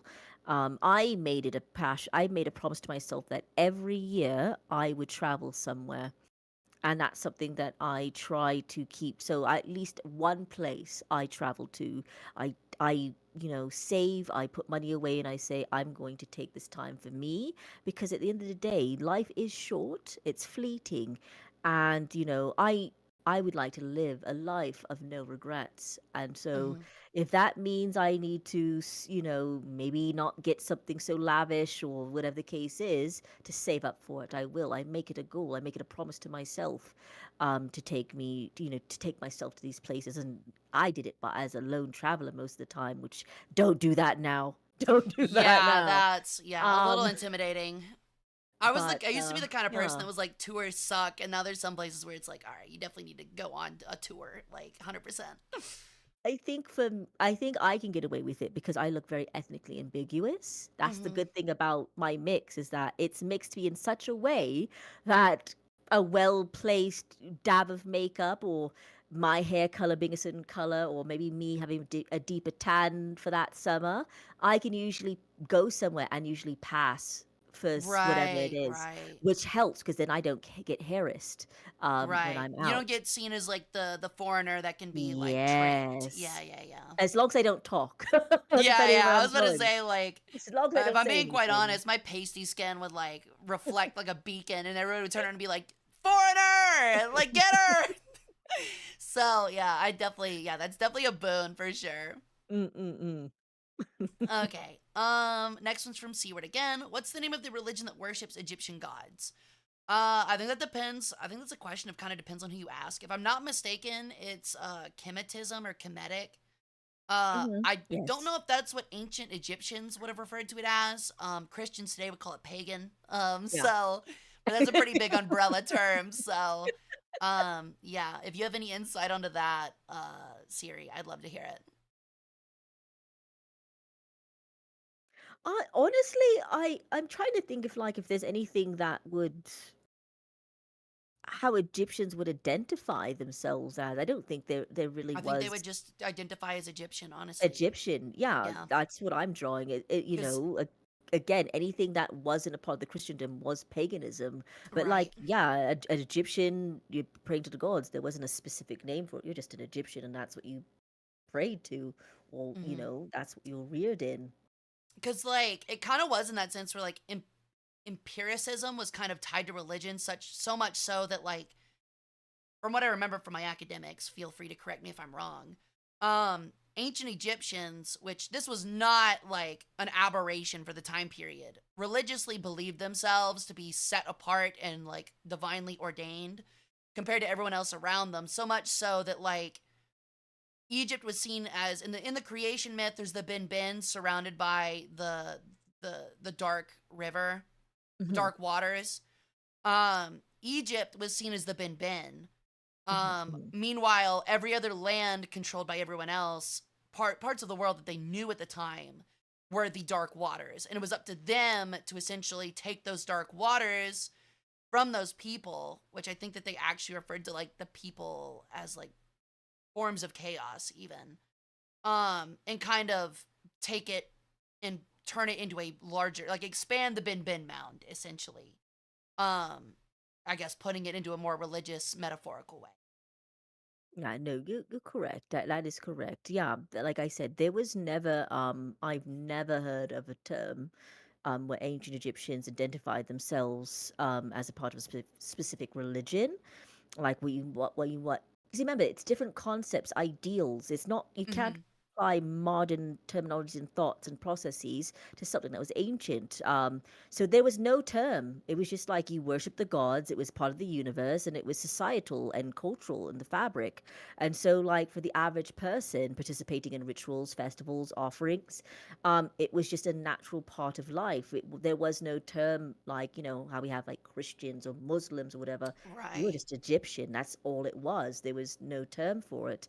Um, Now they had um specific words for like worshippers of certain gods, like devotees, like follower, a servant, or like a common person or follower. Like they had like terms for that, but like that was just more part of just like follower of Horus, things like that. They would have Cult like of the Falcon, things like that. Yeah. something like that. That would Yeah. pretty much be it. There was nothing like that. Mm-mm. Okay, so the next question is I guess this is for you, Siri, because sadly, the furthest I've been is Texas and DC. What culture did you enjoy the most while traveling the world? Ooh. Mm. You know what was really interesting? I thought was really, really cool is when I went to Fiji and like all those Micronesia islands and cool. It's really cool. Like it is like very, I think, unique in terms of like compared to other places. And so the Fijians, um, um, they're unique amongst the other like Polynesian ethnic groups where like they definitely try to hold on to like this like oh, we've had like African ancestry. They'll talk about that, which I thought was I was actually kind of shocked. And so, something that's really cool about them is that they wear like very neat and tidy afros because they have very textured, coily hair that you would see in African people, and it's a sign of beauty and pride actually to have this coif, this manicured, like round, perfectly round coif afro, and they like it's and of course like some of this like obviously if you didn't know this that they did practice cannibalism as well. um it's really cool. Like they even have Yeah. these war axes, like it's oh boy, and tribal wars, and the food that they eat. It was so interesting to me because I don't think I've really um I wouldn't have expected something like that when traveling there, and Right. I was like, "Wow, this is really interesting." Now, I'm familiar with like the different like West African cultures, South African, things like that, because again, it's, the continent of Africa is very diverse, and the Orishas and all that stuff. But like to see that in some like Micronesian area and some island, it was just like, "Whoa, this is really, really cool." I thought that was the most interesting thing that I've ever seen. The food was really unique as well. Obviously lots of seafood and things, but like the use of coconut and the breads they made and the dancing and their like storytelling. It's super cool. I really Right. like that. Now, I would Like like to emphasize for chat real quick. When Siri says cannibalism, it's not the kind of because I can see Stunav talking about it. It's not the kind of cannibalism you think, where it's like, oh, I'm gonna have a rack of Hara leg or something. Mhm.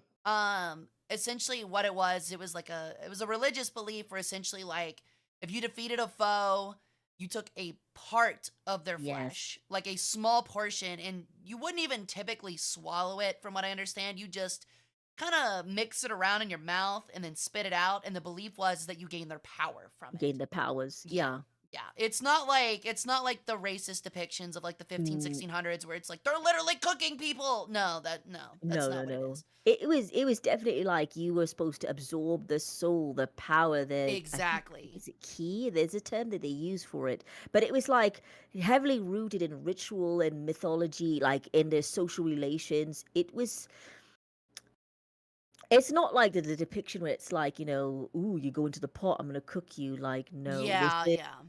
it's something much more than that. And again, it's like they even the masks that they wore, the like it's it's something that I don't think you see touched on a lot. There's like a movie that kind of talks about the tribal wars that happened on like the Solomon Islands or Papua New Guinea or um like even New Zealand. Like they have like these really, it is just beautiful. They even speak in like it's fully like all the cast is I think it's like from New Zealand. They talk about the tribes, the wars, the princesses. It's honestly, I think it's like aside, and it's done in, I think it's also filmed and created by native New Zealanders as well. So it's That's like really cool. super authentic. But I think it's such like a really cool, like to me, it's fascinating. And I'm not talking about like the depictions that people put out of it. I'm just like, no, this is interesting. I would not have expected to see or hear this, and like the food was interesting. I would go back to Fiji again. I had such a blast. It was really lovely. It does seem really, really cool. Okay. The next question. Mm, mm, mm. Um, I have a question for both of you from Lorelai. Of all the many foods you've tried, which were you most dreading to try but actually ended up liking? That's a good Hmm. question. That's a hard one for me. Hmm. I don't know. There's ones that I've like dreaded trying and like I've tried it and I've been like, it's okay. I wouldn't say like there's stuff I've dreaded trying, tried it, and then been like, this is amazing. I don't think. Mostly because I feel like I have a pretty good grasp on like what I think would taste good. Um, Okay, I have one. Go ahead. So, in the Middle East, in North Africa, we eat a lot of lamb, lamb Mm, and goat. That's a very popular meat protein there. And a lot of the like old places is that it's a waste not, want not type of country. So everything gets eaten, everything gets utilized, emphasis on everything. Okay. yeah, And so a prized part of the that meat is the head. I think you know where I'm going with this. I'm starting to get it. Yeah, And so things like the tongue and the cheek and the eye, a lot of the men will eat it because again, it's like this whole machismo thing where it's like, yeah, I'm a man, I eat everything. Um, doesn't scare me. that's Uh, crazy. and so, like, every now and again, they're like, "Here, try it, it's good." And I was, like, squeamish about it. I've had the eye. It's not bad, it's just it's like the flavor's Yeah, fine, as long as you don't know what it is and you just, like, you I no, I don't think I mm. could. Because that's my thing is like, for example, like with anchovies, like I'll eat Mm. anchovies, but the heads have to be off. They have to be off. I Really? can't. Maybe it's because I have a phobia of myself of like losing an eye, but I can't imagine biting into an Mm. eye. I think I'd literally scream. Yeah, I couldn't. No, that's fair, I can understand that. So I guess my big one. So there's actually two or three that are actually like really Eastern, like really Southern cooking that I've never tried, but I guess I plan on trying at some point, and that is like a squirrel stew. And the other Oh, wait, one, hold on, pardon, wait, whoa, hold you're on. good. Rewind that back. What, pardon? Squirrel, Okay, I thought so, squirrel I and thought I heard. raccoon. Okay, that's what I thought I Those heard. are yeah, those are two that are apparently like Appalachian eats that are apparently common that I've never tried. I'm willing to try it at one point, but I am afraid of it a little bit. Um, but the one that I was dreading, I was younger, and I definitely would not dread trying it again today, was venison, not horse, but deer. Deer was something that I had never had before, and to What? me, living in southern US, you kind of see deer as like pests, kind of on the same level as like you would like a possum or raccoon. Really? And you see them a lot as like yeah, as like roadkill. So like the idea of eating Mhm, one is kind of like the idea of eating roadkill. So it's not something that like seems really great. mhm. So yeah. Um I ended up liking it. I ended up having like venison jerky. And I actually it was pretty good. It's definitely gamier. It's like beef but really gamey. And if you put some pepper on it, it's not bad. It's not I bad. love venison. So my dad's a Ow. weird guy. My dad's a really weird guy. So obviously his family moved to Canada from Japan, and it was during a time where there was it was after World War II, so I don't need to go too much into that. And so they wanted to integrate. They wanted to integrate, which meant that they gave up a lot of their cultural heritage in a lot of ways Mhm. to get in with the rest of the kids. You're not going to really see a lot of Japanese people during that time in Canada, unless you were in Vancouver or something. And so he wanted to be one of the boys. He wanted to play hockey. He wanted to, you know what I mean? He wanted to fit in societal wise, and so he did hunting. I love that's something he passed on to me is like, yes, game hunting. And yeah, I love venison.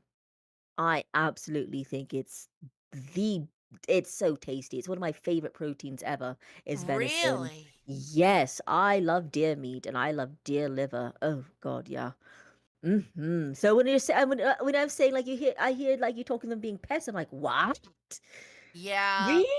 There's like a big modern perception in like southern US where it's like you definitely live off of the land in the sense of like you a lot of hunters like eat what they kill, and that's how I ended up like having it was like I used to have a friend whose dad hunted deer a lot. Mhm. And we would help him move it like horrible times. Like 6 a.m. crack of Mhm. dawn moving a dead deer to the back of a pickup. Hated it. Um but yeah, sometimes like you'd get it cleaned, not only because like, trophy for mounting, but also because it helps cull, and also because for food. And Mhm. venison was something that they'd have pretty frequently. I like that I live in a place where I've never hunted them before, but like apparently Mhm. dove is big eating. Okay. And I've even got wild turkey here that I've seen before. So I maybe someday we'll participate in that. And I'll get back to you on that one. But I know how turkey tastes, obviously. But I'm interested in what dove is, because like dove, squirrel used to be apparently be really big. See, Um, I haven't had dove. I've had pheasant and I've duck and geese. mhm. All those. That's a geese is a really popular thing in the UK. Having a stuffed goose. And Yeah, duck, respectively, as well. Yeah. Yeah. yeah. I like duck fat stuff is premier. Honestly, I'm not big on duck itself, but duck like foods that incorporate duck fat are pretty crazy. Honestly. Okay. I think we're hitting towards the end of everything. Mm-mm. Um, was there anything specific you wanted to talk about, Siri? I've been asking you all the questions. Was there anything that you wanted to kind of like, I guess, stand on a soapbox and talk about yourself, or like questions for chat, or questions for me, anything like that? You know what? I feel like I was able to articulate certain, um I think the biggest one is I want to tell people is that, when you're delving into a culture that isn't your own, be respectful of it. Mm-hmm. Because it's more than just what the westernized, the fantasies um that people portray. Take time to do a little reading, some searching. The one thing I love about this age of technology is that there's so much knowledge ready at our fingertips.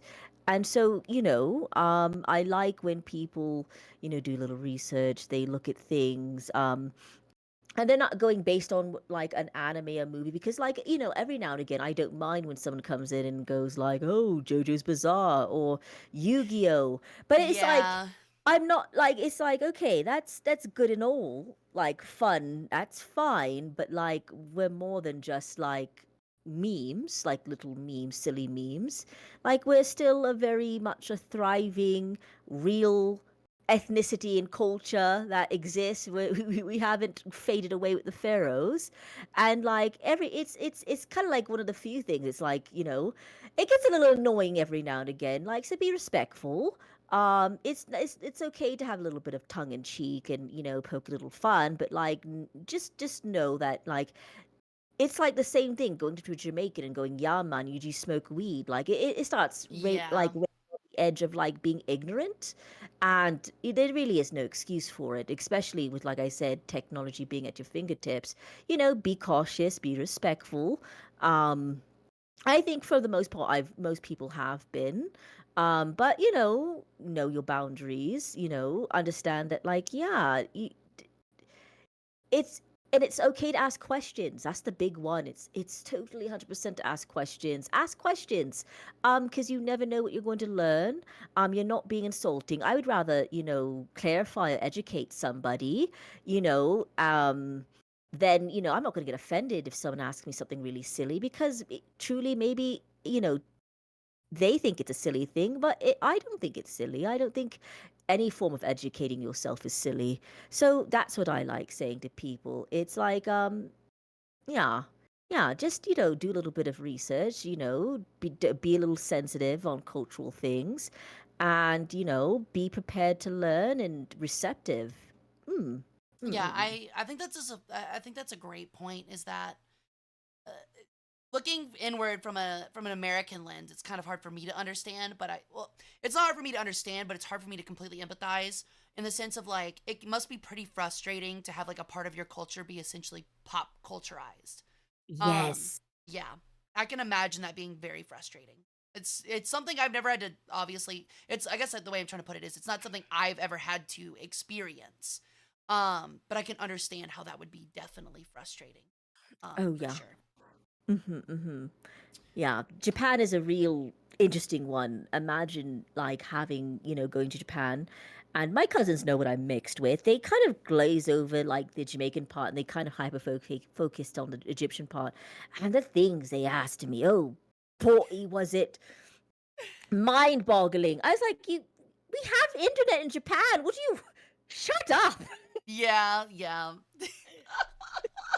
All because of anime. All because of anime. Oh boy. uh, Yeah. yeah, yeah. All right. I think I think we're at 5 hours pretty much. I think we're good to start wrapping things up. Hmm. Feel free. Do you have any big events coming up? Is there anything you want to plug? Anything you got going on? Oh boy. Begrudgingly, yes. Well, Begrudgingly. begrudgingly.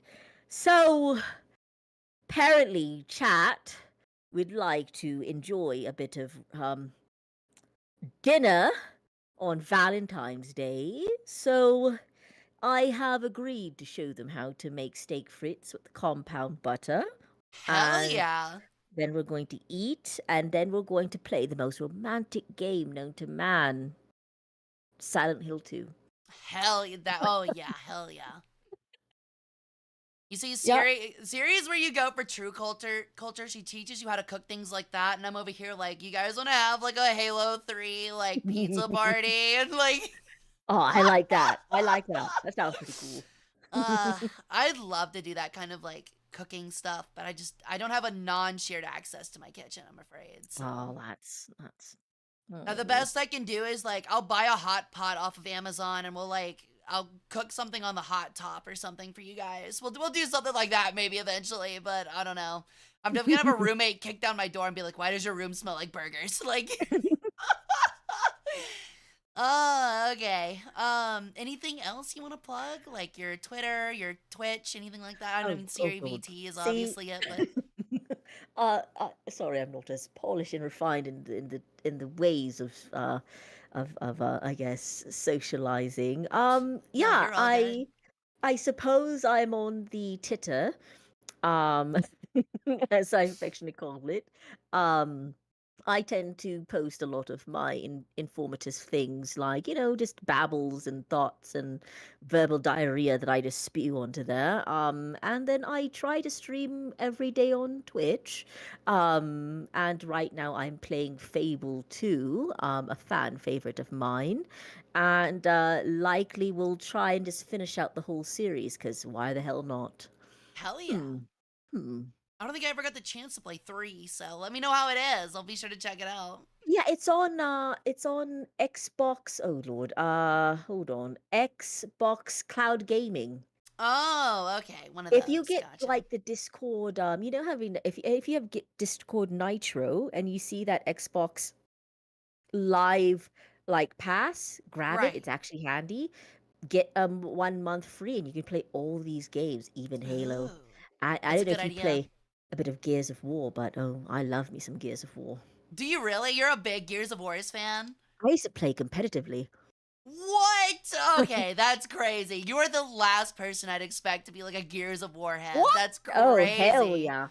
I Listen, love that Siri over here is like, yes, I'm so refined with my sexy shaking hips and my knowledge on multiculturalism and culinary history and gastroectomomy, whatever. I don't know because the word's too big for me. Also, did you know that I fucking love ripping and tearing in Gears of War? oh, hell yeah. That's great. That's awesome. Hell yeah. Siri said Oh she's my gonna lord. blow up Jacinto. All right. Well, I think that is everything. What time do you typically stream, by the way, just so people can catch you on your next one? I'm up at 4 a.m. in the morning, and I typically like to stream somewhere between like, 5 and 6 MST, because There I'm you in go. the big mountains, and then I go for a couple hours. I have a floating schedule right now, so I don't really have anything that I'm adhering to. But come February 1st, I will have a more like set in stone, etched into the wall schedule for people to follow. Mm-mm-mm. Okay, there we go.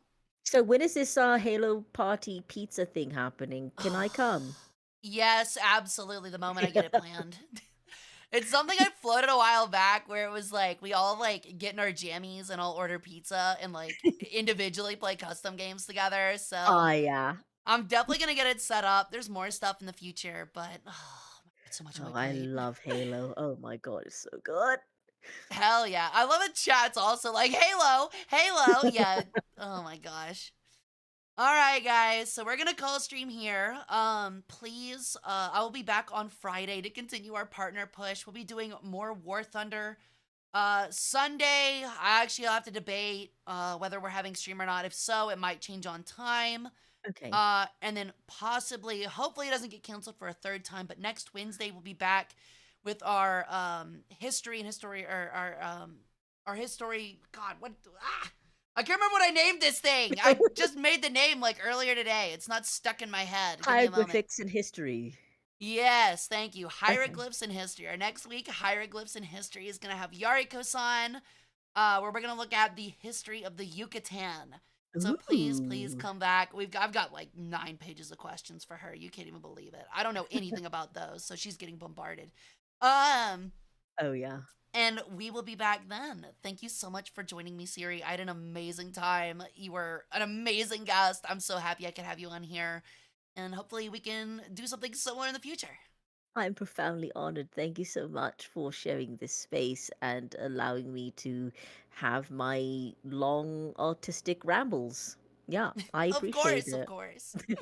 We Big definitely sim. love it. We definitely love it.